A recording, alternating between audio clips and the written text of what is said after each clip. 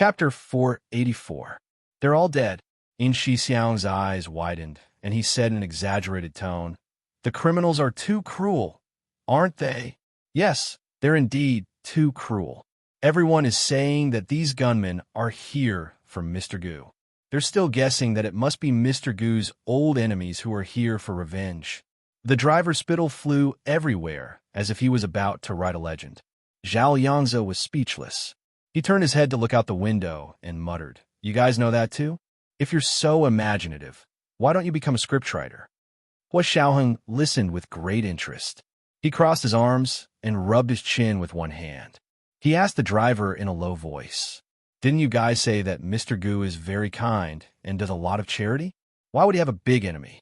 "Sir, think about it. Mr. Gu is so rich, but he keeps a low profile. To be honest, before he met with the plane crash, his charity work was done anonymously. We had no idea who it was. He became a vegetable, and his eldest daughter specially invited the Vatican's Pope to their house to pray for her father before he announced the news. We only found out that Mr. Gu had done so much for us without saying a word." The driver was very emotional. He bowed to the living room and said, "Please leave. So many people have died here. No one will dare to come here again." Hua Xiaoheng and the others weren't afraid of dead people, but they still acted a little scared in front of the driver to act like normal people. In Xiang shivered exaggeratedly and said in a trembling voice, "Sir, let's go. It's so creepy here." As he spoke, he glanced around the living room and didn't see anything suspicious. He turned back and gave Zhao Liangzi a look. The two of them stood behind Hua Xiaoheng and lowered their heads to take out a cigar bought in Cuba. They cut off the end with a knife and lit it. Hua Xiaoheng also reached out to him. "Give me one." The three of them lit the cigars and said to the driver, "We're going out to smoke. What about you?" The driver finally became happy and said, "Cuban cigars? Good stuff. I can tell it's good stuff from the smell." As he spoke, he also took out a cigar and waved it at them. "I have one too, but it's not as good as yours. It smells so good." In Xiang handed a Cuban cigar to the driver. "Come, let's smoke together." Under the pretext of smoking cigars, they walked out of the living room and walked around the Gu family's mansion. The security of the Gu family's mansion used to be very tight, but a lot of the equipment was old and in disrepair. No one had maintained the equipment after Gu Xiangxing's accident, right?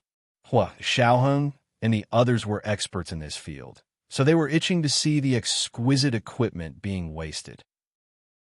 They wanted nothing more than to dismantle the equipment and bring it back to the Huaxia Empire to study it carefully. Xiaoheng held the cigar and looked at the Gu mansion with a complicated expression.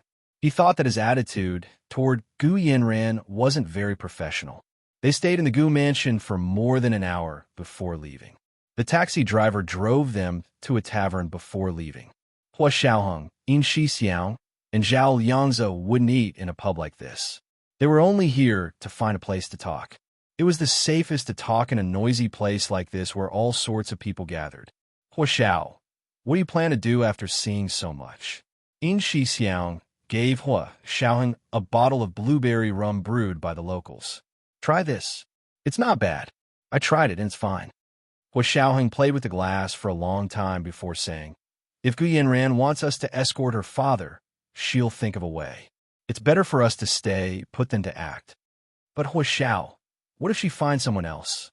Didn't we come here for her father?" Zhao Yangzi was a bit worried. "Yes, we are determined to get Gu Xiangwen, but Gu Yanran might not necessarily want us to escort her father to the United States."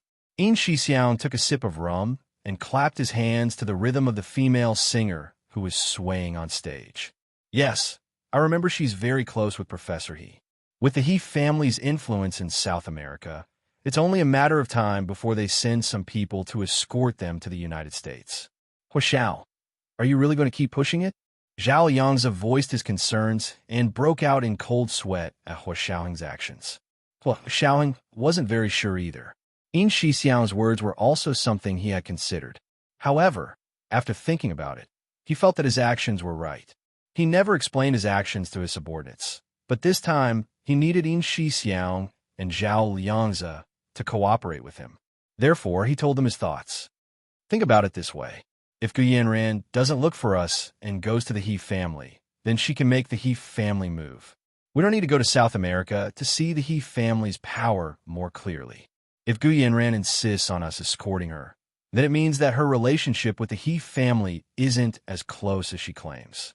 Or the He family and the Gu family might even have conflicts, so she can't completely entrust the He family to control. Xiaoheng wrote a few words on the table with wine and quickly crossed it off. Yin Shixiang and Zhao Yangzi finally understood what Hua Xiaoheng meant. They smiled sheepishly. Hua Xiao, you don't have to explain. We were wrong this time. Actually, we also crossed the line. It's okay. The situation can change very quickly in the outside world. We need to work together and not blindly follow orders. Hua Xiaoheng comforted his subordinates. Okay, remember, we are soldiers of the Huaxia Empire, not mercenaries. We can't accept Gu Yanran's suggestion. However, we can't let go of the Gu family either. We have to continue observing them from the shadows. The three of them drank for a while before leaving to return to the hotel they were staying at. In the evening, they sat in the private car sent by the governor of Barbados and went to the governor's office as guests. That night, the governor's office of Barbados had prepared a banquet for them. It could be considered a state banquet, but the standards weren't as high.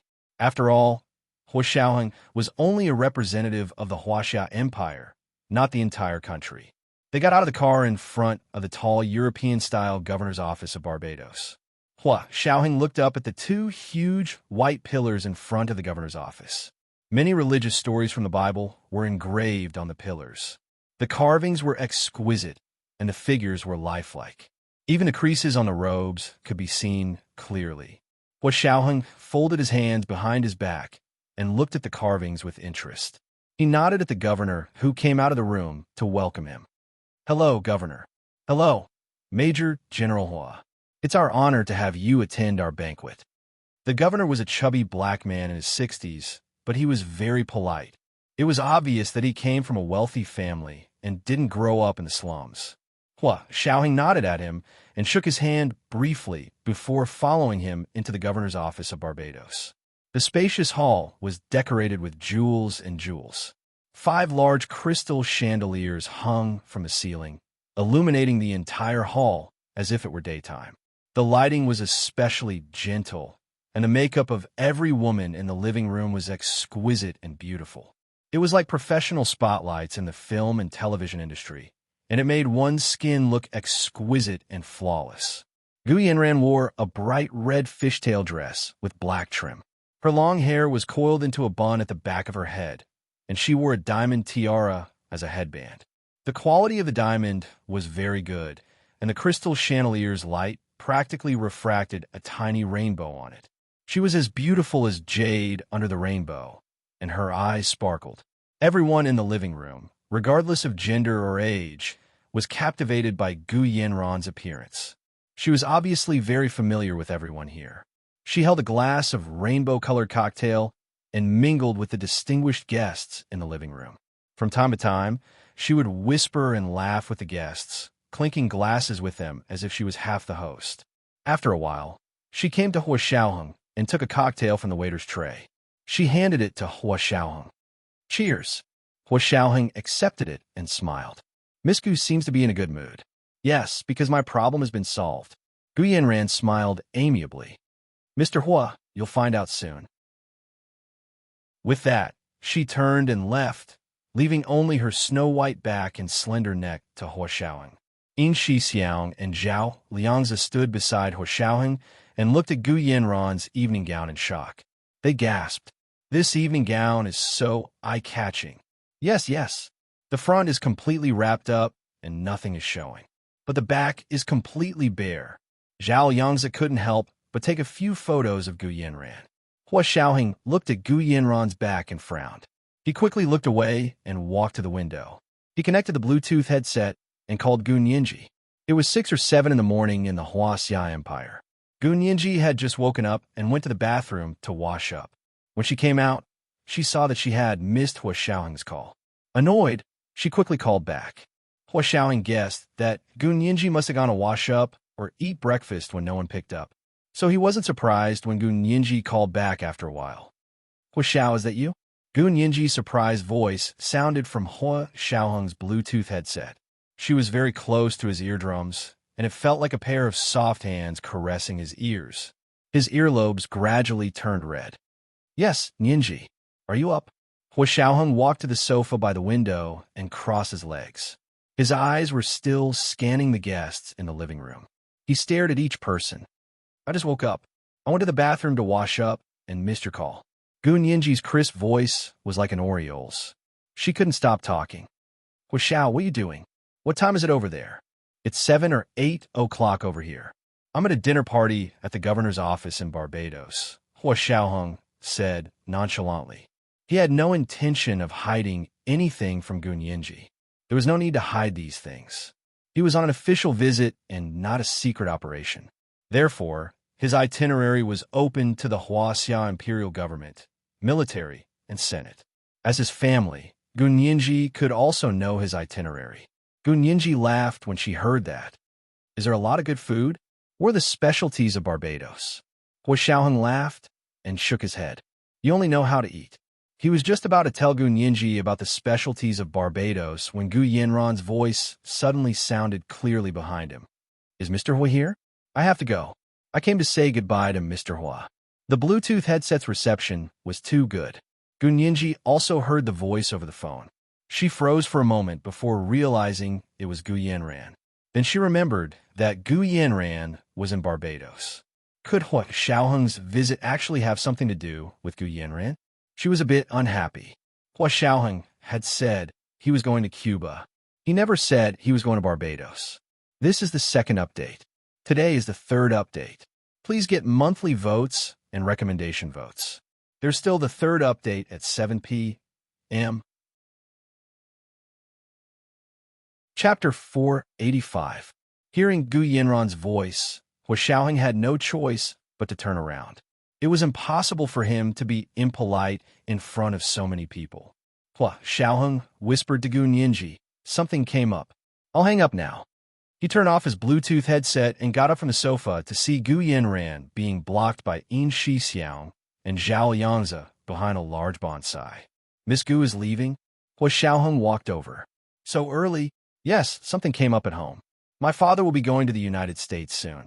I'll send him back before coming back to organize the funeral for our old servants. Gu Yanran's expression turned serious.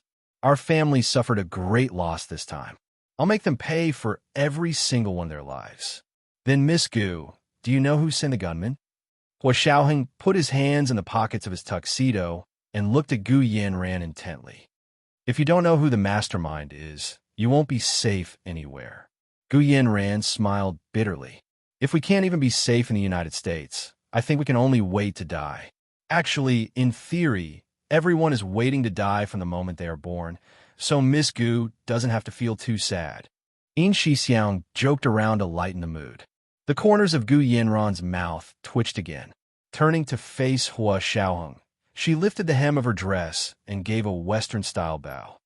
Mr. Hua, until we meet again. With that, she turned to leave, leaving behind a snow-white silhouette. Hua Xiaoheng looked at Gu Yanran thoughtfully as she walked out of the governor's office and gave Yin Shixiang a look. Yin Shixiang nodded knowingly and left as well. After they left, Hua Xiaoheng returned to his seat and continued to call Gu Nianji. Gu Nianji was sitting on her bed in her dorm, hugging her legs and looking very tired. Ma Qiqi called out from outside the door. Nianji, it's time for breakfast. There's fresh meat dumplings and mixed grain porridge that you like. I especially went to the porridge store outside to buy them for you. Gu Nianji felt hungry as soon as she heard Ma Qiqi's voice. She heaved a long sigh of relief and hid her head. She cursed herself for not having eaten her fill. Why was she so bloated? She had just gotten off the bed when she heard her phone ring again. She quickly took it and unlocked it. Hua Xiao. Seeing that it was getting late, Hua Xiaoheng hurriedly said, Nianji, did you know that Professor he was looking for Gu Yanran? Gu Nianji was originally a little unhappy, but when Hua Xiaoheng asked about it, she immediately calmed down and answered honestly, I did. Why didn't you tell me? Hua Xiaoheng's voice deepened. How many times have I told you to tell me anything? Don't hide it from me. Do you remember? Gu Nianji felt very wronged. She leaned against the wall with her phone in her hand and whispered, "Didn't you guys test my DNA with hers? There's no connection at all." So when Professor He asked Gu Yanran for the contact information of her family doctor and dentist, I thought it was unnecessary and fruitless, so I didn't mention it. There was no point in telling him anyway. Besides, was she really going to tell him everything that happened in her life, no matter how big or small? Wouldn't he annoy her to death? Hua Xiaoheng thought about it and felt that what Gu Nianji said made sense. However, the relationship between He Zhichu and Gu Yanran, as well as the relationship between the He's and Gu's, was the focus of their investigation. Therefore, it was better to tell him everything related to that. But he couldn't explain it clearly to Gu Nianji. So after thinking about it, Hua Xiaoheng decided not to continue talking about it. His voice became gentle. "Nianji, did you miss me when I wasn't around for a few days?" Gu Nianji's heart was suddenly filled with sweetness. She whispered, "Yes. I missed you every day. I missed you all the time." She then asked Hua Xiaoheng, "What about you? Did you miss me? What do you think?" When they were on the Gu's island, Hua Xiaoheng's heart softened whenever he thought of Gu Nianji. That feeling was too foreign to him, who was cold and stern. His first reaction was to suppress that softness. Later on, he slowly accepted that it was a feeling that belonged to him and Gu Nianji. The corners of Gu Nianji's mouth curled up. She began to say coyly, "I don't know. I want you to tell me. I want you to tell me." Her drawn-out voice turned in a circle. It was like a silk thread wrapping around his heart again and again. Hua Xiaoheng grunted and said calmly, "I'm going over there to toast the governor. You're about to start class, right?" Gu Nianji could only give up. She quickly said, "Then take care." She then said reluctantly, "I'll wait for you to come back." "Okay, good girl."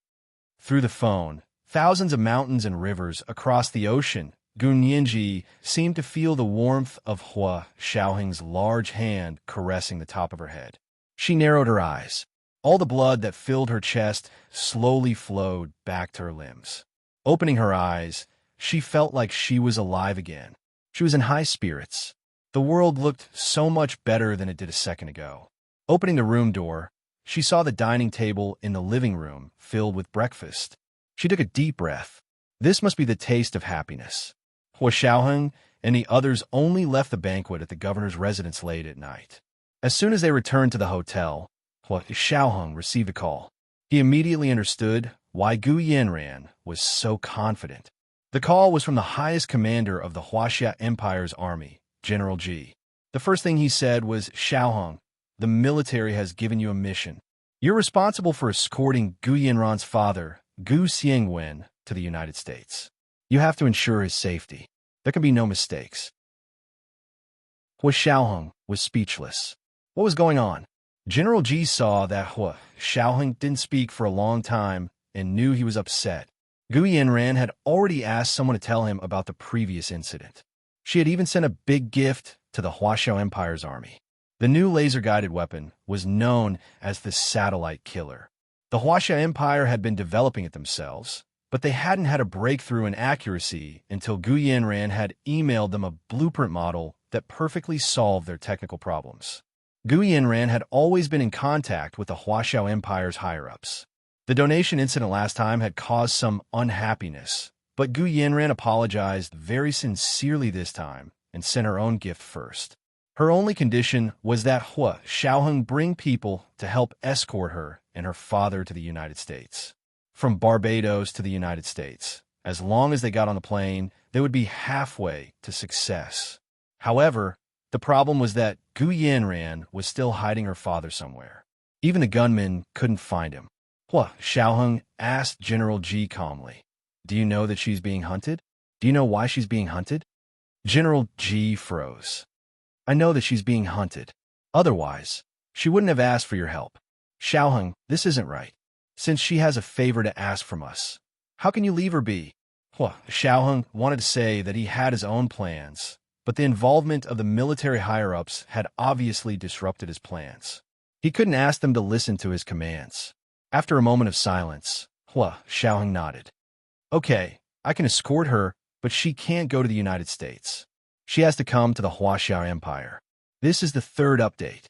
Today is the third update. I'm asking for monthly votes and recommendation votes. Today is the last day of double voting, so please vote if you can. Thank you. Chapter 486. General G burst into hearty laughter and nodded repeatedly. As expected of Xiaoheng, you won't lose anything. You're exactly what I thought. Xiaoheng was speechless. Xiaoheng, did you think I'd make a losing deal? Since Gu Yanran asked us to help, we can't just do whatever she says. That's why I told her to. If she comes to our country, I'll let you personally escort her. If she goes to the United States, let her look for the American CIA. General G said happily. I just wanted to test you just now. Now that you suddenly mentioned going to Barbados and caused such a big commotion, the old men in the country are very unhappy. But as long as you can bring Gu Xiangwen back, everything that happened in the past will be written off. They can't be more than happy. Xiaoheng's lips twitched. General G, why beat around the bush with me? I'm not beating around the bush with you. General G stopped smiling. Someone is already saying that you're going to Barbados because of Gu Yanran and that you're acting with her. Is that so? Xiaoheng calmed down. He would be surprised if no one tried to sabotage him later on. Then do you believe me or not, General G? Actually, the fact that General G was testing him showed many problems. It was because of Gu Nianji before, and now it was because of Gu Yanran. The two of them might even be sisters. If things went south, Xiaoheng might lose his reputation and career. He was groomed by General G. Of course, General G didn't want to see his right-hand man make a mistake because of women. But he had to be careful. There were too many young men who made a mistake because of women. Otherwise, why would there be an old saying that a hero's home was the home of a woman? General G understood what Xiaoheng was implying. He sighed. It's not that I don't trust you, but trust needs to be accumulated through experience. After this incident, my trust in you will naturally increase. I hope you won't let down the trust the country and its people have in you and bring Gu Xiangwen back. But, General G, even if Gu Xiangwen comes to our country, he might not be of much use. Xiaoheng vaguely felt that the people in the military were overestimating Gu Xiangwen. Although Gu Xiangwen was very powerful, he was now in a vegetative state and had been in a coma for 7 years. The chances of him waking up in the future were too low. Otherwise, with the Gu family's wealth and He family's connections, and the best doctors and medical equipment in the world, why hadn't Gu Xiangwen woken up yet? I know. Let's get back first. General G ordered. You have to be careful abroad. I think there's something fishy about the gunman who suddenly appeared in the Gu family. Have you caught him? No, they're all dead. Xiaoheng shook his head. But if we want to bring Gu Xiangwen back to the country, these gunmen will probably appear again. I request the military to give us more support and convenience. Otherwise, the three of us from the Special Operations Forces won't be able to complete this mission. This was because he was not traveling as the commander of the Special Operations Forces, but as the Deputy Secretary General of the Supreme Military Council. Therefore, the people from the Special Operations Forces only brought his two personal secretaries, Yin Shixiang and Zhao Yangze. Okay, I approve this. Get the Standing Committee of the Supreme Military Council to stamp it immediately. I'll send it to your email when it's done. General G agreed without hesitation and immediately got his secretary to prepare. Xiaoheng put down the phone and looked at the night sky outside the window. Although it was very late, he didn't feel sleepy at all. He began to plan the operation. If he wanted to bring Gu Xiangwen back in a vegetative state, he needed to think of a way to distract the gunman. Create a version? Or a substitute? He thought about it for a while and finally decided the root of the problem was with Gu Yanran. If he didn't know the cause and effect of the gunman, he wouldn't be able to come up with a foolproof plan. Therefore, he still had to make a trip to Gu Yanran. Was this the reason why Gu Yanran was so confident tonight? Xiaoheng smiled faintly and turned off the lights to sleep. It was noon in the capital of the Huaxia Empire. The sun was shining brightly, and there wasn't a single cloud in the blue sky. It was as blue as a transparent blue crystal. Gu Nianji rode her bicycle to He Jichu's building. Hijichu's Maserati happened to drive over. Gu Nianji put the bicycle in the shed and stood under the shade to wait for Hijichu. Hijichu lowered the window and said to Gu Nianji, "Get in. Where's Professor He going?" Gu Nianji walked to his window with a smile. "Don't you have class today? The information I got from Gu Yanran's family doctor and dentist has arrived. Do you want to go to the hospital with me to verify it?"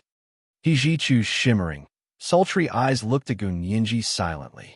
He didn't seem to have any feelings, but it also seemed like he had 1,000 things to say. Gu Nianji didn't think there would be any results, but Hijichu had worked so hard to get this information. It didn't seem right for her to not go. Of course, the key was Hijichu mentioning the name Gu Yanran. Because of Hua Xiaoheng's trip to South America, Gu Nianji valued the name Gu Yanran again. She opened the car door. "Then it would be impolite of me to refuse. Professor He, why do you think I have something to do with Gu Yanran?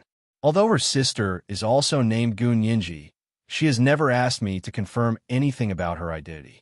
Gu Nianji felt that she needed to remind Hijichu to prevent his expectations from being too high. It would be terrible if he didn't meet them. Hijichu smiled and didn't say anything. He started the car again and drove away. They went to a famous private hospital in the imperial capital, Meihua Home. This hospital focused on high-end medical examinations and healthcare. At the same time, they also had very advanced DNA identification technology. They had a long-term partnership with Johns Hopkins Hospital, the world's top hospital in the United States. Hijichu was very familiar with the director, Dr. Douglas. He had also been one of the hospital's donors. "Dear Mr. He, it's nice to see you again." Dr. Douglas was a plump Caucasian woman in her 50s. She was very kind and kind. She turned to look at Gu Nianji and asked Hijichu, "Who is this?" Hijichu put both hands in his trouser pockets and said coolly, "She is my student, Mrs. Douglas. I have a dental record and some blood samples here. Can you help me test them?" "Okay, Mr. He. How do I test them?" Dr. Douglas looked at Gu Nianji. "Is it related to your student?" Hijichu nodded. "I want you to test these dental records and blood samples to see if they have anything to do with my student." Dr. Douglas often did DNA testing and identification, so she understood Hijichu's intention immediately. In addition to DNA, dental records were also an important method for identity verification.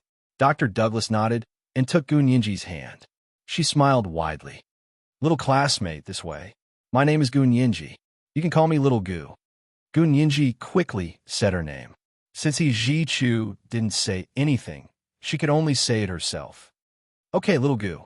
Dr. Douglas readily agreed. "Come with me." She took Gu Nianji to the lab and first gave her an X-ray and took her dental records. Then she took a drop of blood from her fingertip for a DNA test. "Okay, you can leave now. I still have something to discuss with Dr. Douglas." Hijichu raised his chin at Gu Nianji. "Wait for me outside." "Okay." Gu Nianji walked out nonchalantly. She took her phone and sat in the reception room outside. When she saw that there was Wi-Fi, she immediately connected it to play games. In Dr. Douglas's office, Hijichu sat in front of her and said sternly, "Dr. Douglas, I chose your hospital for this test because I value your hospital's guarantee of absolute privacy." Dr. Douglas immediately said, "I understand, Mr. He. All the records here will be returned to you after the test, including Miss Gu's blood sample and dental records." It was easy talking to someone who understood. Hijichu chose Dr. Douglas because he knew that she was only good at DNA testing and identification, but her medical skills were average. He didn't need to worry about her finding out anything. "Thank you for your understanding, Dr. Douglas. I hope you can keep this a secret." Hijichu pushed a confidentiality agreement over. "Sign this, and everything will be fine." Dr. Douglas glanced at the agreement and couldn't help but say, "The compensation for breach of contract is astronomical. Mr. He, do you not trust me that much?" "I trust you. Otherwise, I wouldn't have brought her here for the test. There are so many hospitals and clinics in the world, but I only chose yours. This is enough to show my trust. But trust is one thing. It's better to go through legal procedures. I'm sure you understand that. As long as you don't reveal my student's privacy, there won't be any problems." Hijichu spoke with such certainty that Dr. Douglas was completely confused. She signed a confidentiality agreement without even realizing it. She smiled wryly and said, "Since you're so cautious, I can't take any risks. How about this? You wait here and watch me do the tests until the results come out. How about that?" Normally, this kind of test was done by the lab staff, but Ji-Chu was so cautious and Dr. Douglas personally signed a confidentiality agreement. She really couldn't take any risks. This was also Ji-Chu's original intention. He wouldn't be at ease until he saw it with his own eyes. Of course, no problem. How long will it take? I'll do it myself and make sure all the equipment is in place. It'll take about 6 hours. Dr. Douglas looked at the clock on the wall. It's 12:30 now, so the results should be out by 6:30 at night. What she needed to do was verify that the blood sample and dental records Ji-Chu brought were the same person as Gun-Yinji. So in addition to testing Ji-Chu's blood sample and dental records, she also needed to test Gun-Yinji's and compare the two results. Because they were two experiments of the same nature, two machines could be used at the same time to save half the time. Otherwise, 6 hours wouldn't be enough. Gun-Yinji was so engrossed in playing games in the reception room that she forgot the time. By the time she felt her neck ache, she realized that 2 hours had passed, and Ji-Chu still hadn't come out. This was the first update. There would be an extra update at 7 p.m. Thank you for the He's Jade gift yesterday. Thank you for everyone's gifts. Thank you for the group kisses. Thank you for the double monthly passes.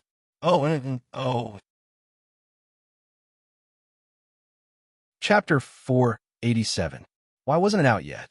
Gun-Yinji's phone was almost out of battery. She took out the charger from her backpack and went to the guest room to look for a plug. She texted Ji-Chu, "Professor He, do you have anything else?" Ji-Chu was sitting in Dr. Douglas's lab at the moment. He watched Dr. Douglas perform tests and record data as he checked his work email. When Gun-Yinji's text came in, he immediately saw it. He hesitated for a moment before texting her back. "There are still 4 hours. Do you want to go back to school first? Or do you want to wait here?" Gun-Yinji stared at her phone in disbelief. She still had to wait for 4 hours. What about dinner? Gun-Yinji felt a little hungry. She paced around the guest room and thought that if she went back to school now, she would be delayed for an hour. She would have to take a public bus and transfer to the subway to get back to school. If she had to come back, it would only take 2 hours to go back and forth. What was the point of going through all that trouble? She didn't want to go back to school or stay there. She opened the search function on her phone and saw a Starbucks nearby. She texted Ji-Chu, "Professor He, I'm going out for a walk.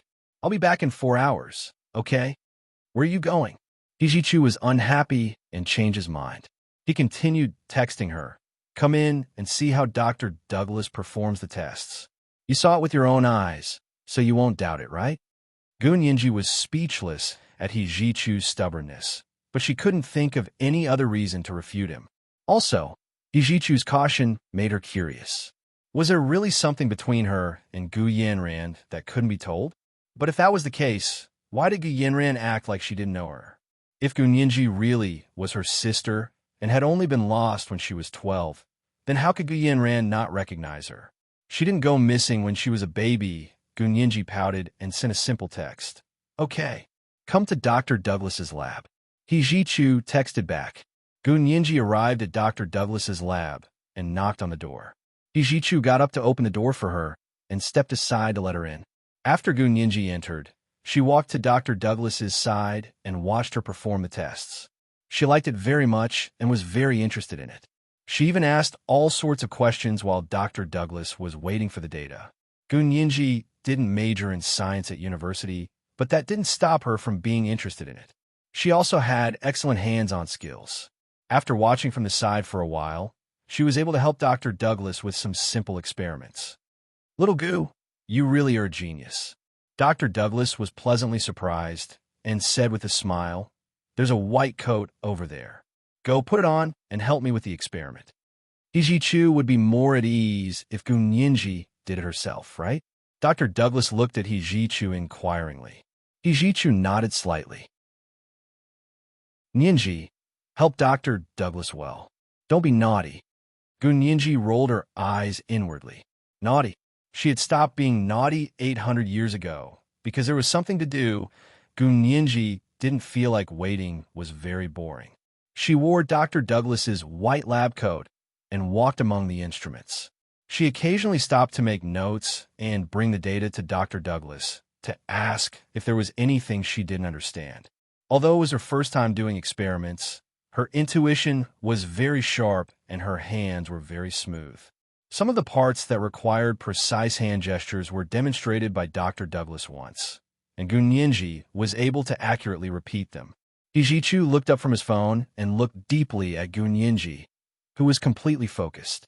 His lips involuntarily curved into a knowing smile. This Nyenji was his Nyenji.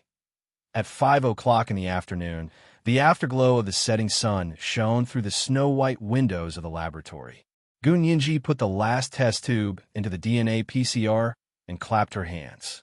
Dr. Douglas, is there anything else? It's all done. Dr. Douglas smiled. That's all. The results will be out in an hour and a half. Come, let's order some takeout. What do you want to eat? Gunyanji really felt hungry and immediately said, I want shrimp, fresh meat dumplings, and some fruits. Do you have cantaloupe? Dr. Douglas laughed. Little Goo, aren't you afraid of getting fat? You're eating so much. Not much. Gunyanji looked at Hijichu. Is it a lot? Dr. Douglas took out the phone to order and said, I never eat carbohydrates at night. I only eat vegetables and fruits, and I have to eat them raw. Gunyanji smiled sheepishly and shook her head. She didn't eat what rabbits ate. Hijichu ate even less at night. Most of the time, he finished with a glass of red wine. However, seeing Gunyanji's appetite, he also said, I also want shrimp, fresh meat dumplings, and cantaloupe. 20 minutes later, the takeout arrived. The three of them ate dinner in the small room in the laboratory. Because she had worked all afternoon, Gunyanji was really hungry and ate a lot. However, she ate with great manners. Although she was hungry, she didn't wolf down her food. Dr. Douglas was secretly amazed and couldn't help being more polite and affectionate to Gunyanji. Little Goo, where did you grow up? The way you eat, you look like a princess. Gunyanji swallowed the last mouthful of fresh meat dumplings and rinsed her mouth with water before smiling. Dr. Douglas, I grew up here. Because the person who brought me up was a soldier, he was very strict with discipline, so I was trained to be like this. If you think this is a princess, I don't think the real princesses in Europe would agree. Dr. Douglas laughed at her. Seeing that she was enjoying the food, he ordered dessert and ice cream for her. The three of them ate for more than an hour. The atmosphere was very cheerful and warm. After dinner, Dr. Douglas clapped his hands. Mr. He, it's time. Let's go see the results. Hijichu nodded. He was still as aloof as ever as he followed Dr. Douglas into the laboratory. Gunyanji also followed. She watched closely as Dr. Douglas took out the things from the equipment. The developed pictures were hung on the special frame in the laboratory. There were also the experimental data reports printed out in triplicate for each of them. As Dr. Douglas looked at the data and pictures, she kept exclaiming, Oh, my lord. She looked at the pictures, then at Gunyanji. She turned to Hijichu and said, Mr. He, the blood sample and dental records you brought over are exactly the same as Little Goo's blood and dental records. They are the same person. Look at the data. That's impossible. Gunyanji blurted out. Her heart skipped a beat, and she leaned back against the wall of the laboratory. She instinctively wanted to run away, but realized there was nowhere to hide. Hijichu stared at her. There was a hint of pain and hurt in his eyes. Nyenji, you did the experiments yourself. I got the things myself. You still don't believe me? It was the next morning. Tomorrow was Monday, right? Remember to vote for me. Chapter 488. I don't believe you, Gunyanji blurted out. Gunyanji blurted out, then saw the pain and hurt in Hijichu's eyes. She immediately felt guilty, knowing that she had spoken too hastily and arbitrarily. Hijichu had put in so much effort. Even if he hadn't done much, he had still put in a lot of effort. Why did she have to be so hurtful? From the corner of her eye, she saw Dr. Douglas's curious gaze drifting between her and Hijichu. She quickly lowered her head and pursed her lips before whispering, Professor there's something I want to talk to you about. Dr. Douglas understood and immediately said, I have to get off work now. Do you want to go downstairs first? Hijichu nodded and took the blood sample, dental records, and today's test results from Dr. Douglas. He put them in the briefcase he had brought with him and walked out with Gunyenji. They got into Hijichu's Maserati and didn't speak at first. The atmosphere in the car was a bit tense. When the car got onto the highway and merged into the traffic, Hijichu finally turned the steering wheel and looked straight ahead. He said coldly, Speak. Gunyenji was speechless. Why not? Hijichu glanced at her, his expression cold and indifferent. He looked as if his kindness had been taken for granted. Gunyenji composed herself and rubbed her watch with her fingers. She thought about how to say it without revealing what happened with He Xiaoheng and still express her intentions. Professor He, are you sure I'm Gu Yanran's sister? But why didn't Gu Yanran take the initiative to investigate our relationship? Why did Professor He do instead? Gunyenji finally decided to start with Gu Yanran. Gu Yanran had seen her and knew her, but she had never felt even the slightest bit of sisterly love for her. Again, she was saved by He Xiaoheng when she was 12, not 2. If she was Gu Yanran's sister, why didn't Gu Yanran say anything about it? Other than saying she had a sister named Gunyenji, there was nothing else. That was a pretty sharp question. Hijichu's mood improved a bit. He glanced at Gunyenji and said casually, So you know I'm the one doing the investigating. You're not so heartless. Gunyenji was speechless. Please, Professor He, don't be so sarcastic. Can't we talk properly? Gunyenji angrily turned her head to look out the window. She had a look that said, I'll ignore you if you don't talk nicely. What's wrong? Are you angry? Hijichu turned a glance at her and reached out to rub her head. Little girl, you're still so hot-tempered. Gunyenji pushed Hijichu's hand away and said angrily, Professor He, don't try to smooth things over. You haven't answered my question yet. Hijichu smiled and retracted his hand.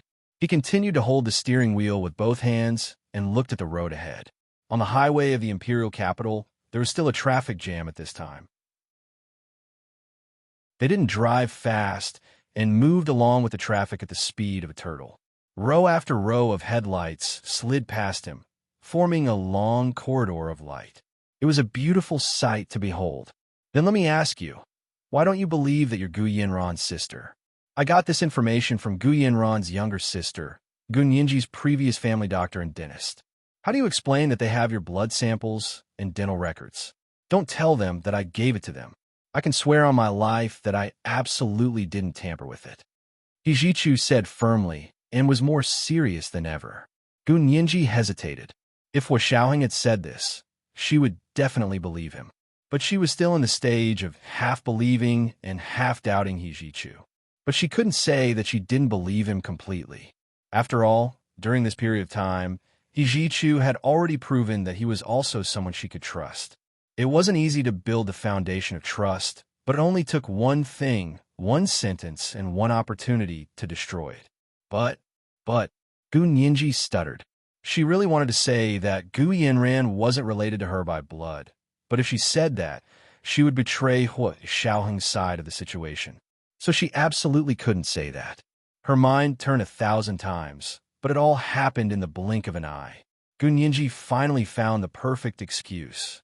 But Professor He, why do you need to verify the family doctors and dentist records? Why don't you directly verify the blood relationship between me and Gu Yanran? Isn't that easier and more direct? And it's even more convenient. You are very familiar with Gu Yanran, and you're also my instructor. As long as you get a sample of Gu Yanran's blood, or even a strand of hair, you can immediately test the DNA, right? She finally got to the point. Hijichu looked at her with approval. His fingers lightly tapped on the steering wheel. Yes, why do I have to go so far and not directly verify the blood relationship between you and Gu Yanran, but verify the relationship between you and Gunyenji from the Gu family? Why? His voice was originally cold and aloof, but when he said it slowly, there was an indescribable softness to it. Gunyenji's heart skipped a beat, and her brain immediately started working. She murmured, Not verify the blood relationship between me and Gu Yanran, but directly verify the relationship between me and Gu Nianji from the Gu family. This means, I understand. Gu Nianji's eyes lit up. She turned to He Ji-chu and said eagerly, is it that Gu Nianji from the Gu family has no blood relationship with that Gu Yanran at all? Only this explanation could provide the perfect footnote for He Ji-chu's actions. Therefore, He Ji-chu had always wanted to prove that Gu Nianji was the Gu Nianji that the Gu family had lost, and not that she was related to Gu Yanran by blood. Otherwise, why would He Ji-chu go so far and ignore what was near? He Ji-chu glanced at her with a smile. His shimmering almond-shaped eyes were indescribably flirtatious. Yes, you're quite smart. You've finally overcome this hurdle. But Gu Nianji was confused again. If Gu Nianji from the Gu family isn't related to Gu Yanran by blood, then how are they sisters? What does that have to do with anything? Who says that people can't be sisters if they aren't related by blood? He Ji-chu snickered and tapped his fingers on the steering wheel. You don't need me to teach you that, do you? It's not uncommon for two sisters in a family to not be related by blood, but still legally part of the family, right? Nianji, don't tell others that you're my student in the future. How embarrassing. Gu Nianji blushed. She had indeed been too stubborn when it came to her relationship with Gu Yanran. He Ji-chu's words seemed to have opened the door to a whole new world. She suddenly saw the light before her eyes.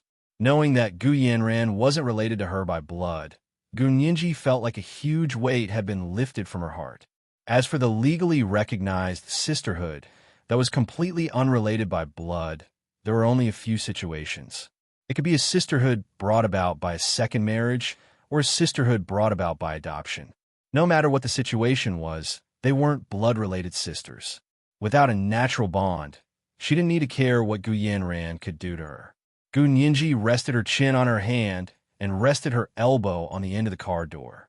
She said thoughtfully, then Professor, he is so sure that I'm Gu Nianji from the Gu family? But why didn't they look for me before? He Ji-chu sighed. Nianji, you'll have to find out for yourself. I don't want to do this kind of useless work. You won't believe me anyway. Gu Nianji knew she had hurt He Ji-chu when she blurted out that she didn't believe him. She withdrew her hand and twisted her fingers nervously as she looked at He Ji-chu timidly. Professor, I'm sorry. Gu Nianji was so careful with her expression. He Ji-chu's heart ached. He didn't speak for a long time. After a long time, he finally said in a hoarse voice, you don't have to apologize to me. Think carefully about what you want to do. Do you believe this evidence? Gu Nianji looked down. Her fingers rubbed the watch Hua Xiaoheng had given her again. She couldn't come to a conclusion at the moment. She still had to talk to Hua Xiaoheng about this. The direction Hua Xiaoheng and his team had been looking and didn't seem right. They had verified that Gu Nianji and Gu Yanran weren't blood-related, so they assumed that she wasn't a member of the Gu family. They didn't continue investigating Gu Yanran. However, He Ji-chu had found another way. He had started with Gu Nianji's childhood medical records and dentistry to find out that the Gu Nianji from the Gu family in Barbados was the same person as the Gu Nianji from the Huaxia Empire. If she really was that Gu Nianji, then how did she come from a small Central American country like Barbados to the Huaxia Empire? Did she come alone, or did she come with someone else? These things lingered in her mind like nodes in a fog. She just had to wait for the fog to dissipate for the nodes to connect.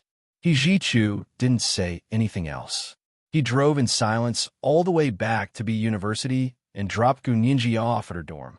Nianji, I'll give you a day off tomorrow.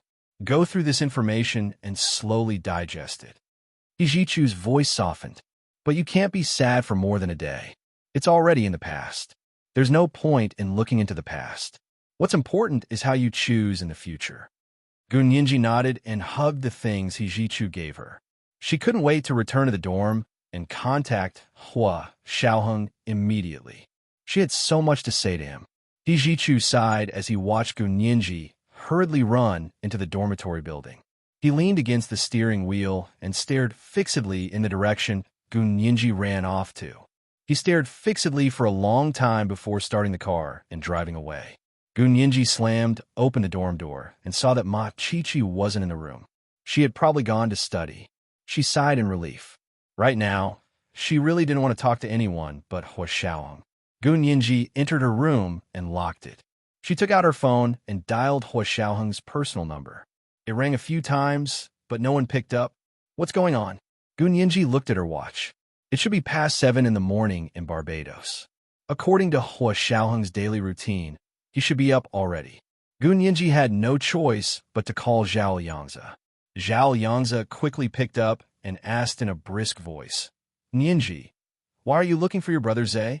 Gun Yinji didn't have time to joke with him and immediately said, Brother Zhe, where's Hua Xiao? I have something really important to talk to him about. Hua Xiao went out. Zhao Yangzi was grinning from ear to ear. What is it? Yinji also needs to check on his attendance. What attendance? Gun Yinji was anxious. Brother Zhe, I really have something really important to talk to Hua Xiao about. It has to do with the Gu family in Barbados. Oh, Zhao Yangzi stopped smiling. Really? What news do you have? It's news from Professor He. Gun Yinji didn't say much to Zhao Yangzi. Hurry and get Hua Xiao on the phone. I've called a few times, but no one is picking up. This is the 3,200-word first update. A reminder for the monthly votes and recommendation votes. Today is Monday, so recommendation votes are very important. There will be an extra update at 7 p.m. Intersection of intersection O. Chapter 489. Teaching her how to be a good person. 3K3. Professor, he told you? Zhao Yangzi grew serious. Are you sure? Does it really have something to do with the Gus in Barbados? Can he be trusted? They had deep suspicions about He Jichu, but they didn't let Gun Yinji know. Gun Yinji wasn't one of them, so there was a lot of information they couldn't reveal to her. Gun Yinji closed her eyes and said slowly, I can definitely trust him. Brother Zhe, can I speak to Hua Xiao now? There was already a hint of impatience in her voice. She really wasn't in the mood to joke around with Zhao Yangzi right now. She couldn't wait to share the truth she had been pursuing for 6 or 7 years with Hua Xiaohong. She also wanted to hear his opinions and opinions. Zhao Yangzi sensed Gun Yinji's impatience and was a bit surprised. It seemed like the problem was really serious. He thought about it and said, Hua Xiao went out to meet people this morning and didn't bring his personal phone. Why don't you call his work number? He went out to work so early in the morning? Gun Yinji's eyes widened in shock. It's only a little past 7 in the morning over there, right? Hua Xiao isn't even at the military base. Why would he wake up so early to go to work? Zhao Yangzi chuckled. It's to accommodate Miss Gu's schedule. Hua Xiao made an appointment to meet with her yesterday to discuss some business. Miss Gu said she's only free during her morning run and morning tea. So Hua Xiao went to see her early in the morning. Gun Yinji furrowed her brows and muttered, Is running time and drinking morning tea time for business? He's so arrogant. Haha Yinji, what are you talking about? Zhao Yangzi couldn't tell Gu Yanran what was going on with her. The military had already gotten involved, so it had changed from a private matter to a business matter. Gun Yinji sighed softly and pushed away the unhappiness in her chest. She said to Zhao Yangzi, Then I'll call Hua Xiao's work number. Zhao Yangzi knew Gun Yinji was very sensible and would never call Hua Xiao's work number without their permission unless it was absolutely necessary. Zhao Yangzi couldn't bear to see her being so obedient. He hesitated for a moment before whispering to her, Mr. Hua has a very troublesome matter to deal with right now. Yinji, bear with it. If there's anything you can't handle, tell your brother Zhe and brother Xiong. We'll definitely be able to help you. Gun Yinji smiled and walked to the dormitory window to look at the night view of the campus. She tried to calm her nerves. Brother Zhe, I will not cause you any trouble. I know that Hua Xiao went to Barbados and met Gu Yanran. This matter is closely related to the Gu family and Gu Yanran.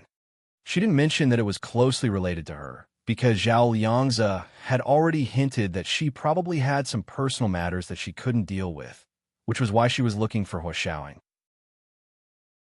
She didn't want him to misunderstand more. Yes, I understand. Zhao Yangzi hung up and poured himself a cup of coffee, uneasily. He said to Yin Xixiang, who was taking notes on the computer, Nianji called Hua Xiao urgently just now. She said it had something to do with the goose. Do you think Professor He really told her something? Ah, Professor He? In Shixiang turned around in surprise and stood up from his computer. Are you sure? Did Nianji say anything?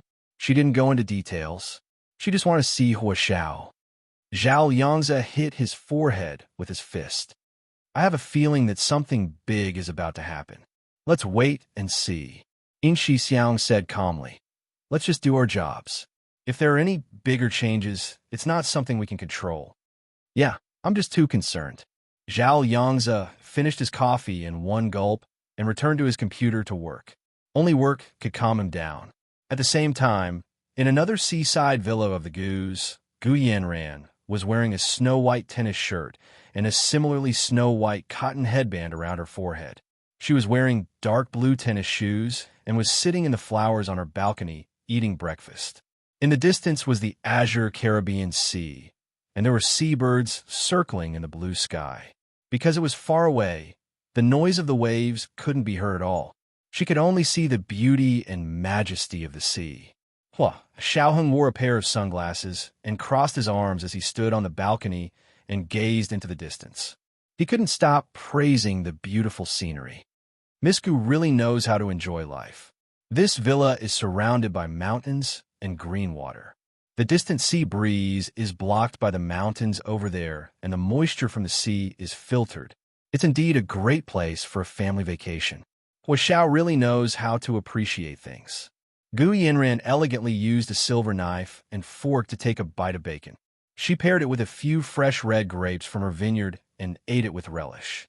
Hua Xiao, don't you want to eat some? Although Hua Xiaoheng didn't care, there was no trace of impatience in his eyes. He said calmly, No need. I had breakfast this morning and am already very full. What a pity. I even specially prepared some breakfast for Hua Xiao. Gu Yanran shook her head regretfully.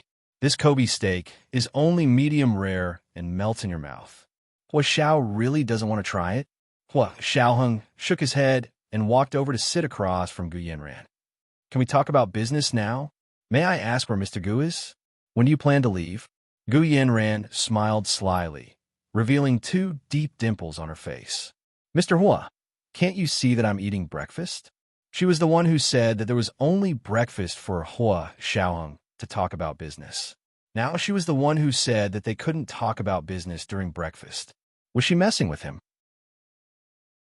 Hua Xiaoheng was a bit angry, but he didn't show it at all.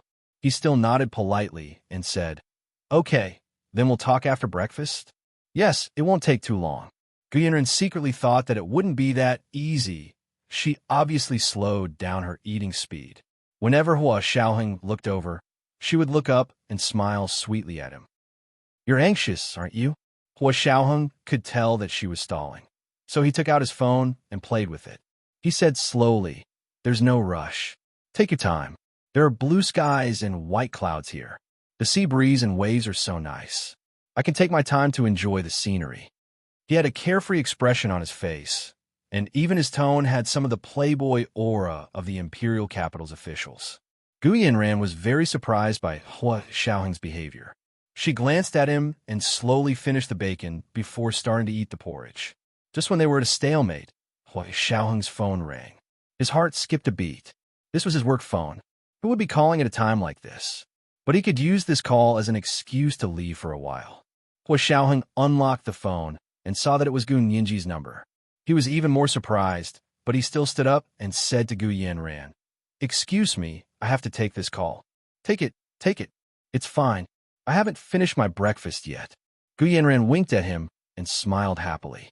Gu Yanran truly felt that she had vented her anger to be able to make Hua Xiaoheng, who had been so harsh to her a few days ago, behave like this. She had never met a man who completely ignored her in her entire life, but he just happened to be so right up her alley. Hua Xiaoheng walked to the balcony where he had been standing and answered the call. What's wrong? Something big must have happened to Gu Yanji for him to call his work phone at this time. Gu Yanji heard Hua Xiaoheng's tone and knew there was someone next to him. She immediately remembered that it was probably Gu Yanran. Her voice was much quieter. Hua Xiao, is it convenient to talk? It's very important. Otherwise, I wouldn't be calling your number at this time. I've called your private number many times, but no one picked up. Hua Xiaoheng put one hand in his trouser pocket and stood on the balcony with his side facing Gu Yanran. His voice wasn't loud, but it wasn't soft either. His tone was very normal. Yeah, go ahead. Gu Yinji took a deep breath and recounted what had happened that afternoon. Finally, she said, at 6:30 p.m., just half an hour ago, I received the results. It proves that Gu Yinji and I from the Gu family in Barbados are the same person. Hua Xiaoheng was shocked by this news. Although he remained expressionless, his heart was in turmoil. He closed his eyes and took his other hand out of his trouser pocket to rub his forehead. Then he paced back and forth on the balcony near the railing as he digested this important news. Gu Yinji didn't hear Hua Xiaoheng's response for a long time. She thought the call had been disconnected. She checked her phone several times to make sure there was nothing wrong with it before she heard Hua Xiaoheng's voice from the phone. Do you still have the test materials? Yes, Professor Yi brought them back for me. After a pause, Gu Yinji continued. All the experiments were conducted under Professor He's and my personal observation. Also, many of the experiments were personally conducted by me under Dr. Douglas's guidance, so the authenticity can be guaranteed. Hua Xiaoheng pursed his lips and stopped calling. Instead, he texted Gu Yinji. But you and Gu Yanran really aren't related by blood. What's going on? Gu Yinji also texted him.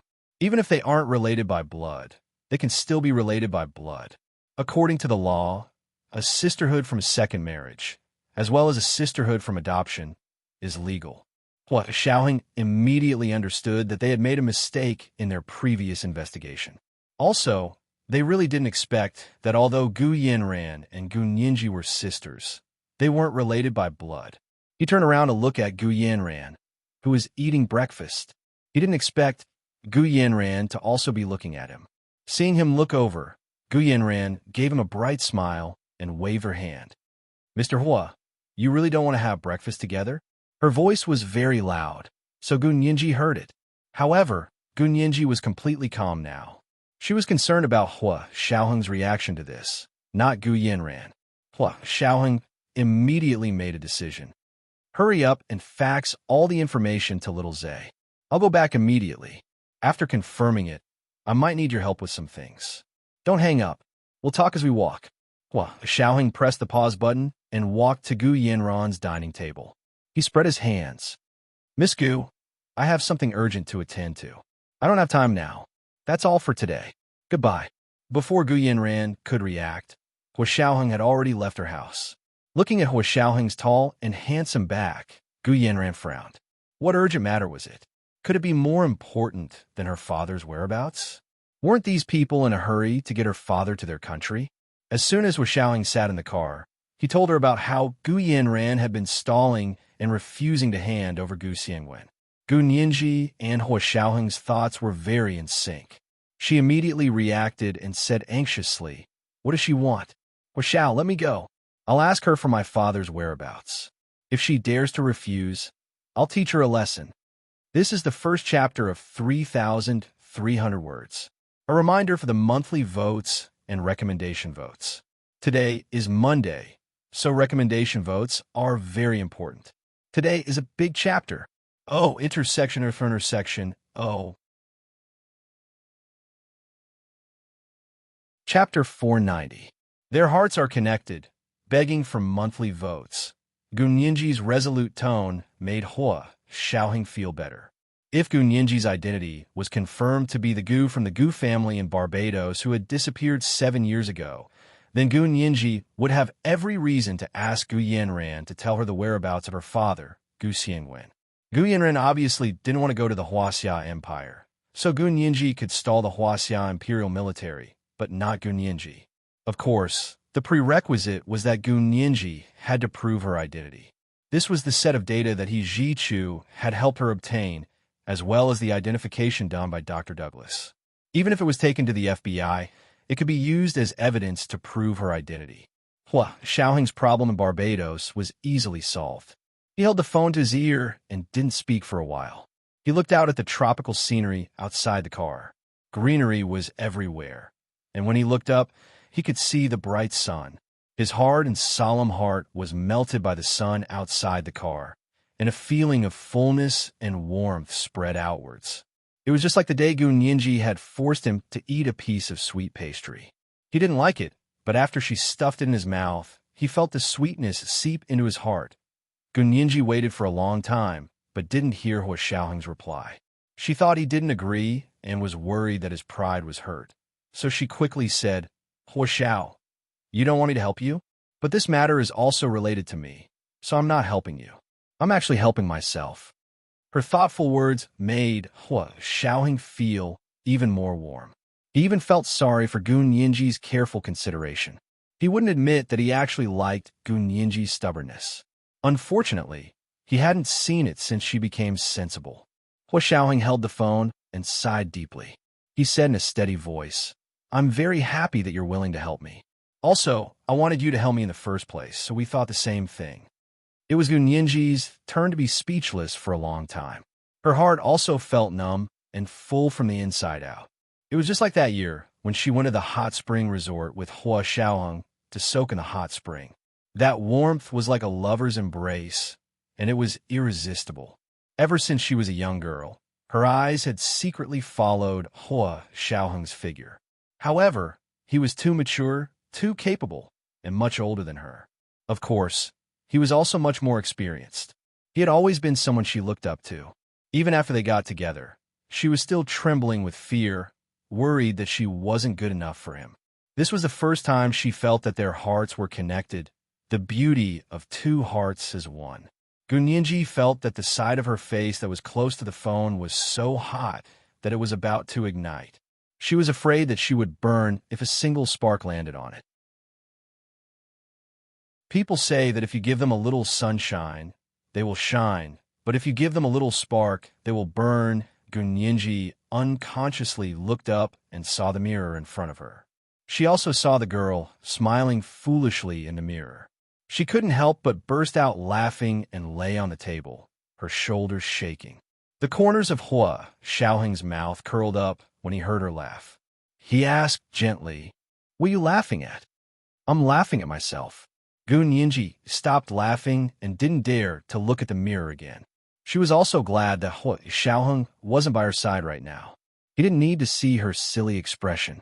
Otherwise, it would ruin her image. She hoped that in Hua Xiaoheng's heart, she would always be the smart and flawless Gun Yinji. However, Hua Xiaoheng understood and refused to let her go. He chuckled lowly and said, Turn on the video call. Oh, Gun Yinji's smile froze on her face. Why? I haven't washed my face yet. I haven't dressed up yet. I just came back from outside, and I'm covered in dust. No, don't turn on the video call. I want to see you. Hua Xiaoheng's voice was low and gentle like never before. In Xixiang and Zhao Liangzi, who were sitting in the front seat, felt the hairs on the back of their necks stand up. They resisted the urge to turn around to see if the chief had been replaced in the back seat. Gun Yinji couldn't resist Hua Xiaoheng's tone at all. She thought that Hua Xiaoheng must have cursed her. She turned on the video call on her phone, as if possessed, and pointed at herself. She even forgot to turn on the photo. Hua Xiaoheng propped one arm on the back window and held his phone with the other. He lowered his eyes to look at the screen and saw a beautiful girl trying her best to hold back a smile, but two faint dimples appeared on both sides of her cute, curvy lips. This was Nianji, his Nianji. Hua Xiaoheng's thumb fondly stroked the phone screen as if caressing her cheek. Pretty girl. Hua Xiaoheng sent a text over. Gun Yinji was so happy that she laughed out loud. Her clear and melodious laughter was very infectious. In Xixiang and Zhao Liangzi couldn't help smiling when they heard it. They turned around to look at Hua Xiaoheng. Hua Xiaoheng stopped smiling and ended the video call. He continued to call Gun Yinji. Go fax the information now. I want it when I get to the hotel. Can you do that? Yes. Gun Yinji saw that the video was suddenly cut off and Hua Xiaoheng's voice had returned to his usual unhurried tone. She knew that there was an outsider present. She also stopped smiling and promised Hua Xiaoheng seriously. Okay, then hurry up. Hua Xiaoheng hung up and put his phone away as if nothing had happened. He said to the driver in front, "Please hurry up. I'm in a hurry." In Xixiang and Zhao Liangzi, who were sitting in the front, finally sat up straight and began to prepare. When they returned to the hotel, Zhao Liangzi had just set up the encrypted fax receiver when he received the data from Gu Nianji. Zhao Liangzi quickly sent it to the cloud system for Hua Xiaoheng to log in and take a look. Hua Xiaoheng looked at it for a full 2 hours before he finished reading all the information and data. Of course, he read it more carefully. He specifically looked up the terms and terms he didn't understand. He tried to understand all the relevant professional terms in the shortest time possible. Hua Xiao, is Nianji really from the Gu family of Barbados? In Xixiang propped both hands on the desk in front of Hua Xiaoheng and asked in shock, "But we checked last time. She and Gu Yinran's DNA is not related by blood." Who said only related by blood can be legally recognized as sisters? Hua Xiaoheng smiled faintly and repeated Gu Nianji's words. "We don't need to prove that she and Gu Yinran are biological sisters. We only need to prove that she is Gu Nianji from the Gu family of Barbados." In Xixiang and Zhao Liangzi thought about it for a while before they understood this complicated point of view. They nodded vigorously and said repeatedly, "Hua Xiao is so smart. How'd you think of this? We were really too stubborn before." "It wasn't me." Hua Xiaoheng ignored his subordinate's flattery. "It was Nianji who thought of it." Of course, she thought of it under Professor He's suggestion. "Oh, Professor He again. He clearly knew all this. Why didn't he just tell us?" In Xixiang was furious and slammed the desk. "Look at how many twists and turns we took. How many twists and turns we took. Ow, what was this twists and turns? The path to finding the truth has always been complicated." Hua Xiaoheng disagreed. "Also, how can we trust He Jichu's words without reservation? We still need to verify it step by step, so we still have to do what needs to be done and walk the path that needs to be taken. Whether it's a straight path or a crooked one, it's best if we can reach the same destination in the end." "Roger, Chief," In Xixiang and Zhao Liangzi said loudly in understanding. "But Hua Xiao, this proof is enough for us. But can Barbados restore Gu Nianji's identity just like that?" Zhao Liangzi printed out the data and passed it to Hua Xiaoheng. "What else do we need to do?" Hua Xiaoheng leaned back in a leather chair behind the desk and propped his chin up with one hand. He considered it for a while before saying, "I'm afraid Nianji has to be present herself for this. Let Nianji come to Barbados." "Good idea." In Xixiang clapped his hands. "We need to catch Gu Yinran off guard. This woman doesn't want to go to our country. She only wants to go to America. We can't let her find another chance to delay. Yes, as long as Nianji's identity is proven, Gu Yinran can't make decisions for Gu Xiangwen alone." Zhao Liangzi followed. Nianji is already 18 years old and is fully capable of taking responsibility. As Gu Xiangwen's daughter, she can make half of Gu Xiangwen's decisions. More than half. In Xixiang sneered and crossed his arms as he looked around. "Don't forget, Nianji isn't related to Gu Yinran by blood, so it's not certain who's really Gu Xiangwen's daughter. There's no need to doubt that." Zhao Liangzi thought about it. Although Gu Yinran isn't related to Nianji by blood, she should still be legally related to Nianji. I'll say this first. They don't need to be related by blood to be legally related to each other. That's not the same. In Xixiang objected. "Let me ask you, if two daughters, one is biological and the other isn't, who do you think has the right to speak about Gu Xiangwen, regardless of adoption or other in-laws?" Hua Xiaoheng looked down and thought about it for a while before giving instructions. "Little Zhe, quickly contact the Huaxia Empire and ask them to arrange for Nianji to come to Barbados. Remember, use the fastest speed." "It's..." Hua Xiaoheng looked at his watch. "It's 9:30 in the morning in Barbados, so it should be 9:30 in the evening in our country. I want to see Gu Nianji at the Barbados airport at 9 o'clock tonight in Barbados, which is 9 o'clock tomorrow morning in our country. Send my message back without missing a single word. Tell them this is a military order, and if they're late, they'll be punished by military law. This is the first update. Remind them about the monthly votes and recommendation votes. There will be an extra update at 7 o'clock p.m. Chapter 491. Translator. Endless Fantasy Translation Editor. Endless Fantasy Translation. Roger, Chief. Zhao Yangzi heard Hua Xiaoheng's commanding tone and instinctively stood on both feet in a military salute in response. Hua Xiaoheng turned to look at Yin Shixiang with a stern expression. Big Xiong, arrange for Ninji's escorts. Remember to keep it a secret and don't alert unrelated people. Roger, Chief. Yin Shixiang quickly followed Zhao Yangzi's salute and responded loudly. They immediately switched to work mode. Hua Xiaoheng was their general now, and they were his soldiers. The general's orders had to be followed and completed unconditionally. If they couldn't complete it, they would be punished according to military law. 5 minutes later, General Ji of the Huaxiao Imperial Military Supreme Council received an urgent secret message from Barbados in his office. General Ji was in the middle of a regular meeting when his personal secretary called him out of the conference room. Chief, Major General Hui sent an urgent secret message from Barbados. General Ji's expression was solemn as he took the secret message from the secretary.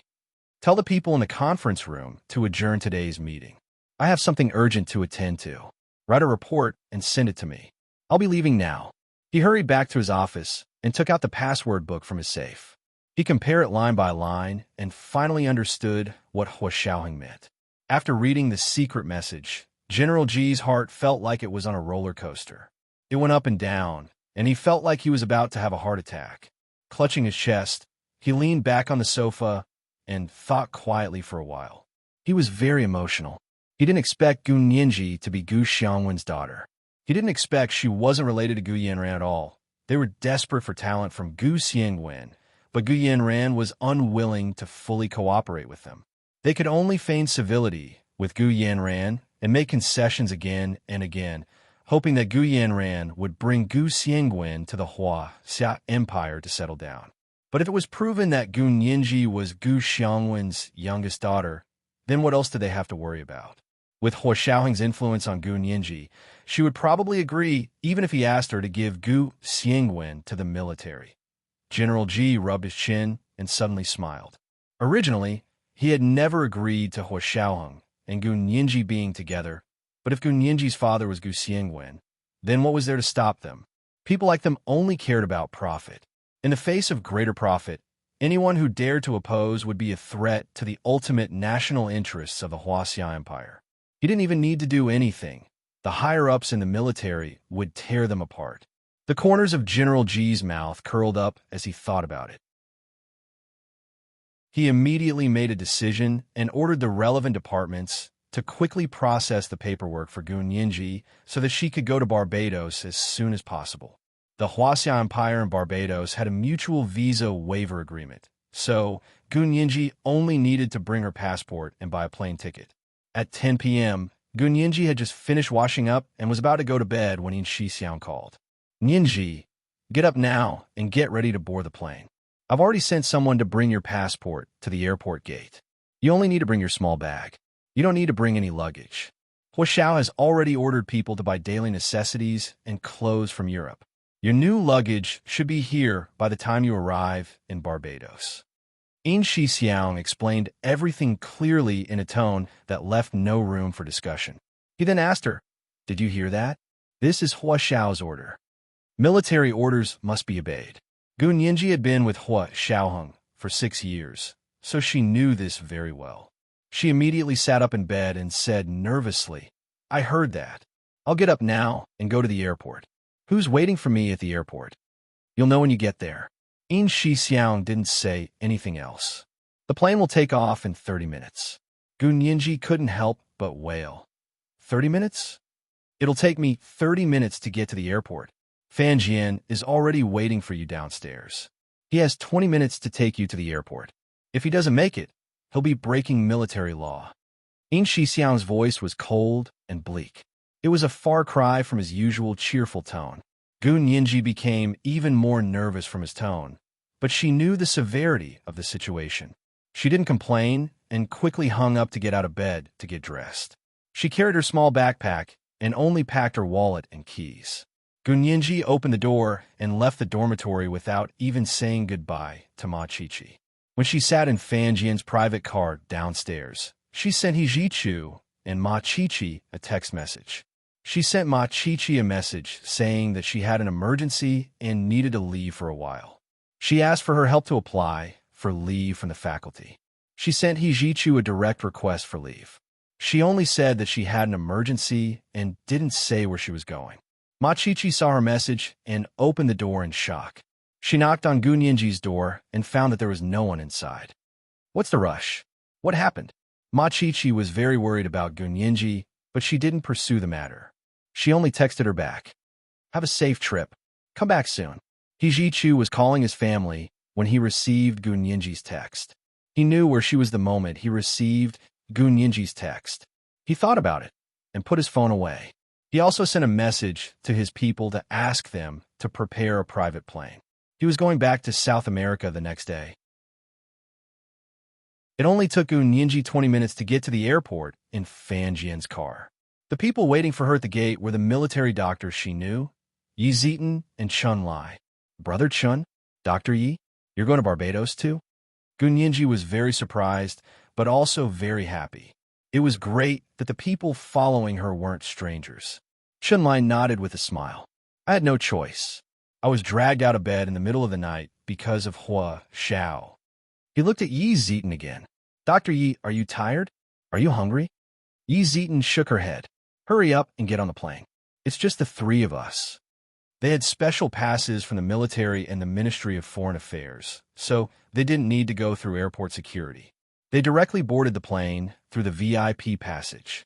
The military was very generous this time and booked first-class seats for them. Of course, it was also because they were in such a hurry that only first-class seats were available. In order to be as secretive as possible, they didn't send a private plane to escort them. Instead, they used a civilian plane that had a secret connection with the Special Operations Forces. There were no direct flights to Barbados from the capital of the Huaxia Empire.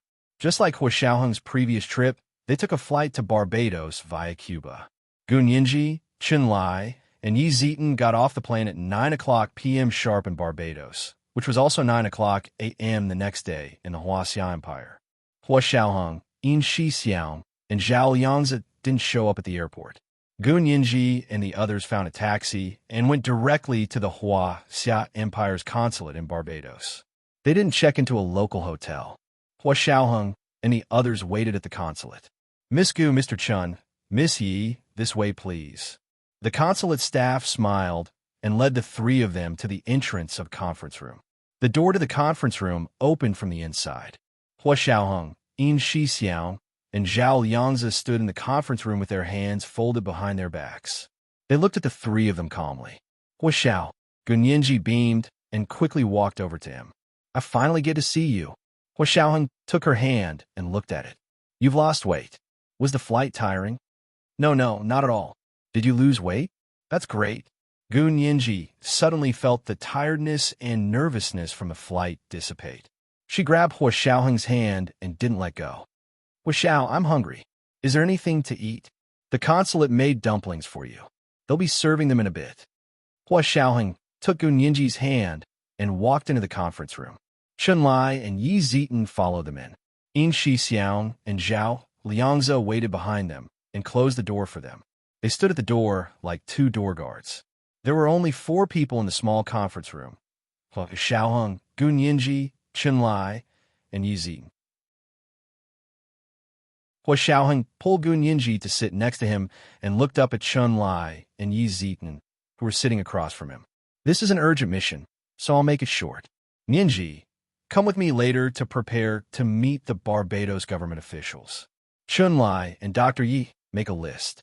We're bringing a patient who has been in a vegetative state for 7 years back to the Huaxia Empire. What kind of medical equipment do we need? Chun Lai rolled his eyes and snapped. What?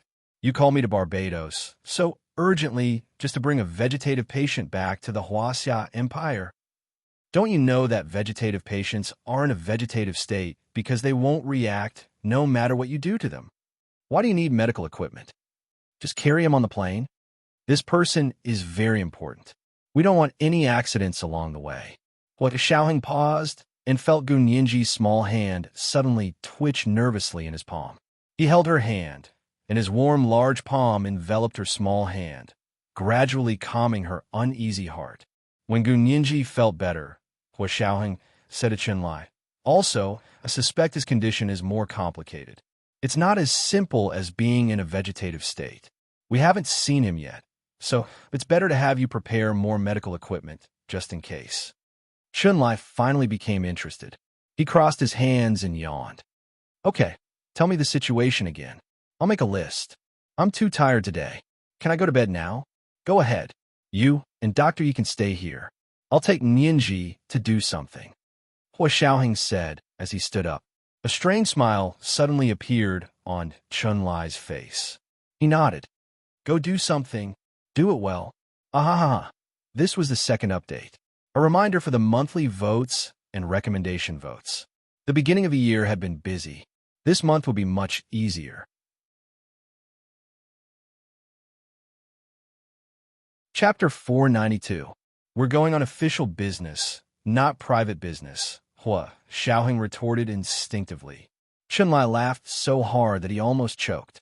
He leaned on the table and said loudly, "No one said you were going on private business. Why are you in such a hurry?" Her other hand reflexively clenched into a fist. She wanted nothing more than to punch Chenlai's smirking face. Gu Nianji looked at Chenlai in confusion, then at Hua Xiaoheng. She asked curiously, "Brother Chun, we're going to work. Why are you laughing?" "I'm not going to explain it to you. Hurry up and go work for Hua Xiao." Chenlai winked at Gu Nianji and pouted towards the door. "Let's go. Ignore him." Hua Xiaoheng's face darkened as he grabbed Gu Nianji's hand tightly and pulled her out of the small conference room without looking back. "Hey, don't walk so fast. There's still time to do something. You can do it a few more times." "Uh-huh." Chenlai's cheerful laughter stopped abruptly when he saw Yi Zitan's disapproving gaze. Lil Yi, I was just joking with them." Chenlai scratched his head awkwardly, not knowing where to look. Yi Zitan shook her head and said softly, "Dr. Chun, Nianji is still young. How can you make such a joke in front of her?" It was just a spur of the moment." Chenlai's back was covered in sweat. He couldn't help but feel nervous in front of Yi Zitan. He had really forgotten himself just now. "I was just trying to liven up the atmosphere. Nothing else." Yi Zitan saw that Chenlai was blushing, so she didn't scold him anymore. She thoughtfully changed the topic. "Dr. Chun, are you hungry? Hua Xiao had dumplings earlier." "Oh yes, dumplings. There are dumplings. I'm really hungry." Chenlai wiped the sweat off his forehead with a handkerchief and hurriedly walked to the door. He said to In Shi Xiao, who was standing there, "Big Xiong, do you have dumplings here? Won't Hua Xiao and Nianji have dumplings before going out? They still have something to do. The dumplings are ready. Please follow me." In Shi Xiao led Yi Zitan and Chenlai to the consulate's cafeteria and asked the chef on duty to make dumplings for them.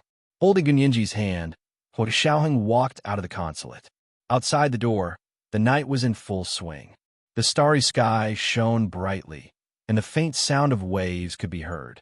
The air was humid from the sea, and the melodious chirping of nightingales could be heard from time to time, adding to the quietness of the night. The two of them held hands as they walked along the brightly lit embassy street in Barbados at night. The gentle breeze blew on their faces, making them feel warm and moist, just like lovers who were deeply in love with each other. It was no wonder that people in the tropics were so passionate. It was because this kind of weather was suitable for love 365 days a year. Gu Nianji glanced at Hua Xiaoheng with a smile and looked at his flawless profile. She only hoped that they would continue like this and never see an end. Unfortunately, this was just a thought. Not long after, they walked out of the embassy district and arrived at the Barbados government office. It was indeed a very small country. Even if all the government departments were gathered together, it wouldn't be as big as a government in a first-tier city in the Huaxiao Empire. Hua Xiaoheng led her to stand in front of a white building and said quietly, "This is the Ministry of Internal Affairs of Barbados. We need their help to restore your identity." Gun Yinji looked at the ordinary building curiously. It's that small. Yeah, it's very small. There are only about 600 people in the Barbados National Defense Force, so a few gunmen can really start a coup here. Hua Xiaoheng smiled. We still don't have any leads on those gunmen. If you restore your identity, you'll probably become their target too. Are you afraid? Of course not. Gun Yinji shook her head. What do I have to be afraid of when I'm with you? Hua Xiaoheng held her hand with a smile on his lips and looked up at the building with her. I brought you here tonight because I wanted to keep your identity a secret for a while. I wanted to wait and see how things would develop, and then strike later to gain the upper hand. Also, when we go in later, don't say you lost your memory, okay? Gun Yinji nodded. I understand. Do you want to go in? Hua Xiaoheng took out his phone and called the person he contacted in the Barbados government.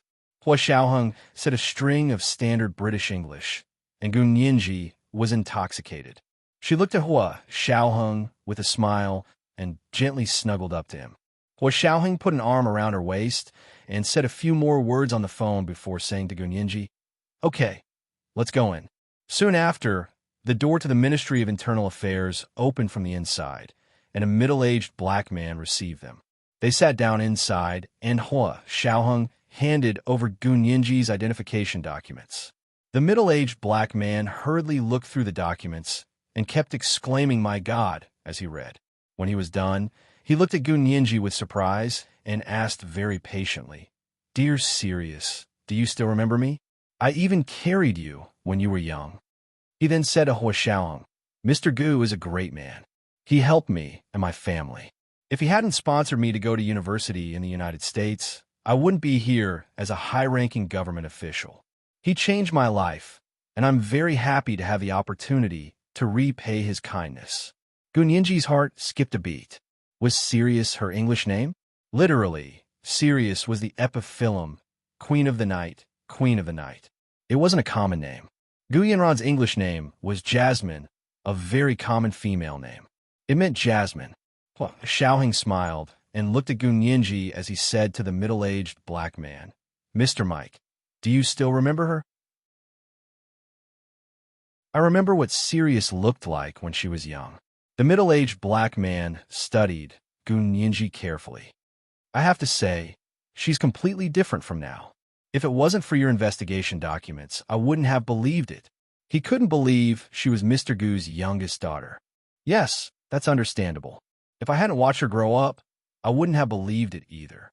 Hua Xiaoheng nodded politely. May I ask if you need any more proof? Yinji was a missing person in Barbados back then, right? Yes. I had already found all the documents on Gun Yinji. She disappeared 7 years ago. To be precise, in 2 weeks, she'll have been missing for 7 years. You know, after 7 years, a lot of things won't be easy to do. Yes, so it's Mr. Gu's good fortune to have Yinji return to the Gu family before the 7 years are up. Hua Xiaoheng took Gun Yinji's hand. Take a look and see what other proof you need to restore her identity and close the case. I need time to verify these documents.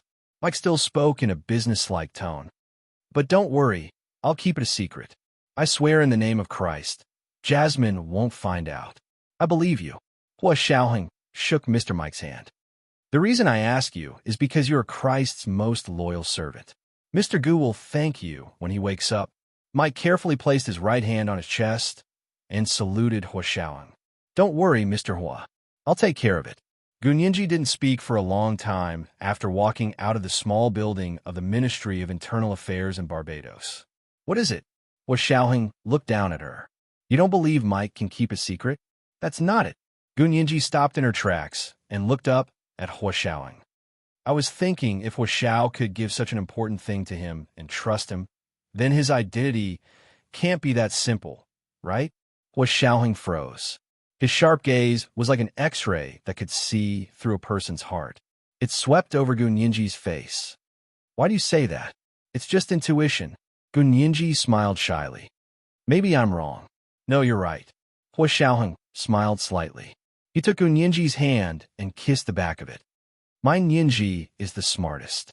Gun Yinji's cheeks flushed. Under the moonlight, her smile was even more beautiful than the epiphyllum flower. It was also more alluring. Hua Xiaoheng seemed to be tempted. He couldn't help lowering his head and kissing her bright cheek. Then the kiss automatically moved to her lips. He kissed her once, then again. Reason told him to stop, but his feelings took over. He cupped Gun Yinji's face and tasted her lips again. Gun Yinji tiptoed and was dizzy from Hua Xiaoheng's kiss. She seemed to hear the nightingale's cry in her mind, and large epiphyllum flowers bloomed under the moonlight. The moonlight penetrated the darkness in her mind, and some sporadic images appeared in her memory. Someone held her in his arms like a child. He pointed at the epiphyllum flower in front of her and taught her to pronounce it word by word. Sirius, Sirius. That's your English name. She couldn't see the person's face, but the voice was familiar. Who was it? Gun Yinji closed her eyes.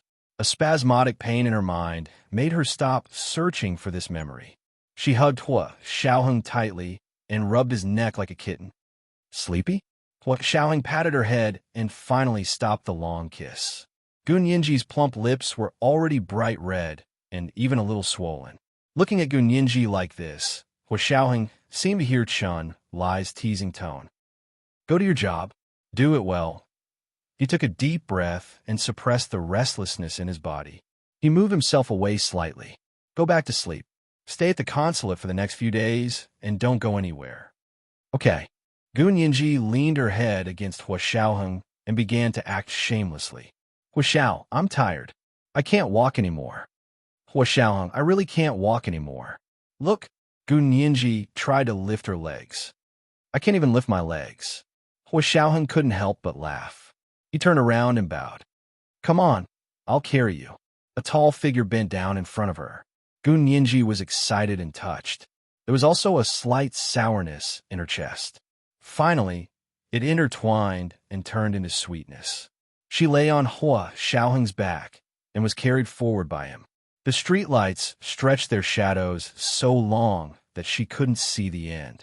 It was already 11 o'clock at night when they returned to the consulate. Chunlai walked out of the room and saw Hua Xiaoheng carrying the sleeping Gun Yinji. He chuckled and clicked his tongue. Hua Xiao, you should take it easy. You made our Yinji faint on the first day of work. What are you going to do in the future? This is the first update, 3,300 words. It's a big chapter, a reminder for the monthly votes and recommendation votes. There will be an additional update at 7 o'clock. Chapter 493. Hua Xiaoheng glanced at Chunlai and suddenly said to someone behind him, Dr. Yi, come help me take Yinji to her room. Chunlai trembled in fear. His face was pale as he stood there helplessly, not daring to turn around. He was as stiff as a marionette as he stood in front of his door, watching Hua Xiaoheng slowly walk past him with a smile on his lips. Chunlai only realized what was going on when Hua Xiaoheng took Gun Yinji to her room. He whipped his head around, but Yi Zieten was nowhere to be seen. Hua Xiaoheng was just messing with him. Chunlai burped in anger and rushed to Gun Yinji's room. He raised his fist to slam the door, but remembered that Yi Zieten's room was right next to Gun Yinji's. He immediately stopped. Unwilling to give up, he crossed his arms and angrily leaned against the wall in front of Gun Yinji's room, waiting for Hua Xiaoheng to come out. Hua Xiaoheng gently placed the sleeping Gun Yinji on the large, spacious bed. The weather in Barbados was hot, and most rooms were air-conditioned, so it was cool at night. Hua Xiaoheng wiped the sweat from Gun Yinji's forehead and pulled a thin silk blanket over her before leaving the room. He didn't need to turn around to know that Chunlai was leaning against the wall with a gloomy expression. Hua Xiaoheng put his hands in his trouser pockets and said calmly, Are you saying that only the governor can set things on fire, but not the common people? How would I dare? Chunlai felt wronged. I'm a common person, and you're the governor. You can set things on fire, but I can't, okay? Fine, then let's call it even for today. Hua Xiaoheng turned around, his expression serious. Chunlai, this is really important. Don't take it lightly. Anything can happen, and a gunman could come after you at any time. It's that serious? Who is that person? Chunlai's interest was piqued. Why so cautious? Aren't you sleepy? Hua Xiaoheng looked at his watch. It's already very late. Let's talk tomorrow. Come on. You got me interested and didn't finish the conversation. Do you think I can fall asleep? Chun Lai grumbled unhappily, but he remembered that Gu Ninji and Yi Zitan were sleeping in the next room, so he didn't yell too loudly. Hua Xiaoheng nodded. Okay, since you don't want to sleep, come with me. I'll show you something. Hua Xiaoheng brought Chun Lai back to his room and showed him the documents as he said, this is your mission this time. You're to bring Gu Xiangwen back to the country as a healthcare doctor. It took Chun Lai a moment to react. Gu Xiangwen? Was it that Gu Xiangwen? You finally found him. But didn't you say he was in a vegetative state? How did he become a vegetable? Apparently, he was on MH210 7 years ago. Hua Xiaoheng said in a low voice. He crossed his arms and paced around the room, combing through all the clues. At the time, I heard that everyone else had died except for him. He was saved by his daughter, Gu Yanran, but he never woke up. Wait. Chun Lai was confused. How could his daughter be Gu Yanran? Wasn't it Nianji? Didn't you always say that Nianji's father's name was Gu Xiangwen? Yes, Nianji's father is indeed Gu Xiangwen. He's also Gu Yanran's father. Hua Xiaoheng stopped walking and looked at Chun Lai's flushed face. He couldn't help laughing. You're surprised too? Gu Yanran isn't related to Gu Nianji by blood, but she's Gu Xiangwen's daughter? Then Nianji. Chun Lai frowned, his round eyes squinting into a line. You don't understand? Hua Xiaoheng shook his head in amusement. Forget it. I won't make things difficult for you. There are also sisters who aren't related by blood. You'll understand once you think about it. Chun Lai had a sudden realization. One of them isn't their biological daughter. So that's how it is. As expected, the person involved can't see clearly. Actually, it wasn't that the person involved couldn't see clearly, because Gu Ninji's situation was rather special. She had lost her memories before she was 12 years old, so the only way to prove her identity was to verify her DNA. If the DNA didn't match, who could prove that two unrelated people had a sister relationship out of thin air? Now that Yi Zichu had stepped up to help them, they had more clues about Gu Ninji's background. Hua Xiaoheng walked to the sofa opposite Chun Lai and sat down. With one hand on his knee, he continued to tell Chun Lai about Gu Xiangwen's situation. The day I arrived in Barbados, the Gu residence was robbed by gunmen. The goal was to force Gu Yanran to reveal Gu Xiangwen's whereabouts. But Gu Yanran would rather die than say anything. Later, I chased after her and rescued her. She then decided to send her father to the United States. To the United States? Not to our country. Chun Lai sat up straight. Why are you beating around the bush? I'm not beating around the bush. It's a bit complicated. Anyway, the military agreed to help her, but the condition was to send Gu Xiangwen to the Huaxia Empire, not the United States. Hua Xiaoheng sighed. In the end, although Gu Yanran agreed to the military's condition, she wasn't very willing. She's been slacking. I had no choice but to ask Nianji to come over. I also asked you to come just in case. Chun Lai finally understood the ins and outs of the matter. He propped his head on his hand and thought about it quietly for a while. He extended a finger and shook it. Then it looks like we need to prepare a few more sets of equipment and bring more people to be safe. Yeah, I'll entrust this to you. I'll be responsible for finding the person and bringing him here. I'll also be on guard along the way. You'll be responsible for making sure the patient's condition doesn't worsen on the way. It's best if you can think of a way to wake him up. Hua Xiaoheng had high hopes for Chun Lai and looked at him steadily. Chun Lai nodded quickly. Of course I'll think of a way. Don't worry, but the most important thing right now is to find the person, right? Yeah. Hua Xiaoheng crossed his arms and leaned back on the sofa. Barbados is such a small place. Where could Gu Yanran hide people? He asked in confusion. Even a local gunman can't find him. You're not familiar with the place, so it'll be even more difficult. Chun Lai spread his hands. Why don't we just wait here? I'll push Gu Yanran again tomorrow. If she still refuses, then I won't hold back. Hua Xiaoheng was a very mobile person. He had 2 or even 3 backup plans. He just had to see what Gu Yanran wanted to do.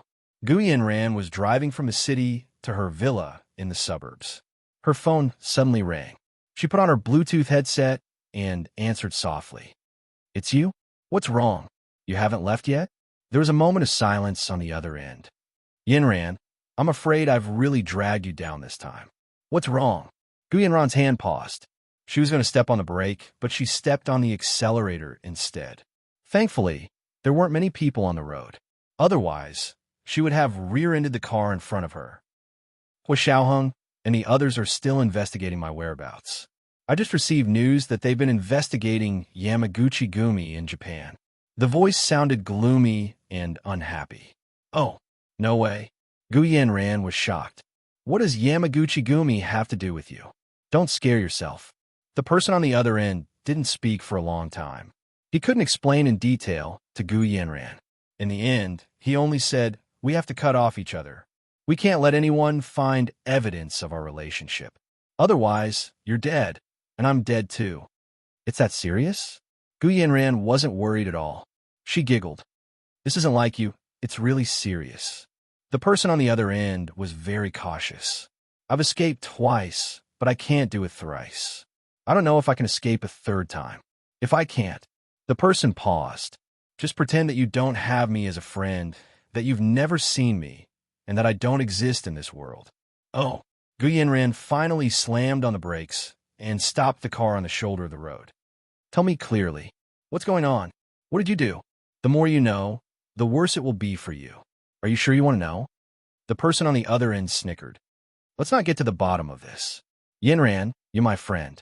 I won't let anything happen to you. Be careful for the next few days. The person muttered a few more words on the phone before hanging up. Gu Yanran frowned and stared blankly at the road ahead. Had going to the Hua Xia Empire become her only way out? But she wanted to go to America even more. It was easy for her to go alone, but she couldn't leave Barbados quietly with a vegetable. She sighed and leaned against the steering wheel as if she'd fallen asleep. After a while, a black Mercedes SUV stopped behind her car. A tall and handsome man got out of the car and knocked on Gu Yanran's window. Miss Gu, what's wrong? It's you? Gu Yanran turned to see the familiar face and opened the door. The man got in. Miss Gu, what's troubling you? I can help you. The man's eyes were black and white, and the whites were so pure they were blue. He was like a child with a pure heart. Gu Yanran touched his face, then moved her hand down his arm to hold his palm. She looked down at his hands, the hands that had helped her countless times. They were not clean, and they smelled of blood, but they had once been the only thing she could rely on. Now, those hands couldn't help her anymore.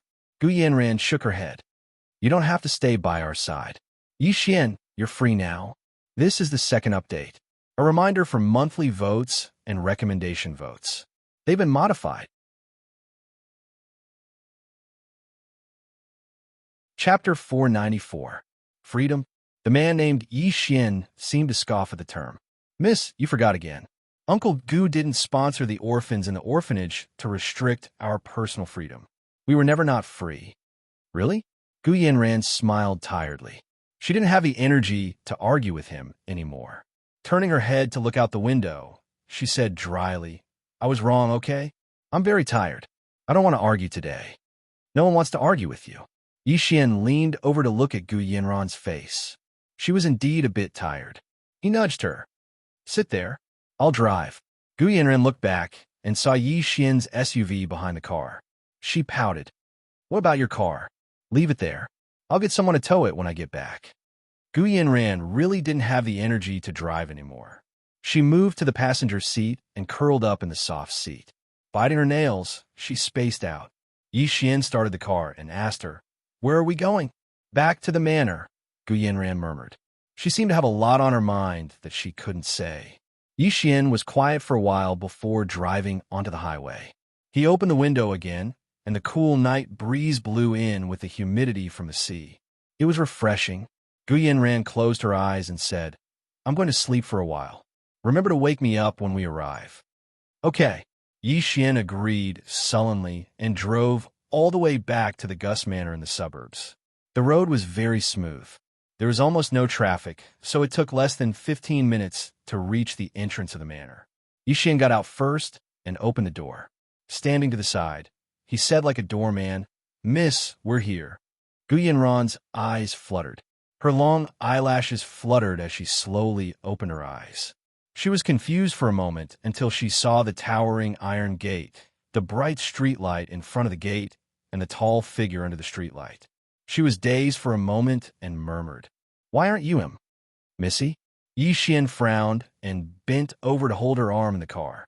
"Wake up. We're here." Gu Yanren woke up and followed Yi Xian's grip out of the car. Rubbing her sleepy eyes, she said, "Thank you. I'm going back now. What about you? Do you want to stay here for the night?" Yi Xian's car was abandoned on the shoulder of the highway. It was the middle of the night, and they couldn't find anyone to tow it. "Do you want me to stay here for the night?" Yi Xian placed one hand on the metal door and blocked Gu Yanran's way in. Gu Yanran looked up at Yi Xian in surprise. He had thick brows, large eyes, a high-nosed bridge, and deep-set eyes. He had the appearance of a typical mixed-race person, and he was a particularly handsome one. "Yi Xian, do you miss me?" Yi Xian stubbornly refused to let go. He took a step forward and lowered his head, his question almost touching Gu Yanran's lips. Gu Yanran wanted to say no, but before she could refuse, Yi Xian had already bitten her. He sucked on her lips and blocked her mouth, not allowing her to refuse. Gu Yanran moaned a few times before Yi Xian lifted her up and walked through the metal door. The two of them were entangled the entire way, and their clothes were all over the place. By the time they reached the living room of the large house, they couldn't wait to get into it. Gu Yanran was in a very bad mood, and Yi Xian's arrival was like an antidote. It allowed her to temporarily forget all the recent troubles and just enjoy the sex between a man and a woman with him. After they were done, she only wrapped a towel around herself and went to the bathroom to take a shower. Looking at her messy appearance in the bathroom mirror, she shook her head and went straight to the shower to wash up. After showering, she came out of the bathroom to see that Yi Xian had also finished showering. He had changed into his pajamas and was leaning against her bed, reading a magazine. It was a fashion magazine that Gu Yanran had casually tossed on the bedside table to kill time before going to bed. Yi Xian wasn't at all interested in what these women were reading, but it seemed rather awkward not to have something in his hands at a time like this. Gu Yanran sat in front of the vanity and took the hairdryer to dry her hair. Yi Xian put down the magazine and hugged his head with both hands as he watched her dress up. After applying night cream, Gu Yanran walked to the bed in her pajamas and said to Yi Xian, "Xian, tonight is the last night. Let's break up." "Break up?" Yi Xian couldn't help but snicker again. "Were we ever together before?" Gu Yanran didn't speak and looked down at him. The corners of her lips gradually pursed. "There's no point in you looking at me like this." Yi Xian sat up on the bed. "I won't leave you. From the day you saved me, I swore that my life was yours and that I would only recognize you in this lifetime." "Xian, we were still young at that time," Gu Yanran said in a daze. Sitting on the bed, she pulled Yi Xian's hand to her cheek. "You and I also had a good time, so let's part on good terms. I will get married in the future and have my own family and husband. He won't be happy that I have a male confidant like you. I don't care if he's happy or not." Yi Xian looked at Gu Yanran in a daze. "When I was in boarding school in the United States, my happiest time every week for 10 years was reading the emails you wrote to me. For so many years, it was one every week without stopping until Uncle Gu's accident. I'd already set my heart on you. Although you were still young at that time, you didn't know." Gu Yanran covered his mouth with her hand. "Don't say any more. It's all in the past. We've already grown up. You were still young at that time. You saved me and got seriously ill because of it. Uncle Gu sent me to boarding school in the United States for 10 years. I didn't expect that when I came back, Uncle Gu would already be in a vegetative state." Yi Xian thumped the bed with his other hand. "I saw the news about you being held hostage by the gunman that day. Yanran, you see, you can't live without me. You just asked me to leave, and then something like this happened. Tell me, how can I not worry?" Gu Yanran looked at Yi Xian. She was touched. Ever since Gu Xiangwen's accident, she had been supporting the entire Gu family on her own. There were very few people in the Gu family to begin with. With such a large fortune in her hands, she felt like a naughty child parading around the downtown area with a huge fortune. No wonder so many people coveted her. She almost couldn't take it anymore. Yi Xian had interrupted his studies to rush back to Barbados after Gu Xiangwen's accident to help her and be loyal to her. However, although Yi Xian was very good to her, and she had feelings for him, Yi Xian was alone and didn't have the ability to protect her and the Gu family. She needed someone else to rely on. Yi Xian were really not compatible. Gu Yanran sighed and propped her head up with her hand. Her long, curly hair hung down and covered half her face. I don't want my future husband to be unhappy. You should leave. Yi Xian's hands began to tremble. He half knelt in front of Gu Yanran and held her hand. Yanran, you really won't give me a chance? I can help you. I can definitely help you. You can't help me. Gu Yanran's voice was very calm. I don't want to ruin your entire life. Yi Xian, you should have your own life. Find a girl, fall in love, get married, have your own family, and have a few children of your own. You'll quickly forget everything now. Perhaps you'll even wish that none of this had happened. Yanran, Yi Xian were really not compatible. Gu Yanran had already completely calmed down. There was no emotion in her voice. Leave. Don't ever come back. If you come back, don't blame me for being angry. You really want to kick me out? Yi Xian had a very hurt expression on his face. He slowly stood up and looked down at Gu Yanran, who hadn't said a word, anticipating her reaction. Gu Yanran's expression didn't change. She only nodded. I'm not kicking you out. I'm letting you live your own life. Since Gu Yanran had already said it so decisively, Yi Xian had no reason to stay. He changed his clothes with a dark expression and quickly rushed out of the room. Before he left, he didn't forget to slam the door for her. Gu Yanran looked in the direction of the door and smiled bitterly. She took out her phone and dialed Hua Xiaoheng's number. Mr. Hua? Seeing that Gu Yanran had finally called, Hua Xiaoheng calmly put on his Bluetooth headset. He waited for the phone to ring a few times before saying, Miss Gu, what's up? Gu Yanran choked. She secretly thought that Hua Xiaoheng was really good at pretending. He clearly wanted to see her father, Gu Xiangwen, but he was so calm. Forget it. She definitely couldn't compete with Hua Xiaoheng in terms of patience. Gu Yanran smiled. Yes, Mr. Hua, did you forget? Didn't you promise to send my father to your country to recuperate? Oh, I remember that. But Miss Gu doesn't seem to be in a hurry, so we're even less in a hurry. The scenery in Barbados is pretty good. We'll treat it as a public holiday. Hua Xiaoheng put one hand in his trouser pocket and held a cigar in the other. He stood in the hotel's smoking room and stared at the blue sky and white clouds outside the window. Mr. Mike had just given him confirmation that Gu Nianji's identity was completely legal and would soon be restored as a Barbados citizen. Barbados was a British Commonwealth country, so Gu Nianji automatically had British Commonwealth citizen status.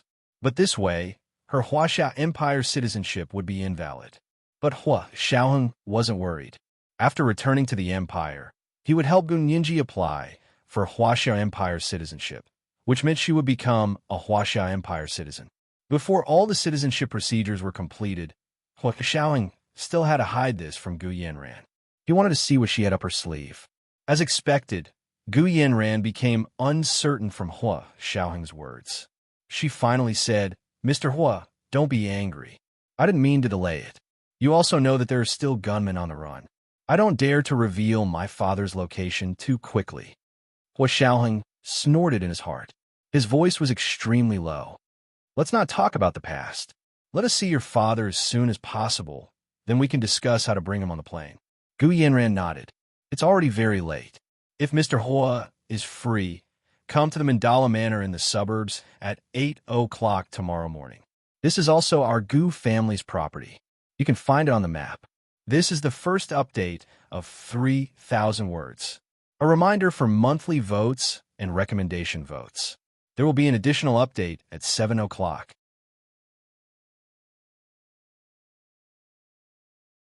Chapter 495. After ending the call with Gu Yanran, Hua Xiaoheng looked up Mandala Manor. According to the map, it was a large manor of about 10 acres. There weren't many houses in the garden, only one main building and 3 or 4 other smaller buildings. Other than that, there were trees everywhere, and it was near the mountains and the sea. It was a good location. Big Xiong, prepare the car. We'll leave at 8 tomorrow morning for Mandala Manor in the suburbs. Hua Xiaoheng sent the address to Yin Shixiao. Little Zay, prepare backup data and be on standby. Roger, Chief. Because he wanted to bring Gu Xiangguan back to the Huaxia Empire. After consulting with General Ji, the higher-ups in the military gave him the green light to mobilize more people from the Special Operations Forces to Barbados to help. These people were now under Yin Shixiao and Zhao Liang's management. Gu Nianji, Yi Zitan, and Chen Lai were under Hua Xiaoheng's management. The three of them stayed at the consulate while Hua Xiaoheng and the others stayed at the hotel. In order to prepare for tomorrow's mission, Hua Xiaoheng, Yin Shixiao, and Zhao Liangzi didn't sleep the entire night to prepare the first step of the plan. Tomorrow is the last time we urge her to hand over Gu Xianwen. If she still refuses, we'll execute Plan B. Hua Xiaoheng passed the two plans to Yin Shixiao and Zhao Liangzi. If she thinks it through, we can discuss the specifics of returning to Barbados tomorrow. Then we'll execute Plan A. Roger, Chief. Yin Shixiao and Zhao Liangzi took the two plans from Hua Xiaoheng and started preparing. At 7 the next morning, Hua Xiaoheng and Yin Shixiao had already packed up and went to the hotel lobby for breakfast. Yin Shixiao left early and drove the car over. It was a bulletproof car from Cuba. To prevent any ambushes near the Gu Manor, Hua Xiaoheng had specifically contacted the Huaxia Imperial Embassy in Cuba to ask for the car. Hua Xiaoheng strode out of the hotel, and Yin Shixiao quickly got out to open the door.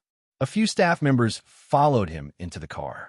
They were actually Hua Xiaoheng's bodyguards, which meant they were his personal bodyguards.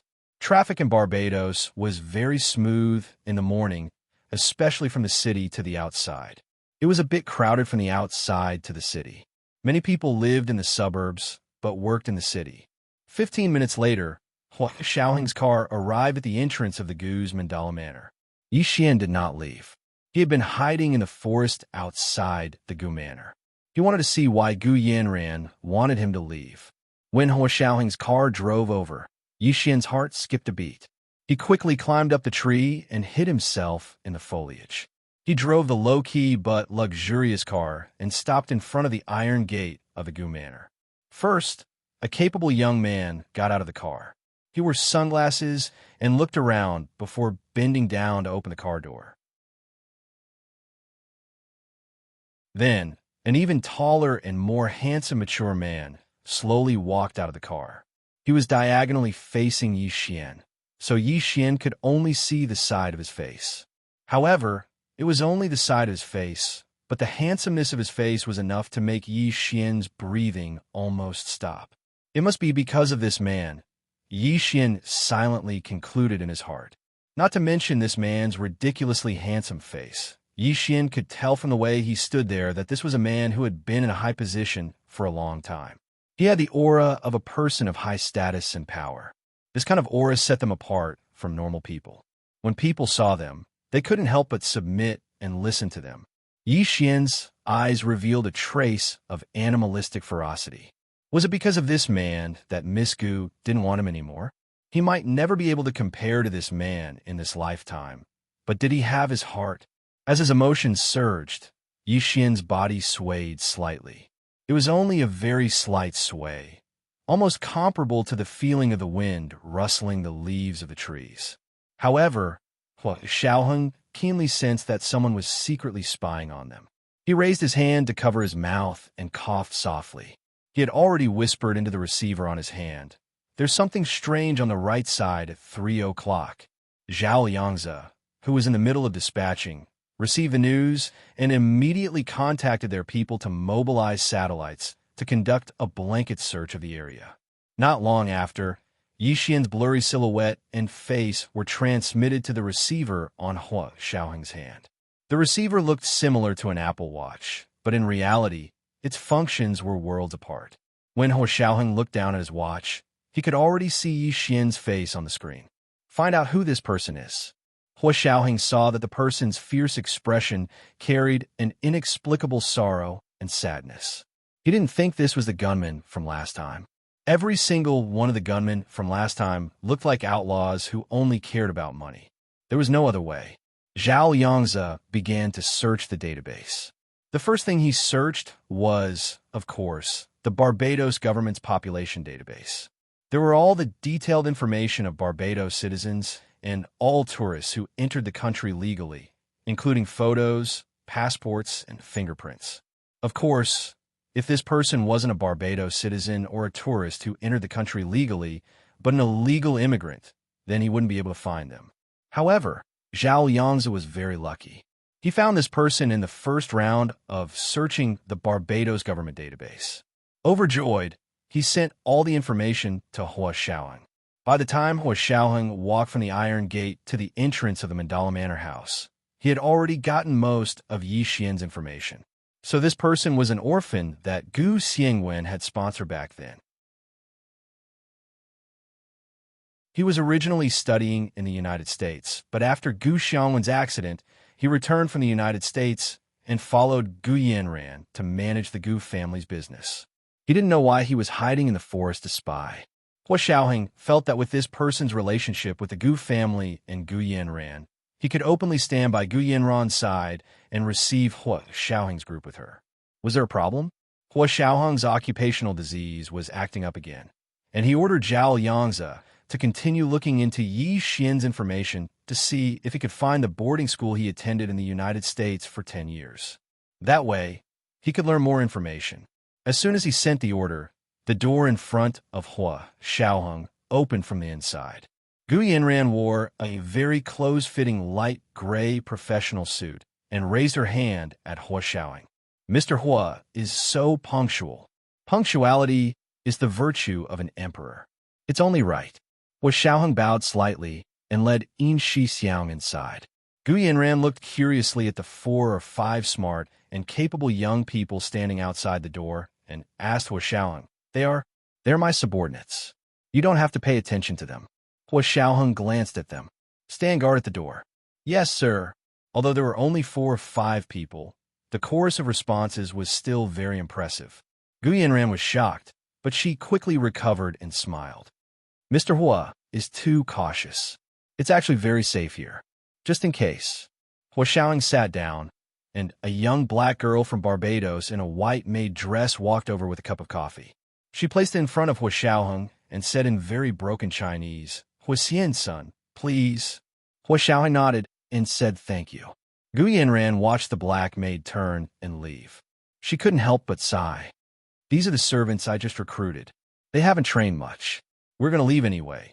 So what's the point of training? That's it. What happened to your previous servants? They're all dead. They were all killed by the gunmen that day. They were all old servants who had been with the Gu family for more than 20 years. Some of them have been serving the Gu family for more than 20 years, and they're gone just like that. I'm very sorry to their families. I just prepared a large sum of compensation money yesterday and sent it to the servants' families. Gu Yanran took a sip of coffee and looked distressed. We don't know what happened either. Everyone in the family is gone. I'm the only one left now. Hua Xiaoheng listened quietly. He turned his coffee cup and put it back on the coffee table. He waited for Gu Yanran to finish before asking, Isn't there still your father? Although he's in a vegetative state, he's still alive. Oh yes, there's still my father. Gu Yanran wiped the tears from the corners of her eyes. But his condition isn't very good. Recently, his condition has worsened and he's been hospitalized several times. She finally got to the point. Hua Xiaoheng sat up straight and looked at her with concern.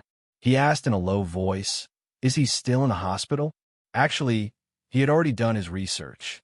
Before Gu Yanran suddenly returned to Barbados, the He family had stepped in and taken Gu Xiangwen out of the hospital. But no one knew where he went after he was taken out. At least the gunmen didn't know.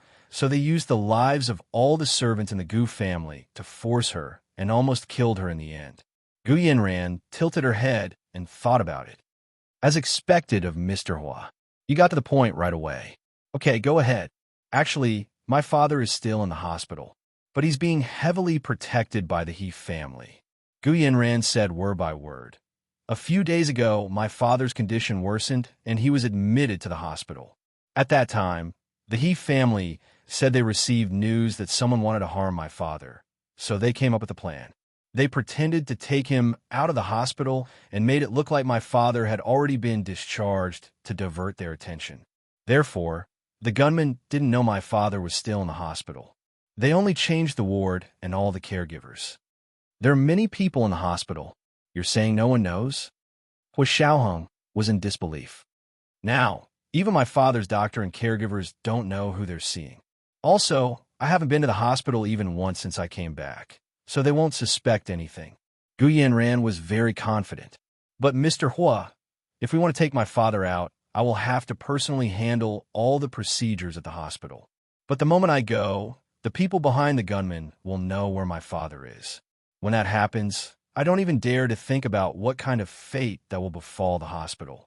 Tell me, what should I do to get my father out in one piece without alerting the gunmen? This was a dilemma. If Gu Yanran didn't go, they wouldn't be able to take Gu Xiangwen out of the hospital.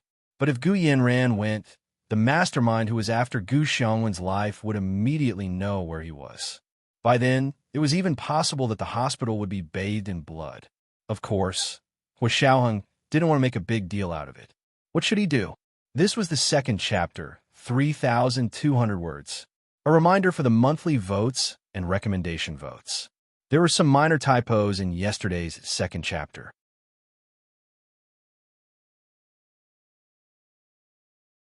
Chapter 496. The hospital must see you in person before letting him go. Hua Xiaoheng was only troubled for a moment. He quickly composed himself and began to question Gu Yanran. Then wouldn't they know who the patient is? Didn't you just say that they don't know who their patient is? Gu Yanran frowned at Hua Xiaoheng. She seemed to take a while to understand what he was trying to say. It's like this. The doctors and nurses in the hospital really don't know who the patient is right now. But to discharge the patient, it requires a very complete procedure. When I sent my father to the hospital, I chose the highest level of discharge rules. Gu Yanran explained the hospital's rules and regulations to Hua Xiaoheng in detail. The highest level requires immediate family to be present in person to discharge the patient. Mr. Hua, you know who the immediate family members are, right? It has to be children, parents, or husband and wife. These three are the immediate family members. So that's how it is. Hua Xiaoheng's heart instantly relaxed, but he still asked calmly, must immediate family members be present in person? Not even a power of attorney with a lawyer's guarantee? If the power of attorney worked, Gu Yanran wouldn't have to go to the hospital herself. That way, she wouldn't attract the attention of the gunmen. Of course not. Gu Yanran wagged her finger proudly. If the power of attorney worked, then it wouldn't be called the highest level of discharge rules. That's one level lower. In other words, other than immediate family members being present in person, there's no other way to discharge your father? Hua Xiaoheng repeated what Gu Yanran said. Yes, Mr. Hua is right. Right now, my father and I are the only immediate family members in the Gu family. So, this is really difficult to do. Gu Yanran spread her hands, her expression extremely helpless. How about this? If Mr. Hua can help us catch the person behind the gunman, I'll immediately discharge my father from the hospital and settle down in your country with him. What do you think? So, in the end, Hua Xiaoheng still needed to help her catch the person first before he could enjoy the benefits that Gu Xiangwen could bring. However, Hua Xiaoheng's desire to find Gu Xiangwen was completely different from the Huaxia military. He didn't care much about the benefits that Gu Xiangwen could bring after waking up because he knew that it couldn't be forced. No one knew if Gu Xiangwen would be willing to cooperate with them after he woke up, and they would not force him to do anything for them. Therefore, this attraction was not enough for him. A large part of the reason he was trying so hard to find Gu Xiangwen was because of Gu Nianji. He wanted her to have a clear identity. However, Hua Xiaoheng didn't want Gu Yanran to know about this. Therefore, he pretended to be interested and thought about it. This is a very important matter. We don't have any leads on the shooters. It's not impossible to arrest them, but we don't know how long it'll take. May I ask if you won't go to the hospital to see your father even once during this time? In other words, it's fine if you don't want to pick up your father, but can you let's go take a look first? When buying things, one had to compare 3 different shops. Moreover, they had saved a living person. How could they not let others take a look? Gu Yanren understood what Hua Xiaoheng meant. She also knew that if she didn't give him some benefits, he wouldn't work for her properly. That's not a problem. I can arrange a time for Mr. Hua to personally go to the hospital to see my father at the time and place I specified. Gu Yanran agreed quickly and extended her hand to Hua Xiaoheng. Happy working with you. Her businesslike expression was very generous and straightforward. There was no hesitation at all. It was as if the previous delay was just an illusion. Hua Xiaoheng smiled and stood up to shake Gu Yanran's hand. Happy working with you. Coming out of the Gu's mandala manor, Hua Xiaoheng quickly glanced at the direction where the person had been hiding. He realized that there was no longer any presence in that direction. That person had probably already left. In Shixiang walked over to open the car door for him. Hua Xiaoheng sat in the car, silently. His private car quickly left the Gu's mandala manor and returned to the Huaxia Imperial Consulate in Barbados. When Hua Xiaoheng arrived at Gunyinji's room, she was still sleeping. She was hugging the blanket and lying on the bed alone. She didn't sleep well, and one of her long legs was stretched out and curled up on top of the blanket. It was white like a tender lotus root. Hua Xiaoheng gulped and walked over to pull the blanket over Gunyinji. Gunyinji woke up alertly and half opened her eyes to see that it was Hua Xiaoheng. She immediately relaxed and hugged Hua Xiaoheng's waist. Snuggling against his side, she closed her eyes again. Hua Xiaoheng knew that she was already awake. However, she had a habit of lying in bed for a while after waking up. Hua Xiaoheng sat down by her bed and crossed his arms to think about the day's situation. On the way back, Gu Yanren had already sent him the time and location. It was set for 8 in the morning 3 days later. It wasn't too early or too late. He could use the special pass Gu Yanran had given him to visit Gu Xiangwen at the hospital. However, that was all he could do. The special pass wouldn't be able to take Gu Xiangwen out of the hospital. Hua Xiaoheng also wanted to take this opportunity to let Gunyinji see Gu Xiangwen first. That was her father. She hadn't seen her father for 6 to 7 years. Hua Xiao, what are you thinking about? Why are you so engrossed? Gunyinji hugged Hua Xiaoheng's waist and closed her eyes for a while. She mumbled sleepily, "He didn't even kiss me." This doesn't make sense. Hua Xiaoheng laughed and lowered his head to kiss her cheek. Since you're awake, get up. Don't laze in bed outside. Then he raised his hand and gently patted Gunyinji's but through the blanket. Domestic violence. Domestic violence. Gunyinji whispered as she arched her body unwillingly. The thin silk fabric of the air conditioner rippled and made one's imagination run wild. She wanted nothing more than to remove the blankets and see the scenery inside. This is domestic violence? Hua Xiaoheng wrapped the blanket around Gunyinji and scooped her up. He held her in his arms and pretended to throw her on the floor. Do you want to try real domestic violence? No, no. Hua Xiao, do me a favor and let me go. Gunyinji giggled and finally opened her starry eyes. She gave Hua Xiaoheng a big smile, then hugged his neck and kissed both his cheeks. Okay, since it's your first offense, I'll let you go today. If you do it again in the future, you'll be punished for both offenses. Hua Xiaoheng whispered in Gunyinji's ear. His hot breath ignited a ball of fire at her ear. The heat spread from her ear to her entire body in an instant. It was so stimulating that even the tips of her feet curled up. Gunyinji made muffled sounds like a kitten's, but before she could argue, Hua Xiaoheng kissed her on the lips. It was a long morning kiss. Gunyinji finally got out of bed with satisfaction. She hummed as she went to the bathroom to wash up. As soon as she walked in, she saw that the toiletries were all the brand she was used to. Even the towels were the same. She felt even more touched. Needless to say, Hua Xiaoheng must have asked someone to prepare these things for her. Because of this, she took a longer time in the bathroom to fully enjoy Hua Xiaoheng's thoughtful arrangements. If she didn't wash up properly, she would be letting down all the body wash, soap, and shampoo that came from overseas. Hua Xiaoheng looked at his watch. Gunyinji had been in the bathroom for almost an hour. That long? Did she fall asleep in the bathtub? Hua Xiaoheng stood up and went to Gunyinji's bathroom to knock on the door. Gunyinji. After a while, Gunyinji finally turned off the tap and wiped her body with a towel. She changed into a bathrobe and wrapped a towel around her head before opening the bathroom door. Hua Xiaoheng stood at the door and looked her up and down with his arms crossed. You showered? What took you so long? I had to shower properly. I'm all smelly after taking such a long flight. Gu Nianji wrinkled her little nose. Luckily, Hua Xiao arranged it well. It's all my usual toiletries. Otherwise, I wouldn't be used to it. Yeah. Hua Xiaoheng waved his hand nonchalantly. Come out after you shower. I still have something to tell you. Because this matter required Gu Nianji's presence, Hua Xiaoheng included her in the work plan. This was also with the permission of the Huaxia Empire's Supreme Military Council. Otherwise, he wouldn't have revealed the plan to Gu Nianji. Then Hua Xiao can go out first. I'll come out after I clean up.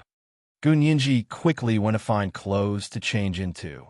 Hua Xiaoheng did have something to do, so he raised his hand to look at his watch again. Your clothes are in the suitcase by the bed. They were just delivered yesterday. Remember to pick a few more mature ones. Make sure your makeup is more mature too. Gu Nianji nodded. She had just found the suitcase when she heard the door open. She turned to see that Hua Xiaoheng had already left. She had indeed spent too much time in the bathroom just now. Gu Nianji shook her head with some regret, but when she saw the suitcase full of new clothes, she cheered up again. She opened the suitcase and poured the clothes onto the bed. She tried them on one by one and even broke her usual routine by mixing and matching. She tried them on for another half an hour. When she finished dressing and walked out of the room, she saw In Shixiang squatting in front of her door, planting mushrooms. Gu Nianji was speechless. Second Miss Gu, you're finally out. In Shixiang looked up at her and blinked. He had just gotten used to Gu Nianji's mature and beautiful makeup. He didn't get up. Your brother Xiong's arms and legs are old. I squatted on the floor, planting mushrooms for half a day. I can't get up anymore. Gu Nianji smiled and extended her hand to In Shixiang. Brother Xiong, let me help you up. In Shixiang took her hand and stood up. He beamed. Nianji is the best. You know how to care for Brother Xiong. Gu Nianji pushed him. Come on, tell me, what are you doing at my door? Did Hua Xiao ask you to come? Yes. In Shixiang nodded. Hurry up and come down with me. We're going to discuss the specifics of the operation. We're waiting for you alone. Gu Nianji was a bit embarrassed as she tugged at her clothes. You were waiting for me alone? What do you think? In Shixiang led her into the small conference room and closed the door. Hua Xiao, Nianji is here. Hua Xiaoheng looked up to see a radiant young woman walk in. She raised her delicate neck slightly, and her coral-colored lips shone faintly. Her features were stunning, and who could compete with her in this world? This is the first update, 3,200 words. A reminder for the monthly votes and recommendation votes. There will be an additional update at 7 p.m.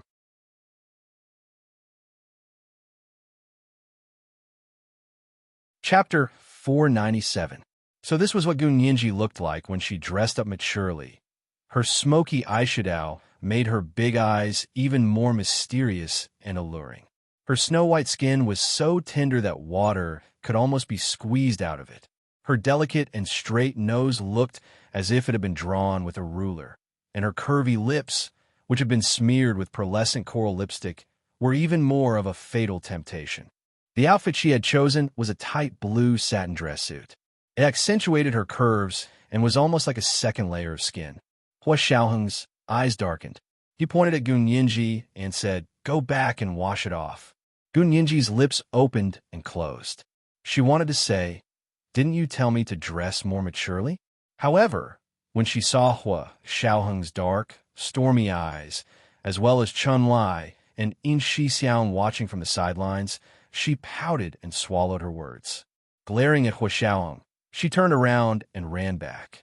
Chun Lai was a little shocked, but when he saw Gu Nianji dare to glare at Hua Xiaoheng, he was even more shocked. He slapped the table and laughed. "Oh my, our Nianji isn't afraid of you anymore. Hua Xiao, you're in danger. There's actually someone who isn't afraid of you. Why should she be afraid of Hua Xiao?" Yi Zitan looked at Hua Xiaoheng's gloomy expression curiously, then at the cheerful Chun Lai. She moved closer to him and whispered, "I think Nianji's makeup is pretty good. Although it's quite mature, Nianji is still young." She's not even 20 yet.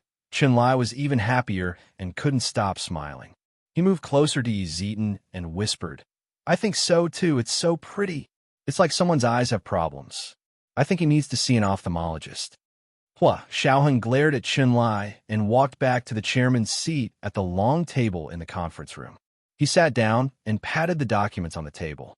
There's not much time left. We didn't ask you to come to Barbados for sightseeing. The country and the military are providing the money and manpower. We have to do our job well. The corners of Chun-Lai's mouth twitched, and he stopped joking. He nudged Yi Zieten and sat down with her to the right of Hua Xiaoheng. Yin Shixiang and Zhao Yanzi sat across from Chun-Lai and Yi Zieten. 3 days later, I'll take Ninji and Chun-Lai to the hospital to visit Gu Xiangwen. Big Xiong, you'll come with us and be in charge of the local security. Little Zay, you're still in charge of wireless communication. Dr. Yi, you'll be on standby at the consulate. The medical equipment that Chun-Lai ordered will be delivered in a few days. You'll be in charge of receiving it, especially checking to see if there's anything wrong with it.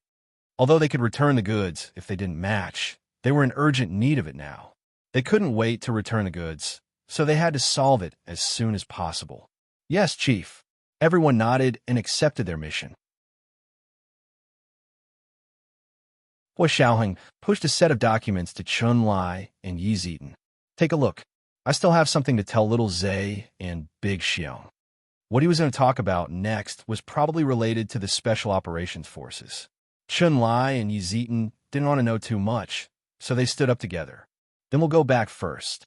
After Chun-Lai and Yi Zieten left, Hua Xiaoheng told Yin Shixiang and Zhao Yanzi about Gu Yanran's request. Her main goal is still to capture the person behind the gunman. But we know nothing about the gunman. How are we going to catch them? What do you think? Yin Shixiang and Zhao Yanzi looked at each other. After a while, Yin Shixiang pulled up the computer data on the gunman incident at the airport and said to Hua Xiaoheng and Zhao Yanzi, Hua Xiao, little Zay, look at the gunman. How many were there? How many died in the end? Zhao Yanzi stared at Yin Shixiang's computer data for a minute and said, It should be 8. We killed 7 on the spot, and the last one escaped with Gu Yanran and was later killed by Hua Xiao in the sea. Hua Xiaoheng shook his head and gently tapped a pen on the conference table. I didn't kill him. Gu Yanran killed him herself. That powerful. Zhao Yanzi and Yin Shixiang exclaimed at the same time. They hadn't heard Hua Xiaoheng talk about the situation that day in detail. Now that he was taking the initiative to talk about it, they became interested and pestered him to elaborate on the details. Their reason for doing so was that they could carefully find evidence of the mastermind. Hua Xiaoheng was silent for a while and was about to speak when he heard the door open again. Gu Ninji walked in with a plain face. She had washed off the mature makeup on her face. Other than skincare products, she didn't use any other makeup. Her close-fitting dress had been changed into elegant trousers. Her top was a rain-blue, heavy silk lace-up shirt with drooping sleeves, and the ribbon in front of her chest was tied with a graceful bow. Her slim trousers were a mix of white linen and silk, and she wore a pair of white mid-heeled leather shoes. Her long hair was tied into a ponytail and hung behind her head. She looked refreshing, without the seductive charm from before, only pure and beautiful feelings that could purify people's hearts. Hua Xiaoheng breathed a sigh of relief and waved for her to come over. Ninji, sit here. He pointed to a seat beside him. This seat was also the chairman's seat, but it was beside Hua Xiaoheng's seat. It wasn't at the corner of the table either. It was like sharing the chairman's seat with him. Gu Ninji didn't refuse and walked over gracefully to sit beside him. However, her face was still plain, unlike before when she would smile even when she didn't speak. Hua Xiaoheng knew that she was uncomfortable, but he didn't have the habit of spoiling her in front of others. The two of them could give in to her in private, but in public he would not admit his mistake. Today he had taken the initiative to greet Gu Ninji and ask her to come over, which was already the biggest compromise he had made. Gu Ninji was indeed in a bad mood, but after sitting down, she saw Hua Xiaoheng constantly looking at her from the corner of his eye. Even when he was talking to Yin Shixiang and Zhao Yanzi, He didn't forget to pay attention to her reaction. She finally felt better. Under the conference table, she quietly reached out and pinched a piece of flesh on Huo Xiaoheng's thigh. Huo Xiaoheng was talking to Yin Xixiang when his thigh instinctively tensed up. Gu Nianji pinched too hard, and one of her fingernails broke with a crack. She quickly retracted her hand and put it in her mouth to bite off the broken fingernail. Huo Xiaoheng noticed Gu Nianji's actions and didn't think much of it. He reached over and took her finger out her mouth. He said in a low voice, "How old are you? Still biting your fingernails?" Gu Nianji pouted and showed him the broken fingernail. "It's broken."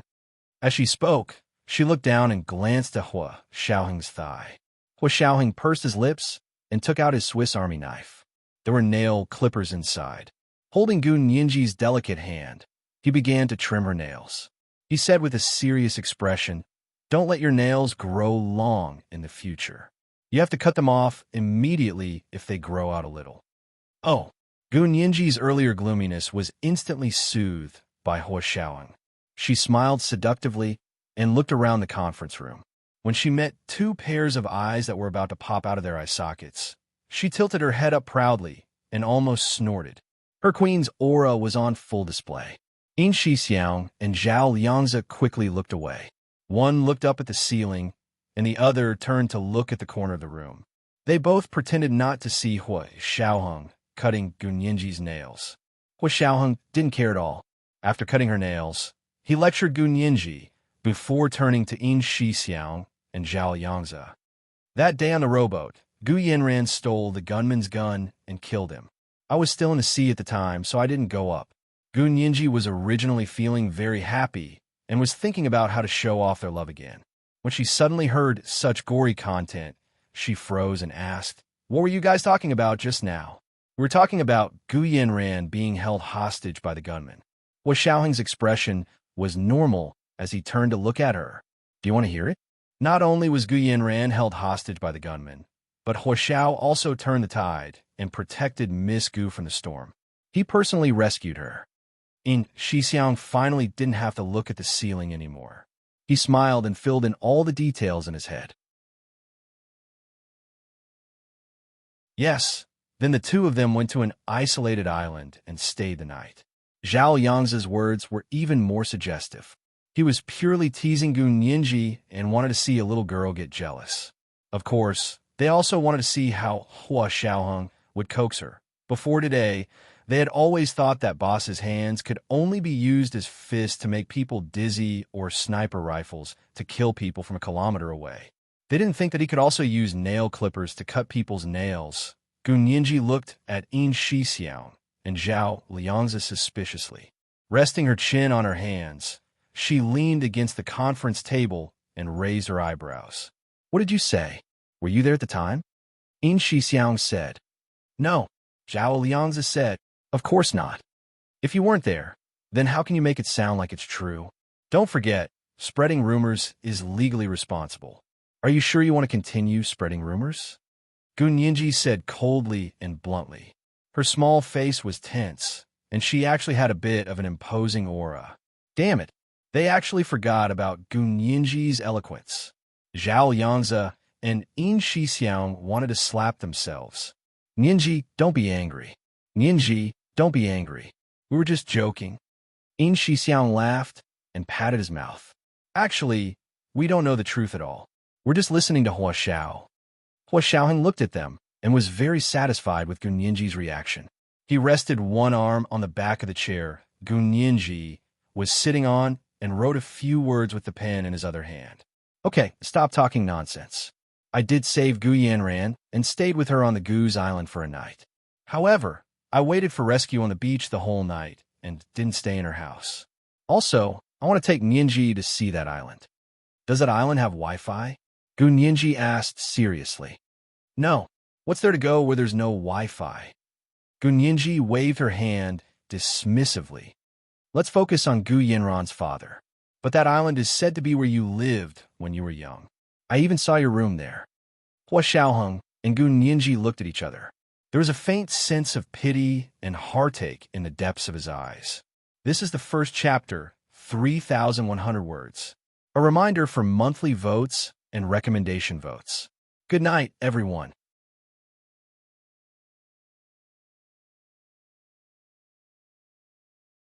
Chapter 498. Is it really where I lived when I was young? Gu Nianji furrowed her brows in confusion. She glanced at Yin Shixiang and Zhao Liangzi and saw that they were staring at her and Hua Xiaoheng with wide eyes. She couldn't help but feel shy, but also happy.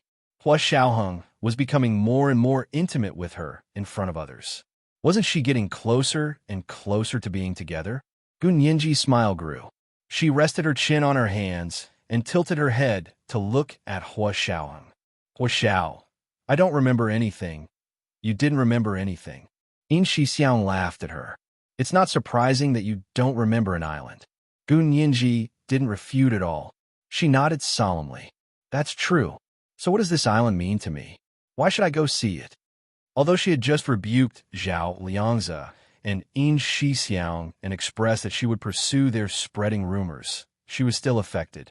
When she thought about how Hua Xiaoheng and Gu Yanran were in the same boat and had even spent a night on a small island, she was still a little unhappy even though she trusted Hua Xiaoheng. Therefore, she subconsciously felt conflicted about that island. Maybe seeing a familiar scene will help you regain your memory?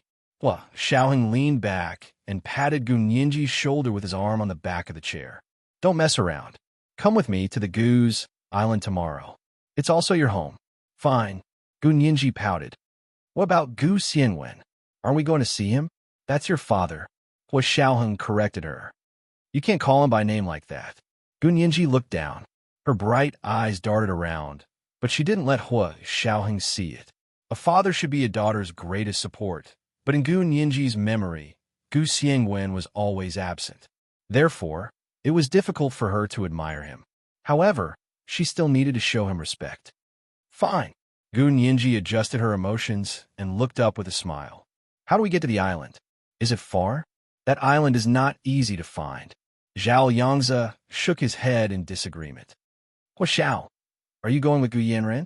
Otherwise, how can we find the location of the island? Gu Nianji was confused and asked curiously, isn't this the Gu family's island? Why couldn't he find it? The satellite map is already connected to the phone. Don't tell me you can't find it. Haha, Nianji, I really can't find it. Yin Shixiang slapped the table. Little Zay, tell me. Zhao Liangzi rolled his eyes at Yin Shixiang. He would have said it himself, even if Yin Shixiang hadn't reminded him. Nianji, your father is such a great scientist.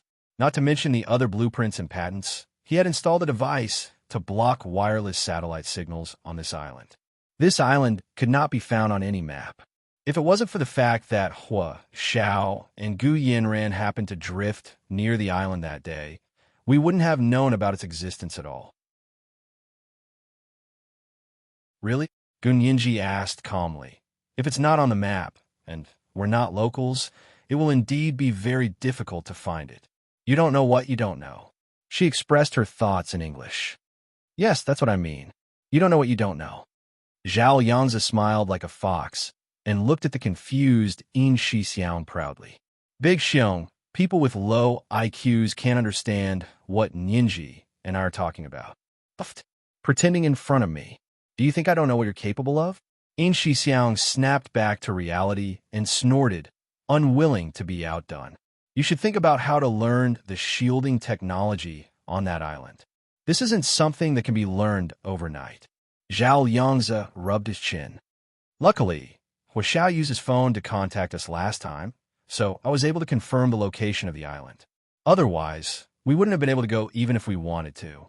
In a vast ocean, if one didn't have accurate latitude and longitude, they might not be able to find the island again even if they tried their luck. Gu Nianji glanced at Hua Xiaoheng again and asked, Hua Xiao, did that island leave a deep impression on you? If Hua Xiaoheng said it left a deep impression, then Gu Nianji would inevitably infer that it was because he was with Gu Yanran. If Hua Xiaoheng said it didn't leave a deep impression, then Gu Nianji wouldn't hesitate to say that since it didn't leave a deep impression, why would she go again? Her memory was gone anyway, so even if she went to the island, it wouldn't be of any use. Hua Xiaoheng was well aware of Gu Nianji's logic. She had grown up with him. After all, and was now trying to set a trap for him. Hua Xiaoheng reached out to pat Gu Nianji's head. His voice was as low and melodious as a cello. Of course it left a deep impression, because I thought of you on that island. I can't take it anymore. It's against the law to abuse single dogs. Don't treat single dogs as protected animals. Zhao Yangzi and Yin Shixiang were simultaneously blinded by the two people's silent gazes and screamed in unison.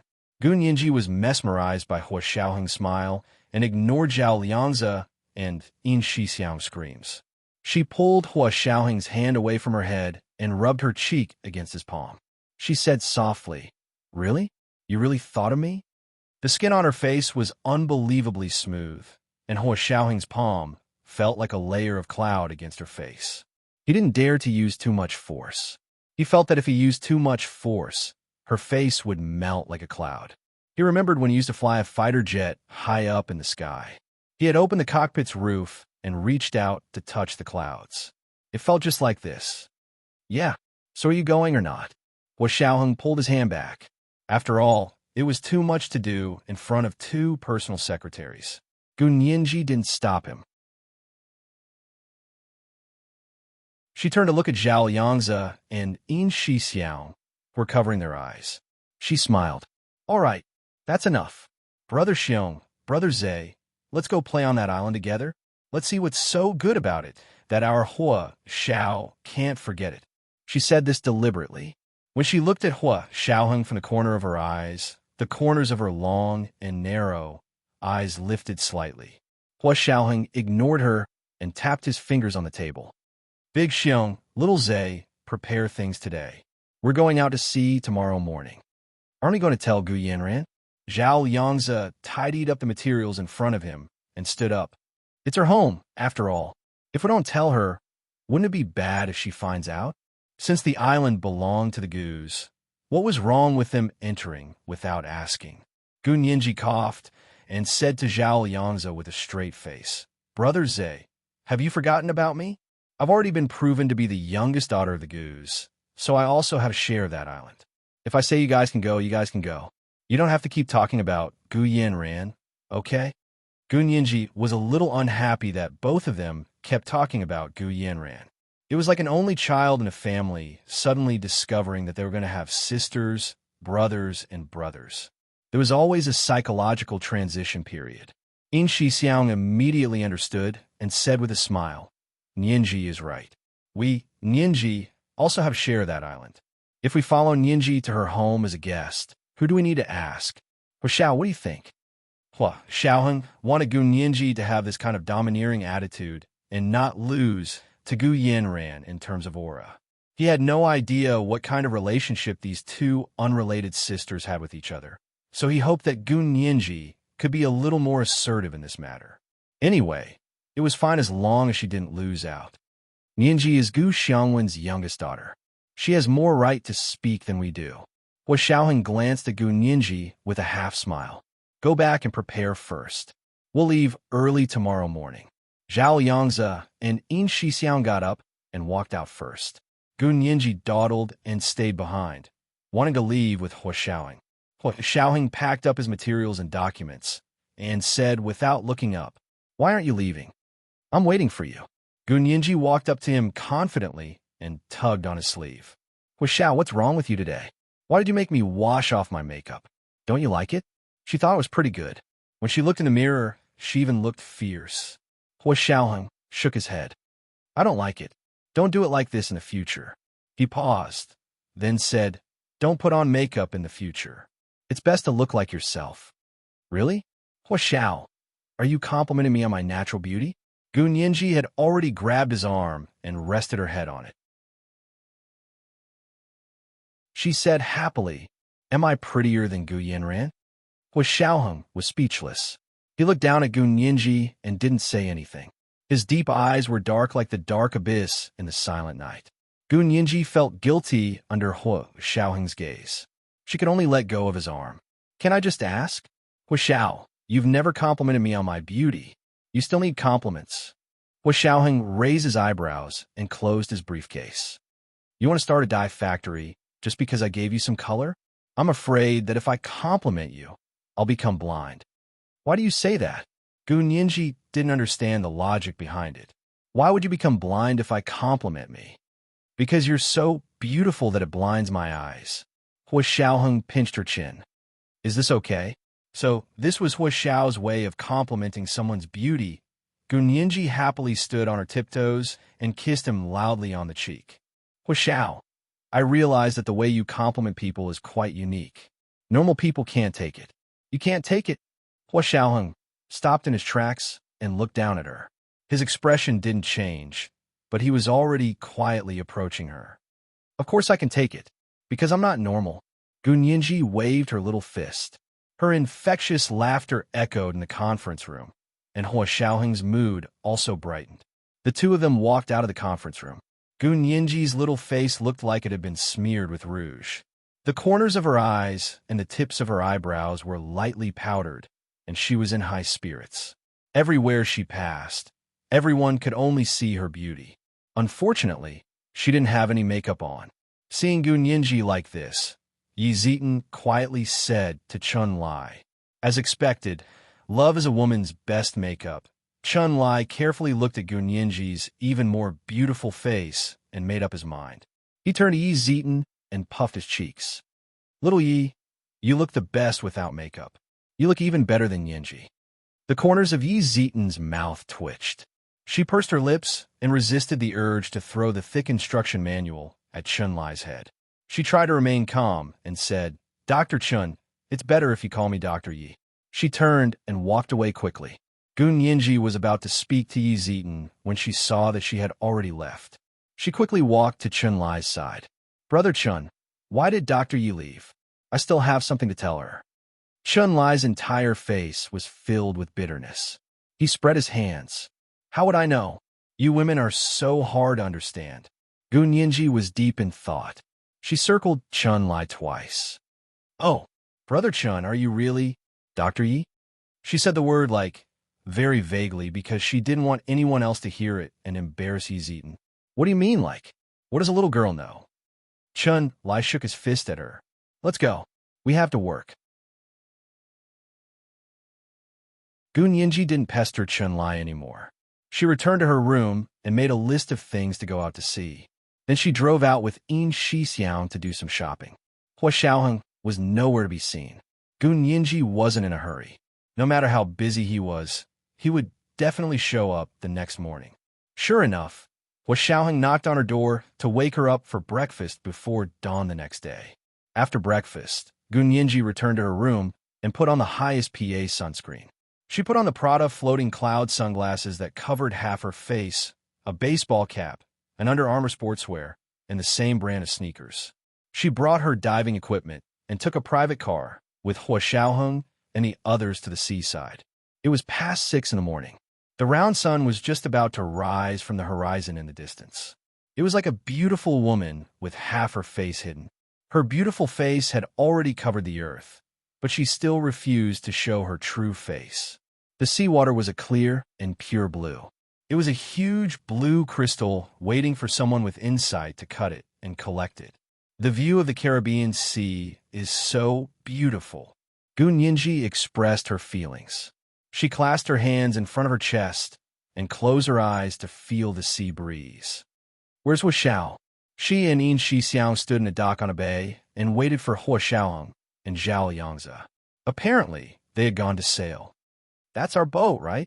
Yin Shixiang squinted his eyes and used his hands to shade his eyes as he looked out to sea. Not long after, the quiet dock was filled with the sound of splashing water and the sound of a motor cutting through the water.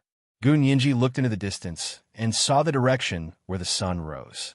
Amidst the golden light, a pure white bullet-shaped single-story yacht was cutting through the water at high speed. It seemed to be riding the wind and waves from the sun. That's the Millennium Oda that the consulate just bought this year.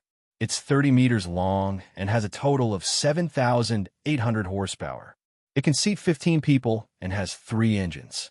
Not only is it fast, but there are also many places to store our treasures. Yin Shixiang beamed as he patted the long boxes he brought. Gun Yinji's lips twitched. She couldn't bear to look away. Enough with these people.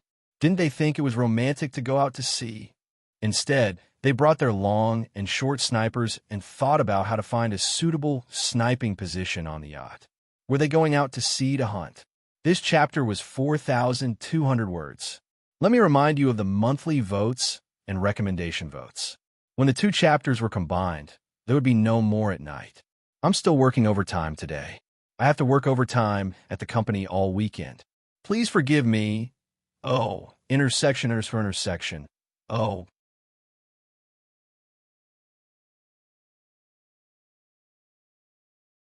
Chapter 499. Brother Xiong, why did you bring these things out to sea? Gun Yinji walked over and touched the narrow boxes beside In Xixiao. They were the boxes for the sniper rifle she had seen when she was with Hua Xiaoheng at the military base. It seemed like they had brought a few anti-material rifles as well. In Xixiao slung the long boxes over his shoulder and smiled. It's better to be safe than sorry. It's always better to bring them just in case. Fine. There weren't many people in the world who were so cautious. Gun Yinji didn't hesitate anymore and walked to the shore. She raised her arm high and waved in the direction of the yacht. Hua Xiaoheng was focused on steering the boat in the cockpit. He saw a young woman on the shore waving at them in sports attire that couldn't hide her slender figure. That figure was obviously his Nianji. Hua Xiaoheng smiled and increased the horsepower. The yacht rumbled and sped towards the shore. Hua Xiao, this yacht is beautiful. Gun Yinji boarded the yacht and circled the small space twice before sitting down comfortably in the middle cabin. It was like a small living room with 2 rows of extremely flexible sofas on the east and west sides of the cabin. There was a long fixed table in the middle that served as a coffee table. There were all kinds of cabinets fixed to the wall behind the sofas. The space was fully utilized. Hua Xiaoheng let In Xixiang drive the yacht and went to the middle cabin himself. He opened a cabinet and took out a few bottles of iced rum and coconut juice. He placed them on the long table in the middle of the cabin. Gun Yinji opened the cupboard with interest and looked inside. She exclaimed, "So this is a refrigerator. There's a kitchen at the back of the yacht. We can barbecue." Hua Xiaoheng opened the lid of the rum and downed it. Zhao Liang's mouth twitched. "Hua Xiao, that's rum, not beer. Do you have to drink so much? Rum can warm you up. I suggest you drink it too." Hua Xiaoheng placed a can of rum in front of Zhao Liangzi. "We're going to dive in the blue hole later. Don't catch a cold. We're going to dive? Is it a deep dive?" Gun Yinji was very interested and jumped to Hua Xiaoheng's side. She grabbed his arm and shook it, her eyes shining as she asked, "Can I go?" "No." Hua Xiaoheng and Zhao Liangzi rejected her in unison. "There's a blue hole in the sea near the Gu family's island. I want to go down and take a look. The current there is rapid, and the water temperature is relatively low. You're a girl, so you shouldn't go diving there." Hua Xiaoheng placed the coconut juice in front of her. "Drink some coconut juice, then let Big Xiong take you to sea crab fishing." As soon as she heard that she could fish for crabs, Gun Yinji beamed with joy and nodded quickly. Okay. Brother Xiong and I are fishing for crabs. We'll steam them and wait for you guys to come up and eat. Good girl." Hua Xiaoheng patted her head and walked to the back cabin with Zhao Liangzi to change into his diving suit. Gun Yinji walked to the cockpit and sat on the high stool beside In Xixiao. She smiled and said, "Brother Xiong, Hua Xiao asked you to take me fishing for crabs later." In Xixiao also wanted to dive in, but he couldn't ignore Hua Xiaoheng's order. With both hands on the rudder, he muttered, "You need someone to guide you when you're fishing for crabs? Don't you know how to fish yourself?" When they were in the Huaxia Empire, they had also gone out to sea to fish for crabs. "I can go alone, but Hua Xiao wants you to accompany me." Gun Yinji tilted her head and moved closer to In Xixiao. She looked at his face carefully and smiled. "Huh, you're not happy? You want to dive too?" "Of course." In Xixiao glared at her and quickly turned the yacht to avoid a wave not far away. This is the world's famous deep diving area. The quality of the seawater is the best in the world, and it's truly pollution-free. "I want to go too." Gun Yinji sighed and secretly looked around the cockpit. She saw Hua Xiaoheng and Zhao Liangzi changing in the back cabin. So she lowered her voice and said to In Xixiao, "Brother Xiong, Why don't we wait for them to go into the water and secretly go play too? In Shixiang pursed his lips tightly and stared at her with his eyes. Gu Nianji didn't react for a moment because she was on the consulate's yacht and not at the Special Operations Forces base. She thought there wouldn't be that many listening devices. However, Xiaoheng's voice sounded from one of the yacht speakers. Nianji, you want to pretend to agree, but secretly oppose? Gu Nianji was so scared that she covered her ears and almost fell off the high stool. She looked around with some fear and stammered, Xiao, where are you? She spoke so softly. How could he hear her? In Shixiang pointed to an inconspicuous button on the rudder, then pointed to his mouth and ears. Gu Nianji understood. Xiaoheng must have installed an answering device on the rudder for convenience of communication. Coincidentally, he heard Gu Nianji's little plan. Gu Nianji's heart trembled. She trembled as she jumped off the high stool and muttered, I'm a little seasick. I'll go to the cabin in the middle to rest for a while. She ran away as she spoke. In Shixiang laughed so hard his shoulders shook. He said to Xiaoheng on the other side of the receiver, Xiao, you scared Nianji. I can see that her little face is pale. Xiaoheng snorted and ignored the matter. He said to In Shixiang, Little Zhe and I are about to go into the water. Do you remember the direction? I remember. The Goose Island is a nautical mile ahead. Are we going to dock at the island's dock? In Shixiang asked very carefully. Let's take a look outside first. Xiaoheng was very interested in the situation around the island. He especially wanted to know how Gu Xiangwen was able to make the island invisible. If he could find out, it would be of great military value. Current military stealth equipment, such as fighter jets, mostly relied on special coatings to confuse radar signals to achieve the goal of invisibility. However, with the rapid development of satellite technology, stealth for fighter jets was becoming more and more difficult. Therefore, Gu Xiangwen's technology was even more valuable. What's even more rare is that Gu Xiangwen had this technology at least 7 years ago. If he hadn't become a vegetable, I wonder how much better this technology would be. Zhao Yang's aside and followed Xiaoheng to put on his diving suit and diving equipment. He stood at the side of the boat and gazed into the distance. The blue hole near the Gu family's island was right in front of them. On the turquoise surface of the sea, there was suddenly a part of the water that was much bluer than the rest. It was a deep blue, so blue that it shone. If the seawater next to the blue hole was aquamarine, then the seawater in the blue hole was the darkest and pure sapphire. From the sky, the abrupt color looked like an eye in the sea, twinkling as it looked up at the blue sky. The shape of the blue hole was a perfect circle. It was unknown whether it was natural or man-made. Let's go down and see if there's anything interesting inside. Xiaoheng waved his hand and was the first to dive into the sea. He had a feeling that Gu Xiangwen was able to make the island invisible, so there must be more than the equipment on the island. Therefore, he also had to carefully explore the environment around the island. Unfortunately, he didn't have enough time and could only take a rough look first.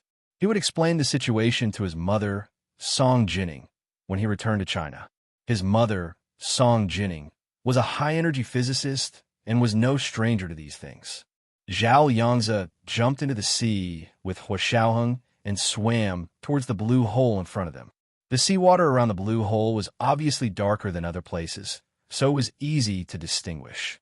The diving equipment they carried had all kinds of scientific detection equipment that could capture all kinds of sound and light waves, as well as radio signals.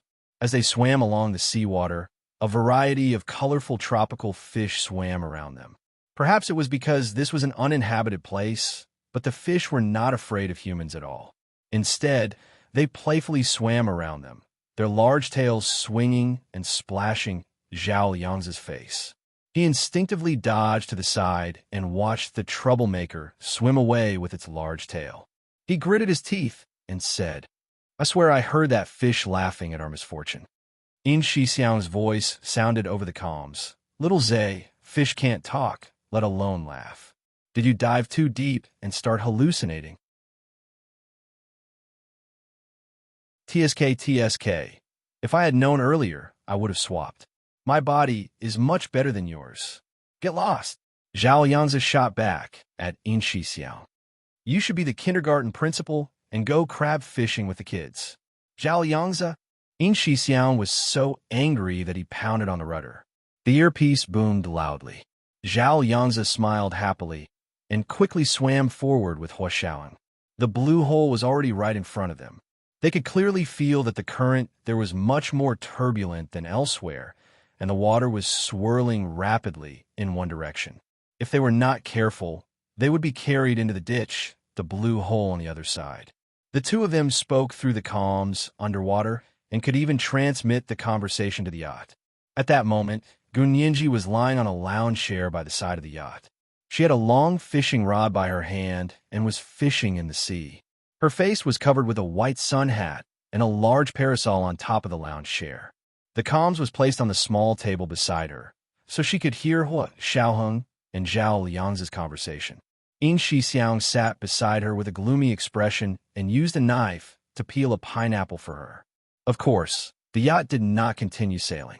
It stopped not far from the blue hole and waited for Hua Xiaoheng and Zhao Liangzi to return. Hey, it's such a nice day with such a beautiful ocean view. Are you planning to sleep in? In Xixiang was bored after peeling a pineapple and wanted to chat with Gunyinji.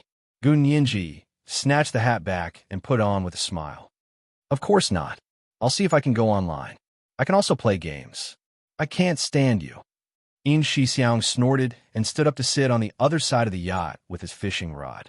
Zhao Liang's voice came through the comms. We're entering the blue hole. As soon as he finished speaking, there was a buzzing sound from the comms, then silence. Gunyinji glanced at the comms and sat up to pat it. She asked Hua Xiao, Brother Zhe, have you guys entered the blue hole? There was no response from the other side. At that moment, someone also noticed the activity near the blue hole.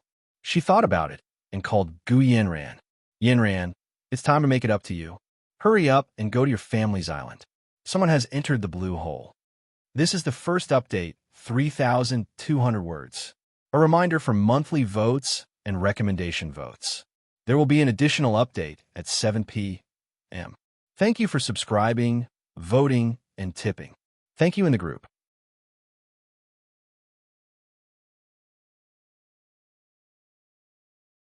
Chapter 500. What? Gu Yinran, who was in the middle of a body spa from her personal beautician, immediately sat up on the waterbed. Her face was full of shock. Who is it? How'd they find that place? She wasn't wearing any clothes, and her voluptuous body revealed her full curves. She was as tempting as a ripe peach.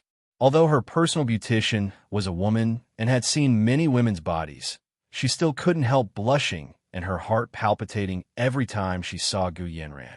The woman on the other end of the phone laughed quietly and teased. Who else could it be? You're Hua Xiao. Hey. How can you say that? When did he become my Hua Xiao? Gu Yinran froze and quickly retorted, Don't say that. He's already taken, huh? The person didn't continue and only urged her, Hurry up and go. I'm afraid you'll only be able to collect his corpse if you're late. Gu Yinran knew how dangerous the blue hole near her island was. She gestured to the beautician to leave and said to the person on the phone, The blue hole over there is a real blue hole. It's not a limestone cave. That's a holy place for diving. The water in that blue hole doesn't circulate, and there aren't even any fish. How can they be so daring? What are they trying to do? I don't know what they're trying to do, but they're definitely interested in your island. The person on the phone thought about it and said a few words to Gu Yinran. This is a good opportunity. I won't drag you down. Be careful. I'm hanging up. Gu Yinran understood what she meant and pursed her lips. Don't be too hasty. Going too far is as bad as not going far enough. I know what I'm doing. I can't drag you down. The person hung up after saying that. Gu Yinran called again and discovered that the number was no longer in service. She froze and was speechless at this elusive friend of hers. However, she was in a hurry to go out to sea. When she was changing and putting on makeup in the lounge, she had already made several calls to her newly hired butler to arrange a yacht and security personnel to go out to sea with her within 10 minutes. Money made things easier. With the Gu family's power, preparing these things was a matter of minutes. Next to the blue hole in the sea near the Gu family's island, A white bullet-shaped yacht with very smooth lines was floating. Gunyinji couldn't be bothered to put on her hat. She leaned against the small table and fiddled with the intercom. Her lips were pursed tightly like a thin line, and the lines of her face were even more delicate and fragile. Like porcelain as thin as egg skin, it felt like it would shatter with a single gust of wind. In Shixiang nervously sat on the deck next to her and kept rubbing his hands. Little ancestor, don't touch it. If you break it, you won't be able to receive news from Hua, Xiao, and the others. I couldn't get it in the first place, Gunyinji said sullenly, her slender, fair fingers in stark contrast to the dark communicator. How could that be? In Shixiang tried to explain to her. When you dive into the deep sea, communication with the surface will be affected. Moreover, they went to a place like the Blue Hole. It's impossible for them to receive a clear signal. Really? Gunyinji didn't believe him and looked at him suspiciously. Are you sure? You promise? That's what I said. It's probability. Probability. Understand? Of course I understand. Gunyinji glared at In Shixiang. But this communicator is indeed faulty. What if Hua Xiao and the others want to talk to us, but can't because of this broken communicator? Who's going to take responsibility? I'll do it. I'll take responsibility. Can I? Little girl, put it down now. Put down. In Shixiang tried his best to persuade her and finally took the communicator back from Gunyinji's hands. He hugged it to his chest, afraid that Gunyinji would fiddle with it again. Gunyinji dusted her hands and got up to go to the cabin to wash her face. She reapplied sunscreen before putting on her sunglasses and walking out. She looked at the azure sea and sky, but she wasn't happy at all. Hugging her legs, she sat on the deck chair and stared unblinkingly at the blue hole in the distance. It was said that the sea was the cradle of life. The blue hole was so deep and blue, but it wasn't a place that nurtured life but a dead end. Because there was no water circulation in the real blue hole, marine life couldn't survive inside. Gunyinji was so nervous that she wanted to bite her nails, but as soon as she put her fingers in her mouth, she remembered the last time Hua Xiaoheng cut her nails. Her heart ached even more. Hua Xiaoheng and Zhao Yangzi were also unable to communicate inside the blue hole. As soon as they entered the blue hole's waters, they discovered that it was indeed different from the outside. Everything here was still, as if even the seawater was still. There was no light, no sound, and all they could see was a thick, dark blue that wouldn't melt. As they snuck inside the blue hole, they felt the resistance was unusually strong. And as soon as they entered the blue hole, they discovered that they couldn't communicate freely. There was no visible barrier between the blue hole's seawater and normal seawater, but there was an invisible force that separated the two. Light could pass through, and people could swim over, but sound waves and radio waves were coincidentally blocked outside the blue hole. Hua Xiaoheng marveled at the uncanny workmanship of nature and the ingenuity of the creator. He also had a thought. Did Gu Xiangwen use this blue hole to shield the entire island? The island could be seen with the naked eye, but high-tech satellites and sound waves couldn't detect it. Like an outdated GPS, it told you there was a path and there were no obstacles, but the end of the path had already been dug out. Turning a corner didn't lead to a broad road, but to the bottom of a cliff. Zhao Yangzi was very nervous. If he hadn't seen Hua Xiaoheng swimming in front of him, he would have anxiously floated up. Although the fish that had teased him earlier had made him very angry, at this moment, he only hoped that another fish like that would come over to tease him. It was for no other reason than to prove that there were other living creatures here besides him and Hua Xiaoheng. But in reality, there were no other living creatures besides him and Hua Xiaoheng. This was a graveyard for underwater creatures. They dove for about 200 meters, but still couldn't see the end of the seabed. Zhao Yangzi dove down and came to Hua Xiaoheng's side. He grabbed his arm and wanted to pull him up. Hua Xiaoheng waved his hand at him and pointed in a direction underwater. Zhao Yangzi looked over in confusion. Diagonally below them, in the direction of 6 o'clock, was a shadowy round object that did not seem to be of natural origin. because that thing was too round, too perfectly round. Zhao Yangzi's geographical knowledge told them that there were no naturally round objects in nature. Go down. Hua Xiaoheng gestured to Zhao Yangzi, and the two of them dove towards the round object. On the surface of the sea, Gun Yinji closed her eyes as the sea breeze blew against her. She slowly lay down on the rattan deck chair. The waves weren't big, and they slapped against the side of the boat. The entire yacht was like a bullet-shaped cradle. The swaying yacht was like a cradle, and people couldn't help but feel sleepy. It was also noon, and people always felt sleepy after eating and drinking their fill. Gun Yinji originally only wanted to close her eyes to avoid being dazzled by the midday sun, but she soon fell asleep. Although she was asleep, her body was still tense, and she was still worried about Hua Xiaoheng and Zhao Yangzi's safety. Yin Shixiang sat on the other deck chair next to her with a fishing rod in front of him. However, his attention wasn't on the fishing rod, but on the communication device. He had to be ready to receive messages from Hua Xiaoheng and the others at any time. The white Millennium Oda was very conspicuous on the azure sea, and a 10-person speedboat quickly spotted it. Is this it? It should be. There's only one white yacht near the blue hole. Let's go to the blue hole first. The people on the speedboat put on their diving suits and swam towards the blue hole. They carried a special device that could send messages from a blue hole. Not long after, they entered the blue hole's range and turned on their devices to make it easier to communicate with each other. At that moment, Gun Yinji, who had fallen asleep on the wicker chair on the deck, suddenly felt a very slight vibration.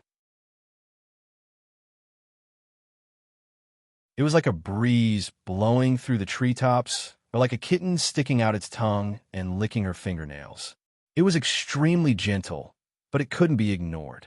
She thought it was the force of the waves pushing against the yacht, so she didn't pay it much attention. She turned over on the deck chair and wanted to continue sleeping. After a while, the vibration became more obvious, and it was very rhythmic. Once, twice, thrice, it repeatedly touched her skin. Gun Yinji opened her eyes abruptly and discovered that the vibration had disappeared. She turned her head and looked around. On the vast sea, the boundary between the sky and the sea had disappeared. Everywhere was blue. For a moment, she didn't know where the sky was and where the sea was. There was a sense of confusion in her perception of direction and location. Gun Yinji rubbed her forehead and turned to see Yin Shixiang sitting next to her with his arms crossed and eyes closed. She got up and pushed him. Brother Xiong, don't you think the waves are a bit strange? Strange how? They keep shaking. Don't you feel it? This is the second update. Let me remind you about the monthly votes and recommendation votes. It's the middle of the month. Do you have the monthly votes for your relatives?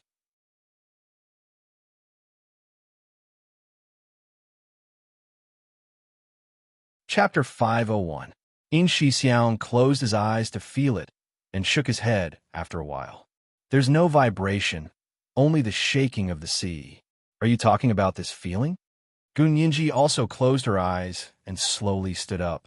Standing at the bow of the boat, she stretched out her arms and allowed her body and mind to relax as she sensed her surroundings. As soon as she closed her eyes, the feeling became even more obvious. The vibration was already the weak strength of a kitten's fingers, but it gradually increased until it felt like raindrops hitting her face. It was also a bit tingling. However, when she opened her eyes, the sky was clear and the sea was blue. A gentle breeze blew, and the sea and sky were the same color. There wasn't a single cloud in the clear blue sky, so where did the raindrops come from? But what was that tingling feeling that felt like raindrops hitting her face? Gun Yinji began to feel irritated. Brother Xiong, can you contact Hua Xiao and Brother Zhe? Gun Yinji walked to Yin Shixiang's side and sat down. She leaned forward slightly and rested her chin on her knees with her hands. Her large eyes stared at Yin Shixiang without blinking. Yin Shixiang shook his head with a sullen expression. Stop rushing me. I'm going to panic if you do. It's fine. Communication doesn't work well during deep dives. I've experienced this many times. Think of it this way. No news is good news, right? His words didn't calm Gun Yinji's nerves, especially when she closed her eyes. She could feel the vibration getting stronger and stronger. The vibration was gradually matching the frequency of her heartbeat. She couldn't control her panic at all. Gunyinji stood up again and paced around the deck. She occasionally stopped to hold onto the snow-white railing of the yacht and look in the direction of the blue hole. At that moment, Hua Xiaoheng and Zhao Yangzi had already dived into the blue hole to where the round object was. The water temperature was very low. Their special diving suits were supposed to keep them warm, but it wasn't enough in this place. Zhao Yangzi felt his body temperature slowly decrease, and he began to feel cold. Their communicators somehow stopped working as soon as they entered the blue hole. They could only communicate with each other in sign language. Fortunately, they could still see each other. Otherwise, the situation would have worsened. It's actually a big stone ball. Hua Xiaoheng swam around the round object and signed to Zhao Yangzi. Do you want to measure the density of the stone ball? See if it's hollow? Zhao Yangzi took out an instrument and fixed it around the stone ball. He began measuring. Hua Xiaoheng held the sniper rifle that he carried with him and swam to the other side of the crevice to guard him. Ordinary guns would be affected when they were underwater. The speed of the bullet would be hindered by the current, making it difficult for it to hit the target. Because Hua Xiaoheng and his team often carried out missions in unusual environments, their guns had all been modified. The sniper rifle in his hands was a silent, heavy sniper rifle that was very suitable for underwater environments. Not long after they divided the work, there was a sudden fluctuation in the quiet waters. Hua Xiaoheng keenly sensed that something was wrong. He was about to swim out from the crack in the rock to drag Zhao Liangzi over when he saw a black shadow swiftly swimming over from afar.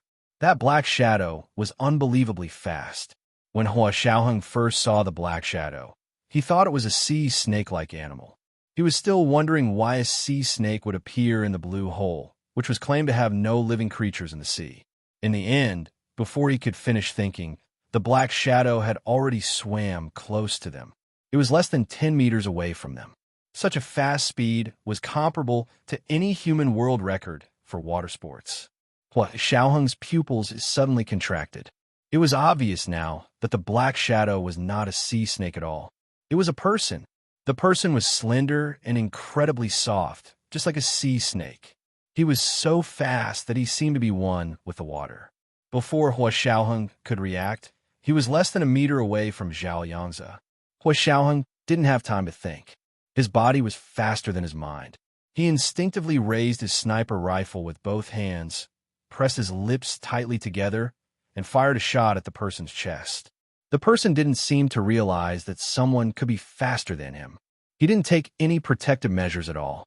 He raised his arm, and a bright flash of a knife instantly illuminated the dark blue underwater world. Zhao Yangzi instinctively tilted his head at the flash of a knife. He only realized that someone was coming, and that person was waving a knife at him. Everything happened so suddenly. He was about to dodge when he saw a spray of blood suddenly appear from the person's chest. The person only felt a chill in his chest. Before he could feel the sharp pain, he had already closed his eyes forever.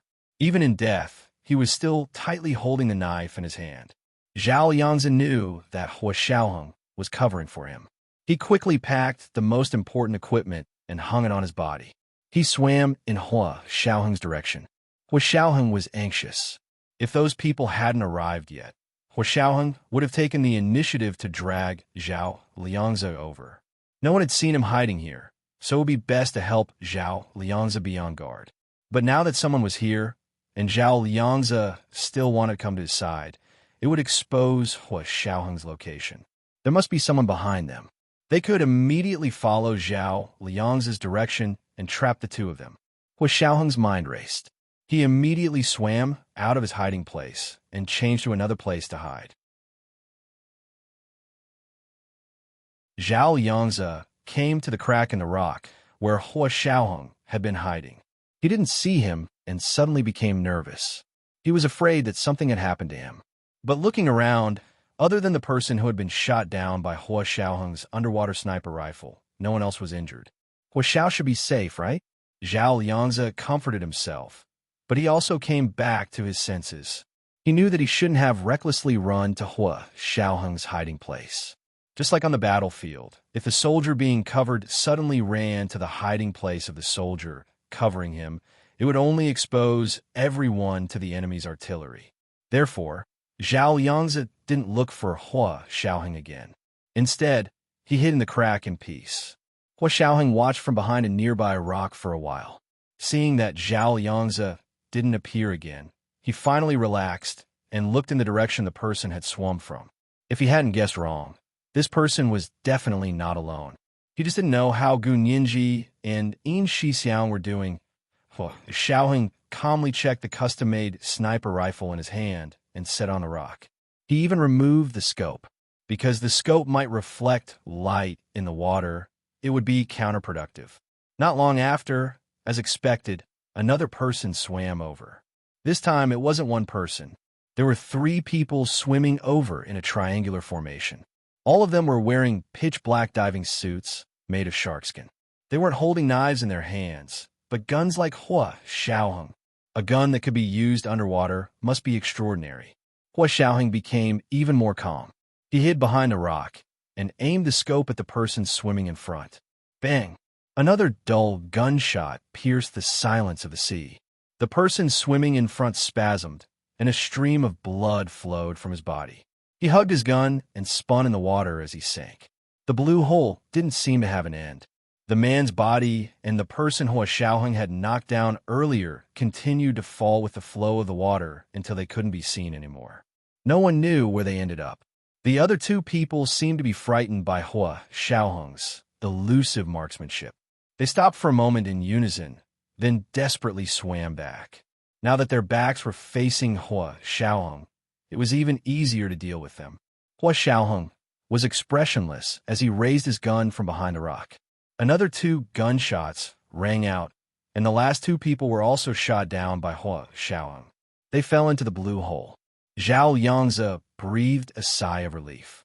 He reached out in Hua Xiaoheng's direction from behind the rock and gave him a thumbs up proudly. Hua Xiaoheng gestured to him not to move, then he had to move to another place.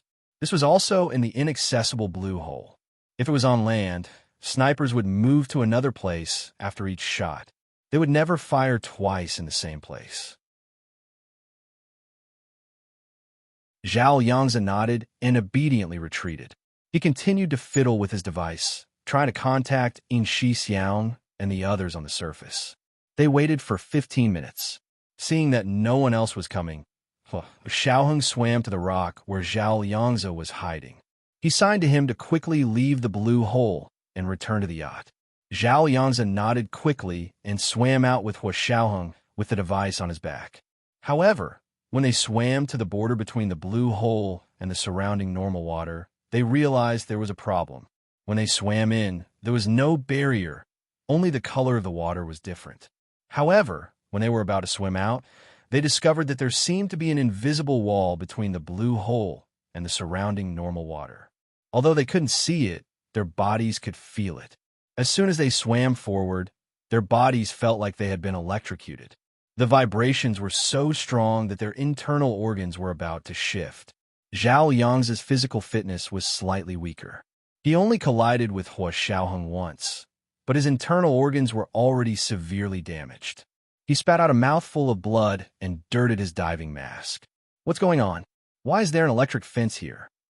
Zhao Yangzi panted and started signing to Hua Xiaoheng. Should we try another direction? The electric fences currently sold on the market weren't invisible fences that had nothing to rely on. They had to have a physical detection fence, then add an electronic circuit to the fence and connect it to the mainframe.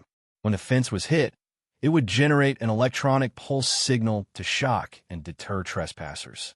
However, Zhao Yangzi and Hua Xiaoheng knew that the military's electric fences had long surpassed the limits of physical fences and were completely electronic pulse signals. There were many advantages of an electric fence that was completely electronic pulse signals. It was invisible, safe, easy to install and carry, and could be set up anywhere as long as a small electronic mainframe was brought along. However, as far as they knew, No country could set up such a large electric fence around the underwater blue hole. Let's try again. Hua Xiaoheng and Zhao Liangzi split up to test the edge of the blue hole, trying to find a place that wasn't surrounded by the electric fence. However, they tried for a full hour and were almost paralyzed by the electric fence, but they still couldn't find a gap in the electric fence. This is the first update, 3,200 words. A reminder for the monthly votes and recommendation votes, especially the recommendation votes. Today is Monday, and recommendation votes are very important.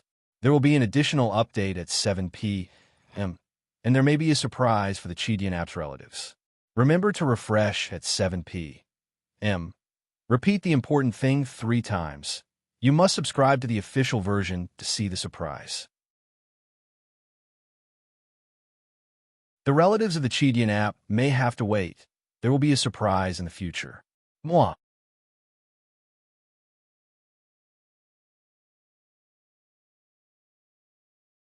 Chapter 502.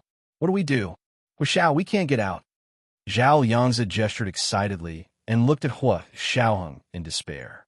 Hua Xiaoheng retreated further away from the edge of the blue hole.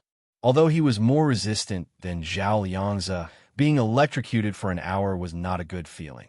Let's go up and take a look. Hua Xiaoheng pointed at the surface of the blue hole. They didn't want to surface. Since there were people chasing them, they would be easy targets if they surfaced. If Hua Xiaoheng was the one chasing them, he would definitely do the same. He would force them to surface and then kill them one by one like he was shooting targets. But if they didn't surface now, there was no way out. Although Hua Xiaoheng was their enemy, he couldn't help but admire this kind of technological breakthrough. They were able to overcome technical difficulties in seawater and achieve an electric fence.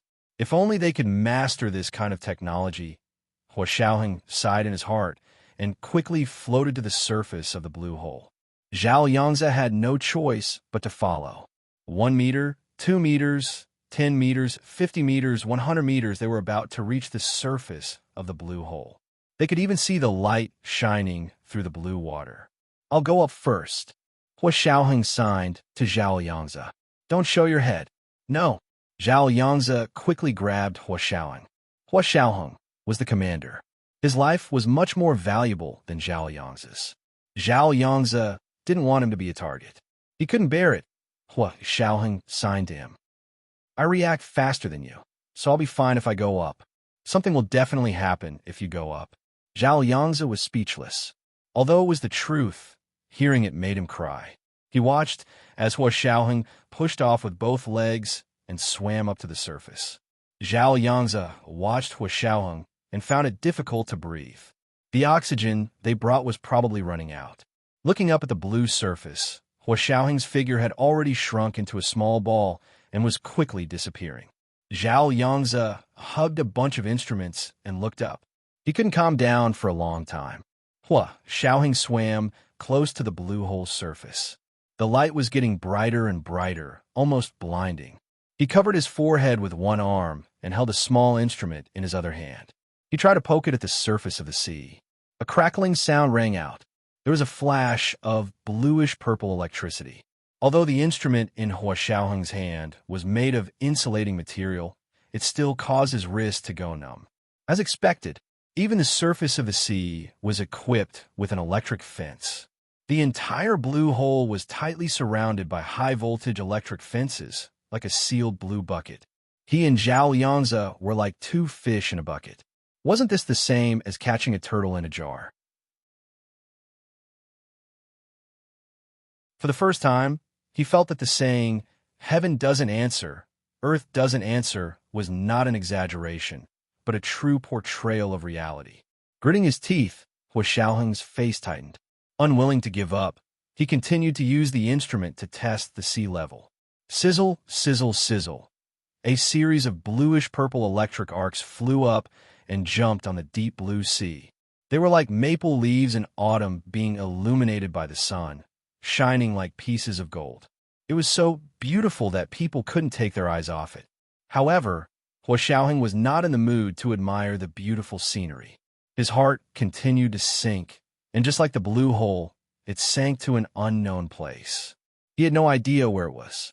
Less than a nautical mile away from the sea level that Hua Xiaoheng was testing, there was a long and narrow dark blue yacht quietly floating on the sea. Its color was very similar to the blue hole's color. From a distance, it was almost impossible to tell where the blue hole was and where the yacht was. It was very confusing. A middle-aged woman stood at the bow of the yacht. She had thick bangs, and her face was like a silver plate. Large black-rimmed glasses covered half her face, and her long, straight hair fell to her shoulders. She wore a slim-fitting dress, and although she was slightly voluptuous, her figure was very attractive. The woman held a pair of binoculars and looked at the bluish-purple arc on the surface of the blue hole. She snickered. Still not giving up? Then increased the current. Yes. Her subordinates quickly activated the instrument and increased the voltage of the electric fence around the blue hole. When Hua Xiaoheng tested the sea level for the last time, the voltage was increased, and the crackling bluish-purple electricity completely destroyed the instrument in his hand. If he hadn't hurriedly let go, he might have been electrocuted again. Gun Yinji frowned and stood motionlessly at the bow of the yacht. She had been standing there for half an hour. She became more and more nervous, and the vibrations she felt grew stronger. Previously, she could only feel it with her eyes closed, but now she could feel it with her eyes open. Brother Xiong, you really can't feel the vibration? Gun Yinji turned around again to confirm with In Xixiang. In Xixiang still shook his head, but he was no longer as certain as half an hour ago that Hua Xiaoheng and Gun Yinji were fine. Yinji, why don't we drive closer to take a look? In Xixiang didn't insist. He was also very nervous. Although he didn't feel it as directly as Gun Yinji, his years of special work told him that something was wrong. Okay, let's go there. Gun Yinji pointed in the direction of the blue hole. I feel the strongest over there. It could be said that all the vibrations she felt came from that direction. In Xixiang looked at the direction Gun Yinji was pointing and gestured the coordinates. After confirming it, he went to the cockpit to steer the yacht.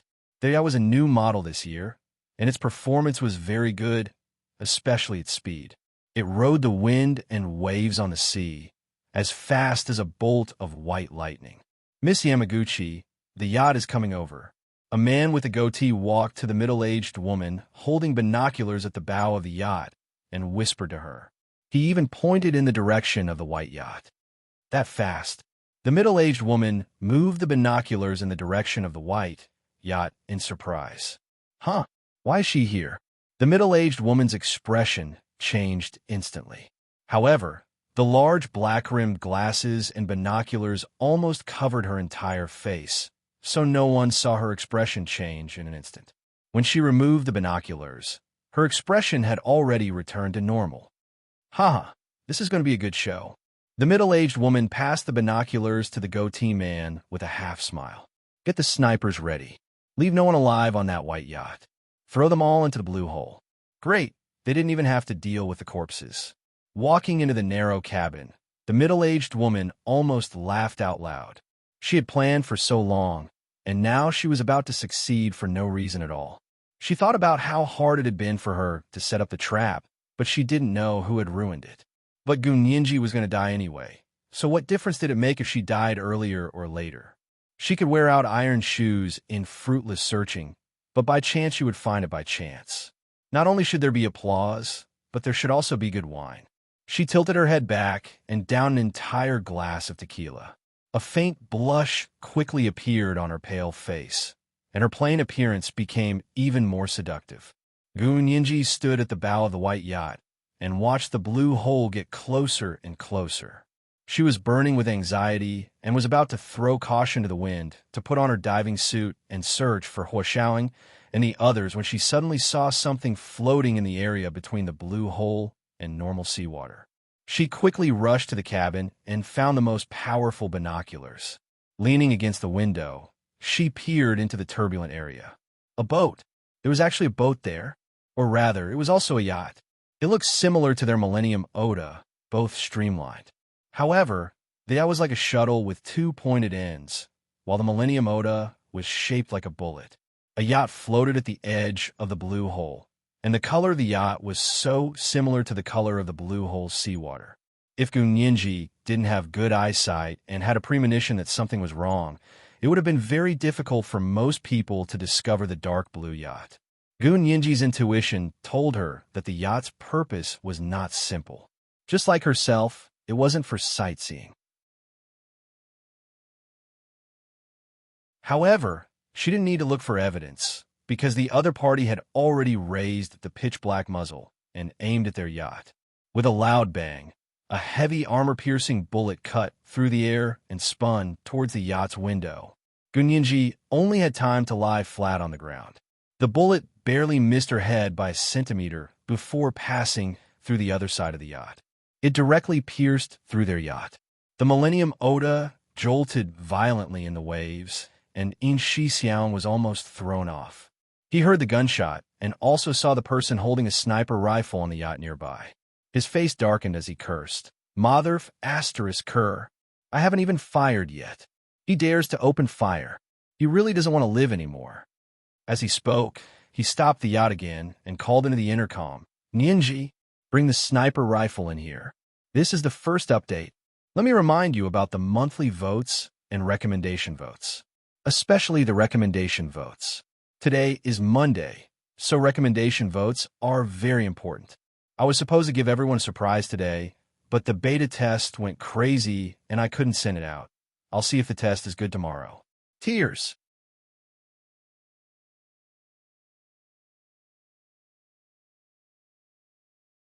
Chapter 503. When Gunyinji heard In Shixiang's voice, she quickly climbed up from the deck and rushed to the cabinet where In Shixiang kept the gun boxes. She took out the longest gun box and hugged it to her chest as she pounced toward In Shixiang's cockpit. She almost jumped onto the deck of the cockpit because another armor-piercing bullet whistled in and pierced through the yacht again. In Shixiang's expression was fierce as he kicked the gun box away from Gunyinji's hands. He reached for the gun box and grabbed the back of the rudder to open it. Within 15 seconds, he had assembled an AMR. Gunyinji had just crawled to In Shixiang's feet on her knees. Hearing the click of the gun bolt, she looked up and saw that In Shixiang was already walking out of the cockpit with the black barrel on his shoulder. Stay here and don't come out. In Shixiang didn't even look back as he walked out of the cockpit and locked the cockpit door. The cockpit was the safest in the entire yacht. The cabin door and body were both bulletproof, but the other cabins weren't as sturdy. The small living room Gunyinji had been in earlier had been pierced by a heavy armor-piercing bullet, but that kind of bullet couldn't penetrate the cockpit. Brother Xiong, don't lock the door. Gunyinji rushed over and banged on the cockpit door. I can help you be the spotter. Gunyinji had learned some basic military knowledge from Hua Xiaong. For example, snipers usually appeared in pairs, a gunner and a spotter. Of course, In Shixiang wouldn't let Gunyinji help him be a spotter. What kind of joke was that? If the little girl broke even a little skin, not only would Hua Xiaoheng flip out, In Shixiang himself wouldn't forgive himself. This was a girl they had personally raised, and they couldn't wait to feel sorry for her. Gunyinji banged on the door for a long time, but In Shixiang didn't respond. He crouched on the bow with the AMR and used a large swimming ring to cover himself as he aimed at the enemy sniper. To him, the enemy sniper wasn't a tough nut to crack because he had a scope on the sniper rifle. It flashed against the sunlight, and a bright spot appeared in Shixiang's field of vision. He calmly used the triangular ruler as a scope, and at the same time, estimated the wind speed on the sea and the other party's position. After 2 minutes, Shixiang squeezed the trigger. Bang! His AMR was equipped with a silencer, but because the distance was too far, the bullet whistled through the air when it was halfway through its trajectory. This type of anti-material sniper rifle was so fast that the high-speed bullets even created a sonic boom effect. By the time the sniper on the enemy's ship heard the sonic boom of the bullet had already arrived in front of him. It smashed the scope of the sniper's scope and continued to fly forward, shooting straight into his forehead. The sniper didn't even make a sound. He lay down behind the sniper rifle, twitched a few times, and then stopped moving. Substitute. The middle-aged woman stood in the cabin and watched as the other party knocked out one of their snipers. She remained unmoved and calmly gave an order. Another sniper took his place. The sniper that Yin Shixiang had killed earlier was thrown into the blue hole. Hua Xiaoheng and Zhao Yangzi leaned against a stone crevice inside the blue hole. They were running out of oxygen. In order to conserve oxygen, the two of them shared an oxygen mask. One inhaled, the other inhaled, and tried to maintain a long interval between each inhalation. Hua Xiao, will Big Xiong and Yinji be okay? Zhao Yangzi gestured to Hua Xiaoheng. Hua Xiaoheng also gestured back. I hope not. He said, I hope not, but not definitely not. Zhao Yangzi's heart sank. He rubbed the communicator in his hand and finally made up his mind. He gestured to Hua Xiaoheng. Hua Xiao, I want to try repairing the communicator again. If the communicator wasn't repaired, they could only wait for death here. The other party had already made it clear that they wanted to trap them in the blue hole and suffocate them. They couldn't get out, so they could only hope that the people on the sea could rescue them. Hua Xiaoheng knew that they had no other choice. They could only try their best. Whether the communicator was broken or not, the result would be the same. Let's try. Hua Xiaoheng gestured and shifted his gaze to the sea in front of them. In the depths of the blue hole, it was all blue. There were no colorful fish or beautiful corals. Everything was lifeless except for Hua Xiaoheng and Zhao Yangzi. Hua Xiaoheng quietly looked at the water in front of him and suddenly wondered what Gun Yinji was doing at this time. Was she sunbathing on a tan chair on the deck? Or was she barbecuing crabs in preparation for a feast? Or had she discovered that the communicator was broken and was anxiously forcing Yin Shixiang to repair it? At the thought that he might inexplicably capsize here this time, he felt an indescribable pain in his heart. This was a feeling that he had never felt before, as he faced death with equanimity. He couldn't just sit and wait. Hua Xiaoheng tightened his grip on the AMR and narrowed his eyes. He was determined to go to the sea again. At that moment, the calm waters of the blue hole suddenly rippled. Hua Xiaoheng looked up and saw something falling from above. He quickly turned on the telescope function of his diving goggles and saw that it was a corpse. An idea popped into his head. Little Zay, wait for me. I'll be right back. He turned around and shoved his oxygen tank into Zhao Liangzi's arms. Then he kicked off the stone wall of the crevice and leaped out like a fish. Zhao Yangzi was surprised to find that Hua Xiaoheng had also left his oxygen tank for him. He was touched and anxious. Although he had gone on many missions with Hua Xiaoheng, it had never been as dangerous as this. And at a time like this, when only one of them could survive, Hua Xiaoheng had actually given him hope. What else could he say to such a general, such a commander, and such a boss? Zhao Yangzi's diving goggles were filled with mist. He knew he shouldn't cry at a time like this, but he couldn't help it. Hua Xiaoheng caught the body that had fallen from the surface of the sea. He grabbed the collar of the body and pulled it to the side of a stone wall in the blue hole. After a closer look, he realized that the person had been shot in the head with a single shot. This was Yin Shixiang's usual fighting style, and the bullet hole in the person's forehead was obviously caused by the Special Forces' special bullets. Hua Xiaoheng was half relieved and half nervous. He was relieved that Yin Shixiang and his men must have realized something was wrong and were already exchanging fire. He was nervous that Yin Shixiang and Gun Yinji were the only two people on the yacht. Would they be able to deal with the vicious robbers? More importantly, he didn't know how many people there were this time. Hua Xiaoheng's expression darkened when he thought that Gun Yinji was already in danger. He turned his large hand and grabbed the clothes on the back of the corpse to use it as a meat shield. Then he quickly moved his legs and swam towards the surface of the blue hole. This time, with the corpse helping him isolate the electric fence on the surface of the blue hole, Hua Xiaoheng successfully floated to the surface. He took a deep breath, and his entire body was supplied with oxygen. His mind was 100 times clearer than before. He actually floated up. The middle-aged woman on the dark blue yacht put down her binoculars and cursed through gritted teeth. A bunch of useless people. They don't even know how to catch turtles in a jar. Beat them up. Aim at that person. She fiercely ordered Hua Xiaoheng. who had just floated up to the surface of the blue hole. Hua Xiaoheng only floated up to take a breath before diving back into the blue hole. Unfortunately, he didn't have an oxygen tank. Otherwise, he could directly use the corpse as a meat shield and directly pass through the electric fence to swim to normal seawater. Because his current position was closer to the blue hole's surface and further away from the blue hole's boundary, he had no choice but to use the corpse to occasionally float to the surface to catch his breath. Then he would dive back into the water and swim step by step towards the blue hole's edge. The sniper on the yacht was quite good and almost hit Hua Xiaoheng a few times. Hua Xiaoheng held the corpse in one hand and the sniper rifle in the other. He couldn't aim at all and could only fire a few shots at random. He didn't pose a threat at all. The middle-aged woman saw that she hadn't hit the person in the diving suit after so long and guessed that it was Hua Xiaoheng. Otherwise, how could he be so skilled? Perfect. You two can go to hell together and be a pair of doomed lovebirds.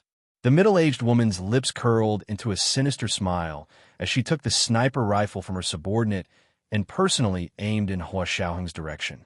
Her marksmanship was much better than her subordinate's snipers. Hua Xiaoheng could only hear the continuous sounds of gunfire as water splashed around him. The splashing water blurred his vision through his diving goggles, and in a moment of carelessness, the enemy's bullets pierced through the diving suit on his arm and scraped off a layer of oil. Soaking his injured skin in seawater was like rubbing salt on the wound.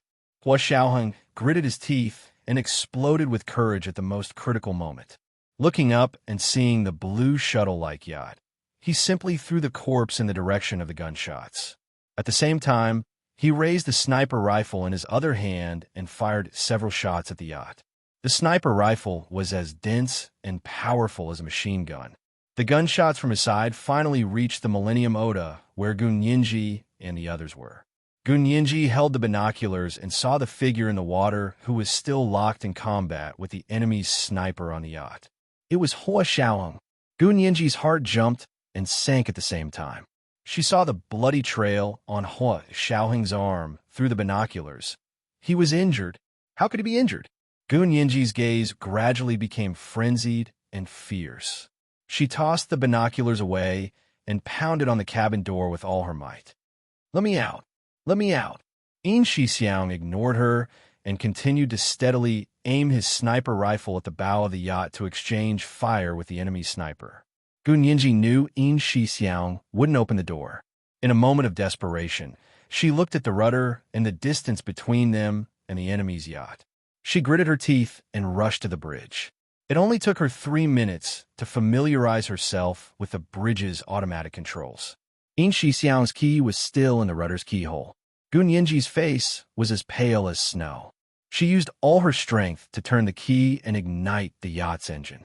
She activated the yacht's autopilot function and charged straight at the enemy's yacht with both hands on the rudder. "Jump into the sea. They don't want to live." As soon as the middle-aged woman's subordinates saw the white bullet-shaped yacht that was twice the size of their yacht braving the wind and waves, crashing into the side of their ship with a suicidal stance, all of them jumped into the sea without saying a word. "Miss Yamaguchi, jump into the sea. They're coming.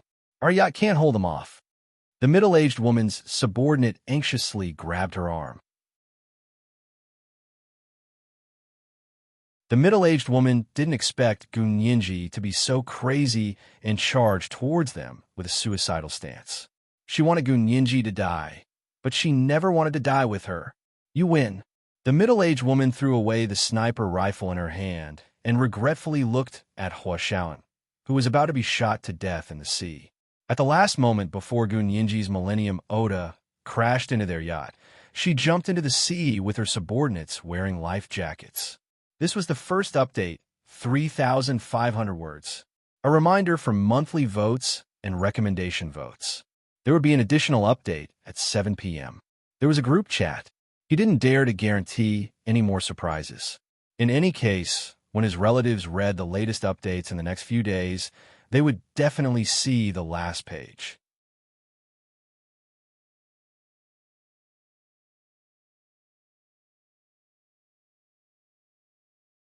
Chapter 504.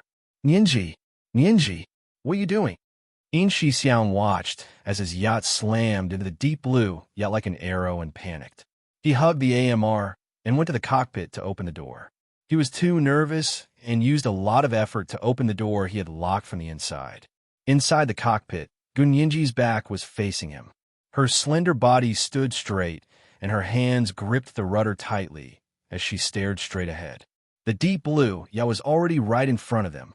In Xixiang closed his eyes and threw away the AMR in his hands. The moment the two yachts collided, he lunged over and hugged Gunyinji tightly from behind. He used himself as a safety belt to secure her between the bridge and his embrace. The huge impact of the collision made Gunyinji's bones crack. Fortunately, In Xixiang was protecting her from behind, so she wasn't thrown out by the huge inertia. However, In Xixiang's hand on the bridge's handle was already bleeding from the impact. Gunyinji turned around and was shocked to see a trace of blood flowing from the corner of In Xixiang's mouth. "Brother Xiong, why are you bleeding?" In Xixiang felt a sweet metallic taste coming from his throat. He endured the intense pain of his arms almost breaking from the inertia and said hoarsely to Gunyinji, "It's because of you." Gunyinji was speechless. Fine, he could still joke around, so it shouldn't be a big problem. Gunyinji turned around and realized that the yacht was rocking continuously in the waves. The blue shuttle-shaped yacht in front of them was only half the size of their Millennium Oda, so it had been knocked upside down on the surface of the sea. Their yacht didn't seem to have suffered any major damage at the moment, but because of the huge impact, it was unbalanced. The impact caused the sea to undulate up and down, making people dizzy. Gunyinji, who had never been carsick, couldn't take it anymore. Her face turned even paler, and she clenched her teeth to prevent herself from vomiting. In Xixiang didn't feel good either, but he still firmly held Gunyinji in place, not wanting her to be injured by the inertia. The people on the deep blue yacht that they had knocked over used all their strength to swim out of the water where the two yachts collided. However, the huge wave that followed still swept a few of them back to the waters where the blue hole was. They didn't have time to remove the electric fence that they had set up here, so it was still electrified. A series of crackling purplish-blue electric arcs lit up above the blue hole, and those people screamed in pain as they were electrocuted to death, falling into the range of the blue hole. The middle-aged woman floated in the sea with two capable subordinates protecting her. Looking up at the scene, she was both surprised and proud, angry and resentful. She stared at the white yacht that had knocked them over with her vicious eyes, wishing she could slap the word death on it. "Miss Yamaguchi, what should we do?" Her subordinates watched in horror as their own people were instantly charred by the electric arcs at the edge of the blue hole. They were all terrified. They were all outlaws and weren't afraid of death, but they couldn't die in such a way that left no bones behind.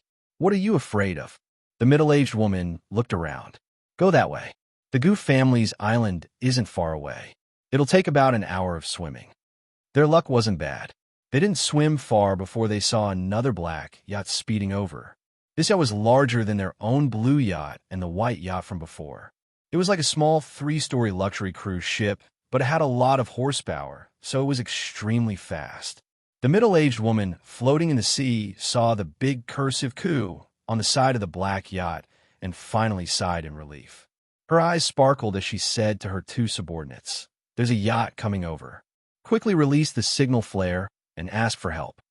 The subordinates obeyed her and quickly took out the signal flare they carried with them and fired into the air. Gu Yanran sat in the hall on the 3rd floor of the black yacht and looked anxiously at the waters in front of her. She saw the purplish-blue electric arc from so far away, and her heart skipped a beat. She almost fell to the ground. Standing in front of the window, she clasped her hands together, closed her eyes, and murmured prayers to the god of the sea. "Miss Gu, do you also believe in Christ?" A tall white man stood behind her and looked at her with his arms crossed with interest. The white man was a security guard hired by Gu Yanran. She turned around and smiled at him. "James, I pray to the god of the sea, Poseidon. I hope that the people I care about are fine, and I hope that everyone is well." I've had enough of being separated by life and death. James' expression became serious as he nodded at Gu Yanran. Miss Gu, God will hear your prayers and bless you and the people you care about. Gu Yanran turned around and continued to look in the direction of the blue hole. Suddenly, she saw a few black dots floating diagonally in front of the yacht. When they got closer, she saw that they seemed to be people who had fallen into the water. Miss Gu, there are 3 people who fell into the water in front. Should we save them? One of Gu Yanran's housekeepers walked in and whispered in her ear. Gu Yanran reached out. Give me the binoculars. The housekeeper placed a high-powered military binoculars in her hand. Gu Yanran raised the binoculars to look and froze when she saw it. How could it be her? What was she doing? But even though she was confused, she couldn't leave them to die. Gu Yanran ordered, send someone to save them. The waves were still tumbling, but they were much calmer than before. Gu Ninji panted and slowly steadied herself. She said to In Shi Xiang behind her, Brother Xiong, I'm fine now. You can rest now. In Shi Xiang's grip was too tight just now, and it was starting to spasm. It took some effort for him to loosen his grip. He secretly flexed it twice to confirm that there was nothing wrong with his hands before putting them behind his back and taking a step back. He asked hoarsely, Ninji, are you okay? I'm fine. I'm much better now. Gu Ninji turned around to look at In Shi Xiang. In Shi Xiang had thick brows and large eyes. His skin was slightly brown, but it was a bit pale. He was probably dizzy from the waves just now. Gu Ninji patted his arm. Rest for a bit. I'm going out for a bit. What are you going to do? In Shi Xiang grabbed Gu Ninji's hand. You were very reckless this time. Luckily you're fine. Otherwise, I wouldn't be able to answer to Hua Xiao. Hearing In Shi Xiang mention Hua Xiaoheng, Gu Ninji felt both sweet and sad. She sniffled and tried to support her body. She said as calmly as possible, If I didn't crash the boat, you wouldn't have Hua Xiao to answer to. Let go of me and let me out. Gu Ninji was telling the truth. The situation just now had been extremely dangerous. Even if In Shi Xiang had done it himself, the result would have been the same. At that time, he hadn't been as decisive as Gu Ninji. In Shi Xiang was a bit ashamed but still held her arm. Ninji, Hua Xiao will be fine. He survived even the most dangerous situations. This is nothing. Indeed, the missions that the Special Operations Forces had carried out in the past few years were much more dangerous than this. Moreover, they often faced foreign mercenaries and regular troops. These few bandits and pirates were nothing to them. Gu Ninji knew this was the truth, but she also knew the situation in the blue hole was different. It was different from what Hua Xiaoheng and the others had encountered in the past. However, she couldn't explain it clearly to In Shi Xiang. At the end of the day, she was relying on intuition. There was no scientific explanation for it. But because it was intuition, she had to go. Otherwise, she wouldn't be able to eat or sleep well for the rest of her life. Gu Ninji pushed In Shi Xiang's hand away with one finger at a time. She said calmly, Let go of me. I'm going to find Hua Xiao. How are you going to find him? He's in the blue hole. He'll come out soon. In Shi Xiang hadn't seen Hua Xiaoheng exchange fire with the people on the yacht because he was engaged by another sniper. He couldn't look around with binoculars like Gu Ninji. Gu Ninji shook her head. Her voice was even calmer. Hua Xiao and Brother Zhe can't come out. If they could, they would have come out a long time ago. Don't you understand? They're in danger. Really? In Shi Xiang's expression changed. Are you sure? I'm not sure, so I'm going down to take a look. Gu Ninji said as she pretended to take off her clothes. In Shi Xiang quickly turned his head away from Gu Ninji. He shouted at the window, If you're not sure, then why are you going? Gu Ninji took the opportunity when he turned his head to rush out of the cockpit. Mimicking him, she quickly locked In Shi Xiang in the cockpit and rushed to the small living room. She found the spare diving suits they'd brought. She took off her sportswear and put on the spare diving suit in only her underwear and underwear. The diving suit was very large and didn't fit her well. But Gu Ninji couldn't care less at that moment. Her little face was tense. Carrying the oxygen tank, she dove into the water and swam with the current towards the blue hole. When In Shixiang used a metal wire to pry open the locked cabin door and rush to the deck, he only had time to see Gun Yinji's back swimming in the sea. She was like a mermaid swimming towards her prince. This is the second update. Let me remind you about the monthly votes and recommendation votes. Go ahead and flip to the end of this morning's update to see if there are any surprises. Try again. If it goes well, you'll get a big one tomorrow. Group kiss.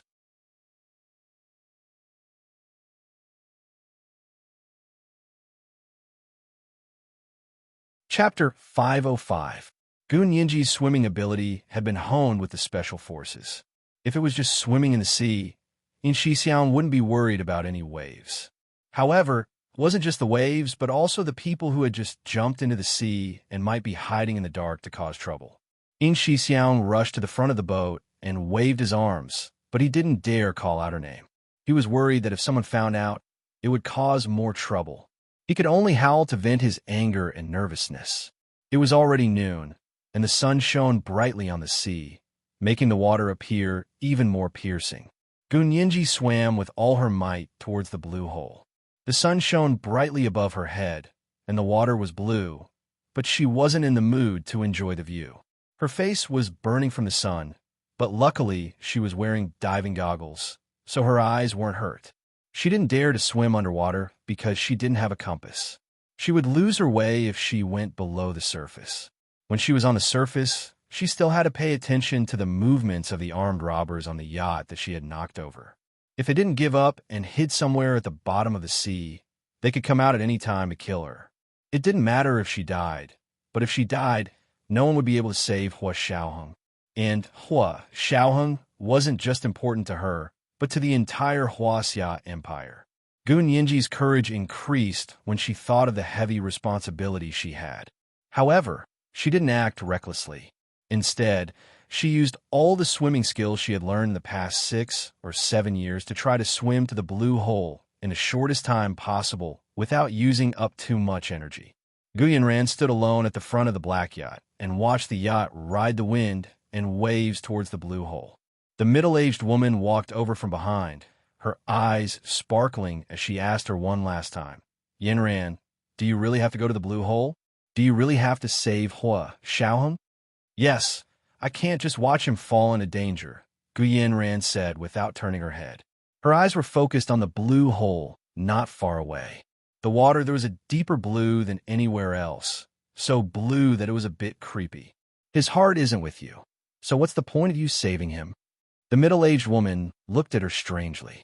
"Even if you save him, you won't mind seeing him with someone else in the future?" Gu Yanran lowered her head and stared blankly for a moment before replying quietly, "If that's the case, there's nothing I can do. But as long as I save him, I can leave a scar in his heart." Hee, I didn't expect Yanran to be such an infatuated girl. I really couldn't tell before. The middle-aged woman nodded. "That's good. Our paths are different. Give me a small boat and let me down." "Are you leaving?" Gu Yanran finally turned to look at her. Her expression was calm. "Why do you always dress like this? Besides, this is the sea. Are you sure a small boat is enough?"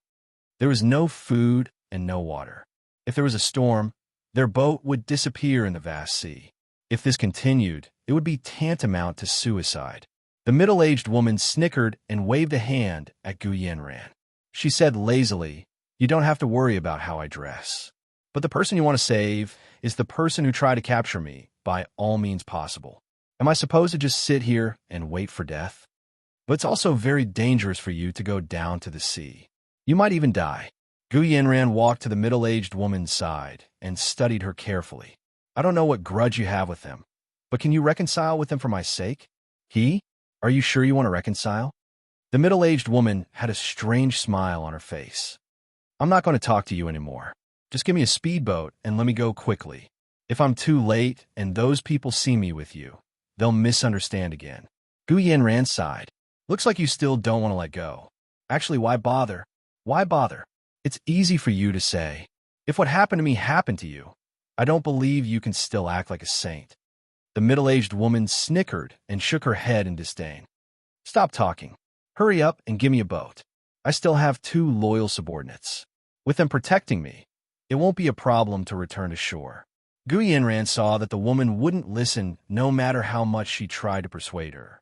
She felt that she had done her best as a friend, so she nodded. Fine, I'll do as you say. I'll give you a lifeboat, as well as some food and water. Use it sparingly. If there are no accidents, you'll be able to return ashore in half a day. It's only half a day. What are you complaining about? The middle-aged woman grew impatient and turned to leave. I'm leaving. This time, I'm really going back.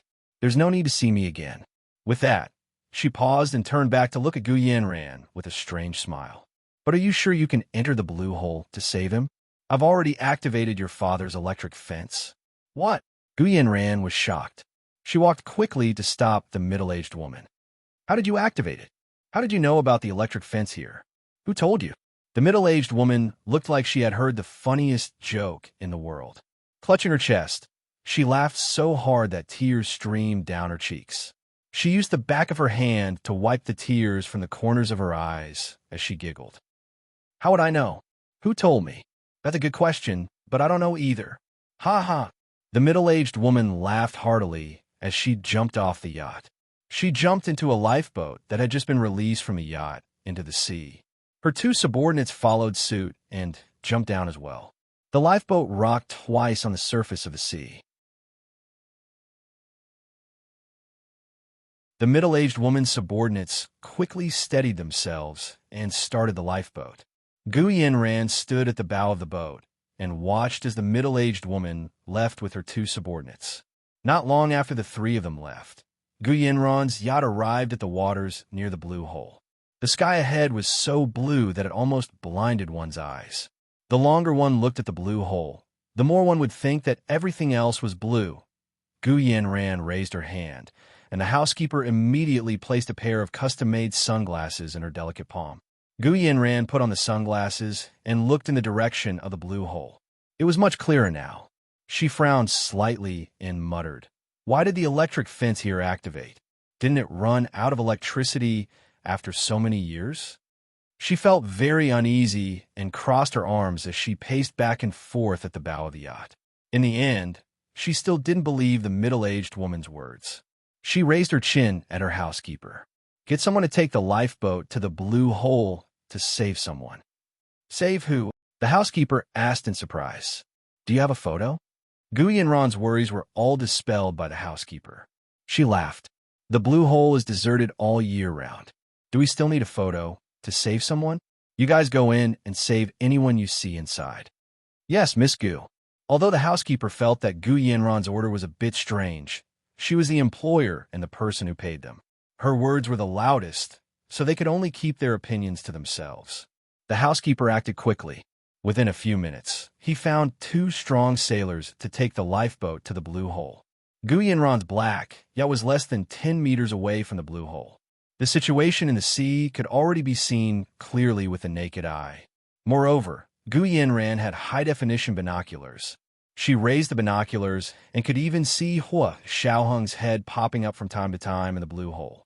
She could see his handsome eyes, strong arms, and standard swimming style. He was gliding in the blue sky. Although he was in a dangerous place, his posture was still relaxed, as if he did not care about the danger at all. He cruised in this azure world as if this was his territory and he was the king here. Gunyinji finally neared the blue hole's waters.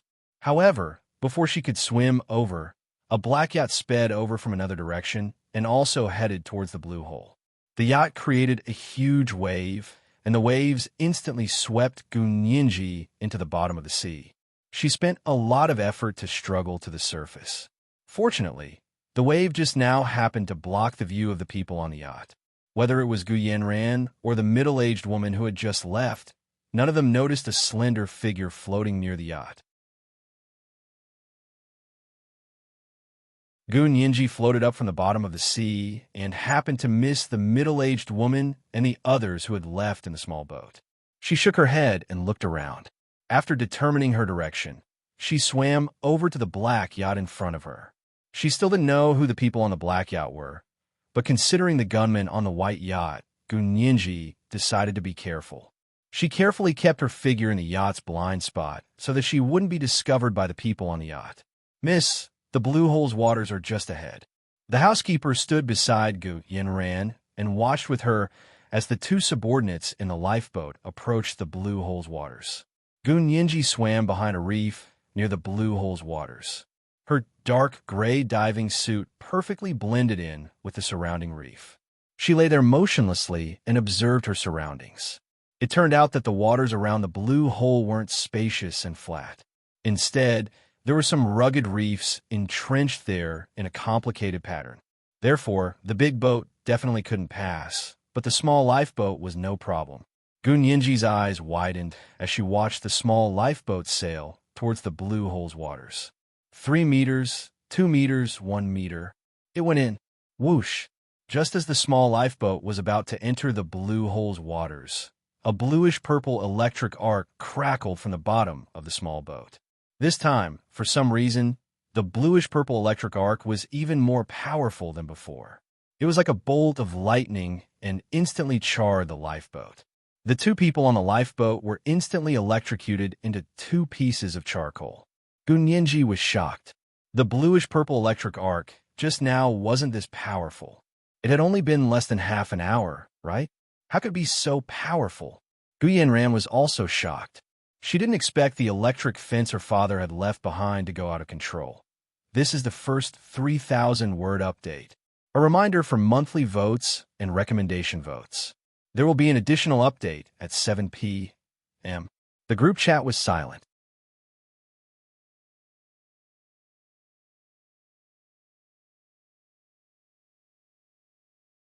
Chapter 506. The seawater in the Blue Hole boiled, and the bluish-purple electric arcs crackled on the surface of the sea. The electric currents danced like golden snakes, and it also looked like the sky filled with lightning before storm. However, the positions of the sky and the earth were reversed. The Blue Hole looked like the sky, but the sky looked like the land. Gu Yanran sucked in a breath of cold air. She covered her mouth and stared at the scene in front of her with wide eyes. She murmured that day, 7 years ago. This place was like this. She remembered that the situation was almost exactly the same as now. The sky was dark, the sea was blue, and the positions of the sky and the earth seemed to be reversed. It was also that day that she suddenly received the bad news that her father and mother's flight MH210 had disappeared mid-flight. Then, all the countries in the world participated in a major search. She left home in a hurry to deal with her father and mother's funeral matters. Her younger sister, Gun Yinji, insisted on taking the boat out to sea that day. Their family's servants could not stop her and could only accompany her. After that, the yacht never came back. Gu Yanran closed her eyes and didn't want to continue thinking about it. Gun Yinji, who was lying behind the reef, saw the situation in the Blue Hole's waters and became even more anxious. What could she do to save Hui Xiaoheng and Zhao Yangzi? Those people couldn't even get close to that area by boat. Earlier, she had seen Hui Xiaoheng surface from time to time through the binoculars. Now, after so long, Hui Xiaoheng hadn't appeared again. Could it be that something bad had happened to him? Gun Yinji was frightened by her own thoughts. Her heart contracted violently, as if a large hand was squeezing her heart. All the blood in her body was squeezed out, and it rushed to rush out of her throat. Gun Yinji only felt a fishy sweetness in her throat. She pursed her lips tightly and didn't allow herself to show any weakness. Now wasn't the time to be weak. There were people waiting for her to save in the hellish depths of the sea. Gun Yinji quietly moved down from the reef and prepared to swim below sea level. At this point, she could already see the Blue Hole not far away from the water. She didn't have to worry about getting lost. At this moment, she suddenly heard a series of sirens that grew louder and louder. The sirens were getting closer and closer to her. Gun Yinji was startled and was about to slide down the reef when she heard someone's voice coming from behind her. Huh, there's actually someone here? Gun Yinji was horrified. She had been discovered. In a moment of desperation, she didn't know if the other party was a friend or foe. She just wanted to quickly slide to the bottom of the water to be safe. Unexpectedly, the other party's swimming skills were much better than hers.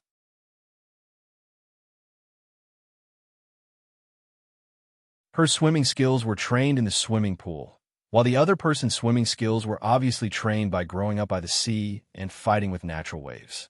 He quickly grabbed Gunyinji's arm, lifted her onto the small lifeboat, and threw her into the corner.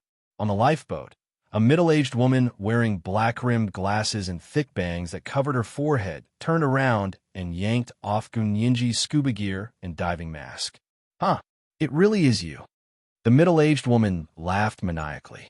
Gunyinji, oh Gunyinji, to think that you would have such a day. It was actually the woman on the dark blue yacht. Gunyinji was extremely nervous, but maintained a calm expression on her face. She said coldly, "Who are you? Do I know you?" "You don't need to know me. I only need to know you." The middle-aged woman's face was filled with the joy of getting her revenge. She smacked Gunyinji across the face. Gunyinji never suffered a loss. Without thinking, she slapped the middle-aged woman back and said crisply, "Can't you talk nicely? Why are you hitting me?" The middle-aged woman was stunned by Gunyinji's slap. After a while, she came back to her senses and glared at Gunyinji. Her eyes looked like they were about to burst into flames. "You hit me? How dare you hit me?" She then roared at her two subordinates. "What are you doing? Why aren't you tying her up?" Gunyinji cursed silently. How could she save Hua Xiaoheng if she was tied up? She steeled her heart and pulled out the gun from her diving suit to shoot at the middle-aged woman. In the end, she was too nervous. Her hand trembled, and she missed. However, this shot was enough to kill the middle-aged woman. The middle-aged woman also didn't expect Gunyinji to have a gun in her diving suit. She paused in shock and immediately pulled one of her subordinates over to block in front of her. Gunyinji raised her hand and fired a second shot, killing the middle-aged woman's subordinate in front of her in one shot. The middle-aged woman's other subordinate immediately pulled out a gun and fired at Gunyinji. Gunyinji was already prepared. After firing the second shot, she rolled on the ground and crashed into the middle-aged woman's leg. She knocked her down and began to wrestle with her. The middle-aged woman's subordinate didn't dare to shoot again. He stood to the side and looked around, afraid that he would accidentally shoot his master. Gunyinji didn't have that much to worry about. As soon as she wrestled with the middle-aged woman, she realized that she wasn't as strong as she was. She twisted the woman's hands behind her back with one hand and knelt on one leg at the same time. She held the gun in her other hand and aimed at the man in front of her who was too afraid to shoot. She fired several shots. The middle-aged woman's second subordinate was also killed by Gunyinji. Gunyinji kicked the two corpses into the sea and turned to glare at the middle-aged woman. Her eyes were full of murderous intent. "How dare you kill people?" The middle-aged woman's eyes almost popped out of her head. "How dare you kill people? You knowingly broke the law." Gunyinji was instantly emboldened with the gun in her hand. She was secretly glad that the diving suit she had randomly picked up was Hua Xiaoheng's backup diving suit. It was different from normal diving suits. There are all kinds of weapons and ropes hidden inside.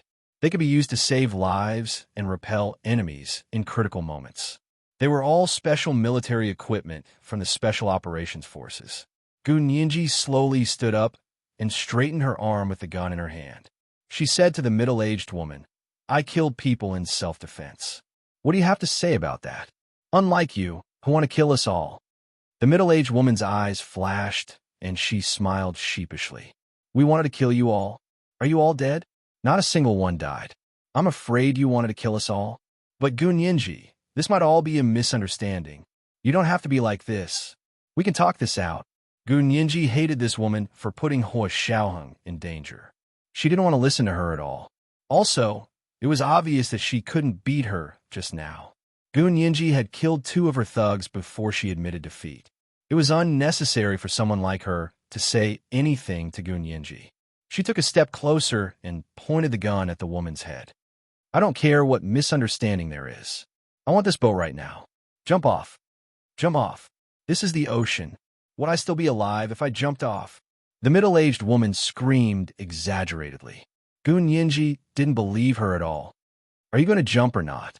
Gunyinji pushed the gun so hard that it almost made a hole in the middle-aged woman's head. TSK, Gunyinji, I really overestimated you. I didn't know you were so reckless and rude. The middle-aged woman clicked her tongue. She didn't seem afraid at all. You finally caught me. Aren't you curious why I chased after you? Gunyinji raised a brow. You chased after me? When did that happen? Why didn't I know about it? The middle-aged woman was so angry at Gunyinji's words that her insides trembled. Why was this little woman's mouth so annoying? She had racked her brains to plan and prepared painstakingly. She had almost killed Gunyinji, but Gunyinji had inexplicably escaped several times. Even this time, Gunyinji was 3 against 1, but Gunyinji still managed to turn the tables. Was she really no match for Gunyinji? The middle-aged woman stared at Gunyinji with a strange expression. You really don't know? Don't you remember one day last year when you went to your classmate's birthday party and got drugged? Gunyinji's heart skipped a beat. How did this middle-aged woman know about this? Who are you? Gunyinji's voice lowered with obvious confusion. The middle-aged woman was overjoyed. She knew Gunyinji had fallen into her trap. She laughed. Do you really want to know who I am? You really don't know? As the two of them spoke, a loud whistle sounded again. Gunyinji's heart skipped a beat. She couldn't delay any longer. Hua Xiaoheng was still waiting for her to save him. Every minute she delayed would put him in more danger. Therefore, she wasn't curious at all. She said coldly, I don't care who you are. Tell me if you want. I'll give you 3 seconds to jump. I'll count to 3. If you don't jump, I'll shoot. The middle-aged woman's expression changed when she heard the whistle. Her tone immediately changed. She said darkly, It's fine if you don't want to know. Women who get drugged with H3 of 7 all end up badly anyway. Gunyinji, isn't the feeling of sleeping with 7 men very exhilarating? This is the second update. Let me remind you about the monthly votes and recommendation votes. There are 2 updates of 5 to 6,000 words every day. Are they still not satisfied? The group was full of kisses.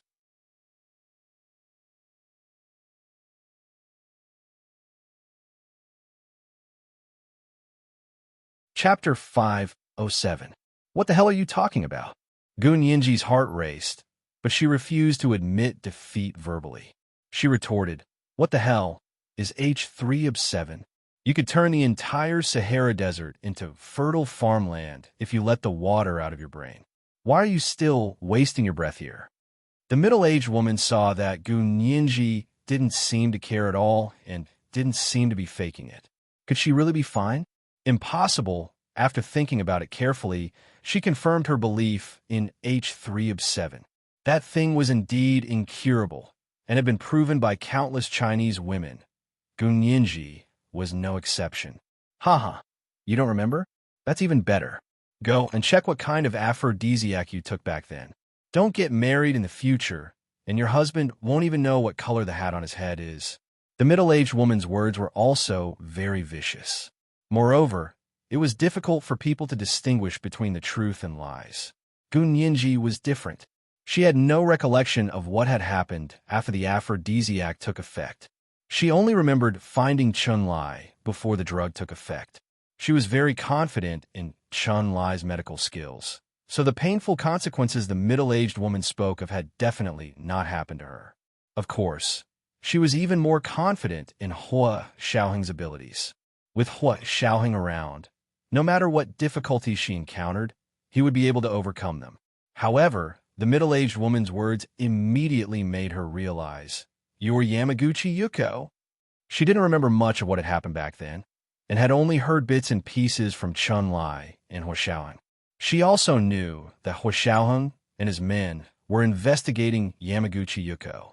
Of course, she also knew that the aphrodisiac her classmate Feng Ishi had obtained had come from a Japanese woman, Yamaguchi Yuko. She had also seen Yamaguchi Yuko's portrait at Hua Xiaoheng's place. Although it wasn't exactly the same, the general outline was still recognizable. Yamaguchi Yuko was the only one who knew so many things back then. So you really didn't die? Gunyinji tightened her grip on the gun. The bolt clicked, and the gun was loaded. She pressed the gun against the middle-aged woman's forehead. She used so much force that a round red mark appeared on the woman's forehead. That's even better. I won't have to feel guilty about killing you anymore. You really want to kill me? The middle-aged woman's expression changed several times in an instant, as if she had never expected Gu Nianji to be this vicious. She glared at Gu Nianji and said bitterly, "Someone like you is actually a law student?"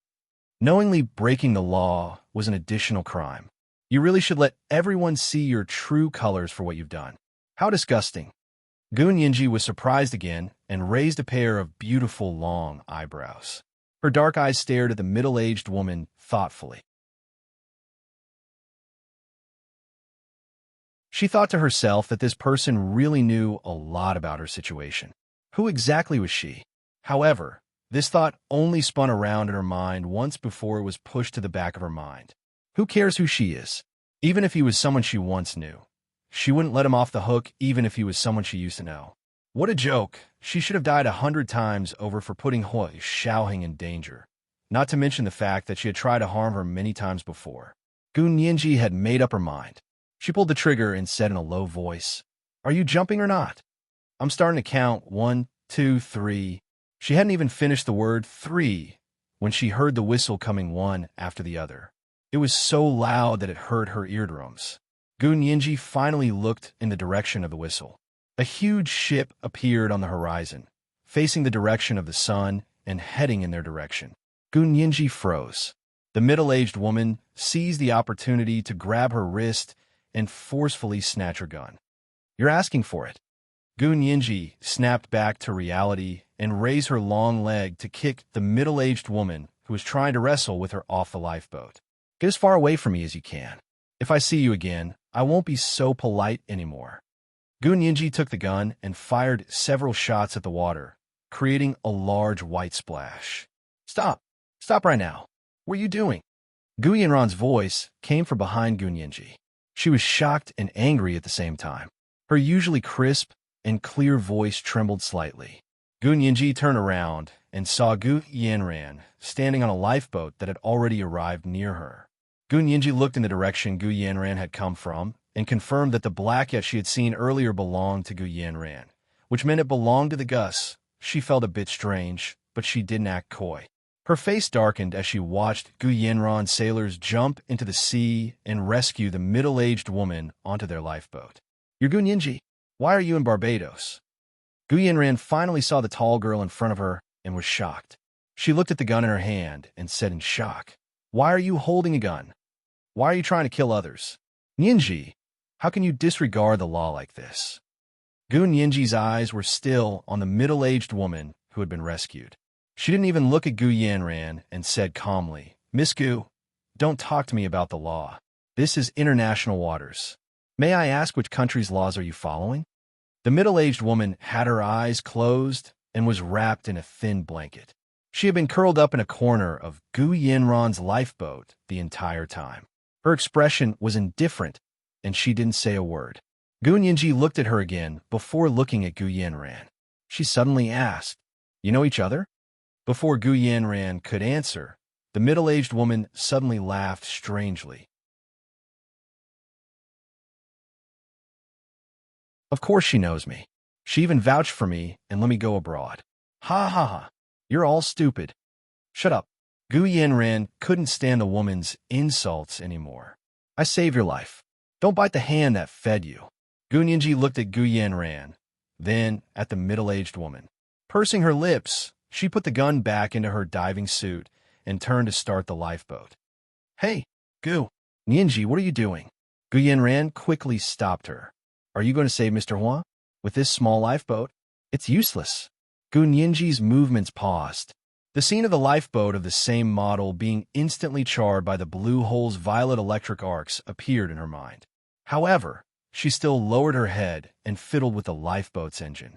She could not save him just because she knew it was dangerous. Not long after, she started the lifeboat. Gu Nianji didn't even look back as she piloted the lifeboat towards the blue hole's waters. Come back. Come back. Don't go die. We can think of another way," Gu Yanran shouted anxiously. However, Gu Nianji's lifeboat was going so fast and the engine was so loud, it was impossible to hear her. Why is this child so stubborn? Gu Yanran sighed and turned to see the middle-aged woman curled up in the corner of the lifeboat. She asked in confusion, Why did you come back? Where are your subordinates? They were killed by Gun Yinji. This little girl is really something. She kills without batting an eye. The middle-aged woman spat in disdain and looked at Gu Yanran. Since I'm on your boat, you should save me until the end. I have no obligation to save you. Gu Yanran frowned and said impatiently, I told you not to leave by yourself, but you didn't listen. Now you don't even have anyone with you. How are you going to explain yourself when you go back? Puff. The middle-aged woman laughed. You don't have to worry about how I explain myself. You'd better. Her gaze wandered as she watched Gun Yinji's lifeboat approach the blue hole's waters and sail towards the ocean full of bluish-purple electric arcs. Gu Yanran's gaze followed her. Sigh, such a beautiful little girl. Why is she so stubborn? Gu Yanran couldn't bear to watch. Let's go back. She directed her lifeboat to return to her yacht. The middle-aged woman's gaze was fixed on Gun Yinji's small lifeboat in front of her. Gun Yinji looked at the ocean full of bluish-purple electric arcs in front of her, and fear appeared in her eyes. It wasn't that she wasn't afraid. Growing up, the most dangerous time was probably the beginning of her memory, the car accident when she was 12 years old. Ever since she met Hua Xiaoheng that time, she had been tightly and safely protected by him. These 6 or 7 years were probably the best time of her life. However, the person who had given her a second life was now in danger. No matter how scared she was, it couldn't stop her determination to enter the Dead Sea. If she was going to die, she wanted to die with Hua Xiaoheng. Gun Yinji's expression became determined. She quietly looked at the ocean full of bluish-purple electric arcs and forced herself to find a solution within 10 minutes. According to her calculations, the oxygen tanks that Hua Xiaoheng and Zhao Liangzi brought could only last for 3 hours at most. 2.5 hours had already passed, and there was still half an hour left for emergency response. Therefore, she had less than 10 minutes left. Could she find a solution within 10 minutes? If she had a supercomputer and all kinds of engineering equipment, there was still hope of solving the ocean full of bluish-purple electric arcs in 10 minutes. However, she had nothing now. She only had a cell phone, and it was even configured for gaming. It was impossible to use it for large-scale calculations. Then she looked at the set of Swiss Army knives in her diving suit. Could these be considered engineering equipment? What a joke! Gun Yinji took a deep breath and closed her eyes. She tried her best to tell herself to calm down, to calm down. There must be a solution. There must be a solution. As long as the arrangement of the blue hole was arranged by someone, there must be a solution. She was no longer the little girl who was tied up in the car and couldn't do anything about the fire. She had a solution. She must have a solution. Gun Yinji suddenly opened her eyes and thought of the first problem. Since the blue hole could produce bluish-purple electric arcs, what kind of power generator would be needed to produce bluish-purple electric arcs of this scale? This is the first update, 3,000 words. Reminder for monthly votes and recommendation votes. There will be an extra update at 7 p.m. Group chat. P.S. Actually, this story is very rich in content. I've already written a detailed outline, but I just didn't have time to write it. I'm crying. This is the time of the year when I'm so busy. I envy authors who can write full-time.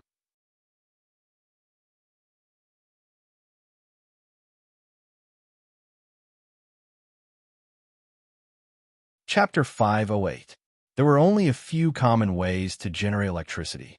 Hydropower, wind power, thermal power, solar power, and nuclear power. Gun Yinji quickly recalled the physics knowledge she had learned from the Special Operations Forces teachers about electricity resources. Combining it with the situation around the blue hole, she decisively ruled out the possibility of thermal power and hydropower.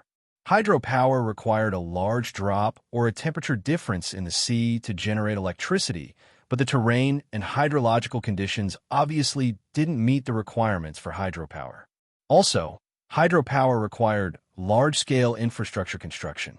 The environment around the blue hole didn't have any signs of artificial construction. It maintained its original appearance, so the possibility of hydropower could be completely ruled out. There was no need to mention thermal power. The sea around the blue hole didn't have the natural conditions for thermal power generation. Other than hydropower and thermal power, which required large-scale infrastructure, wind power and nuclear power also had very high requirements for power generation. Large-scale infrastructure construction was essential. Gunyinji quickly ruled out hydropower, thermal power, wind power, and nuclear power. She focused on solar power. Solar power was a power generation method that could be large or small, complex or simple. Gunyinji didn't know much about solar power, but she knew the general principle. The Special Operations Forces also had solar power panels. She had been curious and secretly climbed to the roof to observe them. The world's best solar power circuit boards had already been developed to the point of being small and light. They could even be carried around. Like other technologies, all the most advanced technologies were in the military field. Solar power was no exception.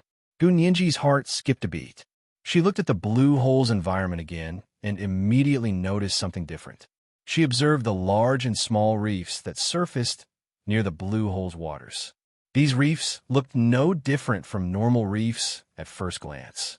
However, if one looked closely, they would discover that the irregular shape and rough texture of the reefs actually had other secrets. Gunyinji focused on the reefs. Her eyes gradually focused on a place not far from her lifeboat. The location of the reef was very coincidental. Half of it was inside the blue hole's waters, and the other half was outside. If it really was solar power like she imagined, then the location of the reef was really remarkable. She followed the position of the reef and looked around the blue hole's waters. She immediately discovered something. The area between the blue hole's waters and the normal sea was dotted with reefs like this. Half of them were in the blue hole's waters, and the other half were in the normal sea. It would be perfect to use them as a carrier for solar power. Gunyinji's eyes lit up, and she steered the lifeboat towards a reef. Suddenly, a commotion and argument erupted on Gu Yinran's yacht. Gunyinji was so absorbed in her thoughts that she was awakened by the noise on the other side. She subconsciously looked in that direction. At the bow of Gu Yinran's yacht, the middle-aged woman was holding Gu Yinran hostage with a gun. She stood with her back to the surface of the sea. Gu Yinran's neck was tightly strangled by the middle-aged woman. Gu Yinran kept trying to break the middle-aged woman's arm, but she couldn't break it. The middle-aged woman pointed her gun at Gu Yinran's housekeeper and bodyguards and kept shouting. Gunyinji felt that Gu Yinran deserved it. That middle-aged woman was obviously not a good person, but she still saved her and went to her yacht. She averted her gaze and ignored Gu Yinran. She focused on jumping onto the reef. The area between the blue hole's waters and the normal sea was filled with reefs of all sizes.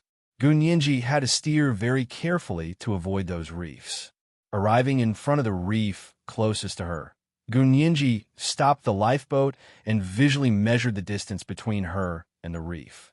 She took out a suitable length of rope from her diving suit, tied it into a circle, and threw it towards the reef.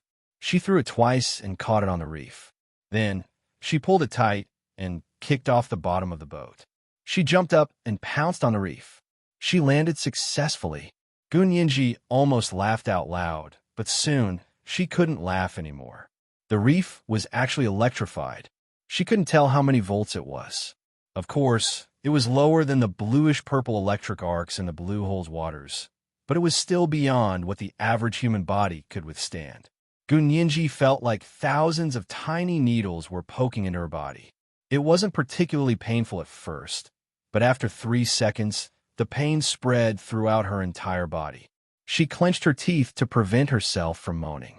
Ignoring the pain all over her body, she half-squatted on the reef and began to use the simple circuit detection device on the Special Operations Force's all-purpose diving suit to find traces of solar circuit boards. Not long after, she found a clue and was instantly amazed. She didn't know who was so smart. These weren't F***king reefs at all. They were solar circuit boards disguised as reefs. And a very advanced and novel paint was used on the outside. This paint could not only disguise the texture of the reef to protect the circuit board inside, but it could also multiply the absorption of solar energy. This was very unbelievable. The reason solar power hadn't been widely used was actually because the conversion rate of solar energy itself was too low. Its performance was low, and it caused serious environmental pollution. However, these natural solar reef slabs near the blue hole not only had a high conversion rate, but they also realized recycling of the circuit device, so the pollution to the environment was almost minimized. This was also why this area of the sea had been able to maintain its original appearance, using the environment while simultaneously transforming and protecting the environment. This kind of technology was truly mature and sustainable. While Gu Nianji was amazed, she also had to carefully avoid the bluish-purple electric arcs near the blue hole on the other side of the reef. Those arcs were obviously high-voltage electricity. If she were to come into contact with them, she would definitely die. It didn't matter if she died, but what about Huo Xiaoheng and Zhao Liangzi? Gu Nianji would never let that happen. Now that she knew where the power generator was, the next step was to destroy the power generator here. Gu Nianji looked up and counted. There were about 8 similar reefs arranged in an octagonal shape. Her time was limited, so she didn't have the time to climb onto those reefs one by one to destroy them. Now is the time to use the destructive weapon. Gu Nianji took out her gun from her diving suit and aimed at several similar reefs nearby. She fired continuously, causing the reefs to shatter into pieces and completely destroying the external coating and internal wiring of the power generator. 2 minutes later, the bluish-purple electric arcs in the blue hole's waters weakened at a speed visible to the naked eye. Soon, they weren't as strong as before. Instead, they were like scattered blue willow, the wisps floating on the azure blue sea. Gu Nianji was overjoyed. She knew she had found the right direction. Just as she was about to continue looking for those reefs to shoot, she heard a loud noise coming from Gu Yanran's yacht. "Let me go! Let me go! You can't bite the hand that feeds you." It was Gu Yanran's hoarse voice. Gu Nianji quickly turned around and saw that on the 3rd floor of Gu Yanran's yacht, the middle-aged woman had taken a gun from somewhere and was holding Gu Yanran hostage with it. She stood with her back facing the blue hole's waters. "I have nothing now. Get your family to pay the ransom." The middle-aged woman's cackling was like a demon's voice piercing through Gu Nianji's mind. Gu Nianji frowned and slowly raised the gun in her hand. She wanted to take the opportunity to shoot the middle-aged woman from behind and help Gu Yanran out of trouble. She couldn't just watch Gu Yanran get killed in front of her. However, before she could do anything, Gu Yanran's situation changed. The middle-aged woman suddenly stumbled and fell forward. Gu Yanran somehow escaped from the middle-aged woman's grasp and also had a gun in her hand. She fired multiple shots at the middle-aged woman's chest and then kicked her into the sea. The seawater was immediately dyed red with blood.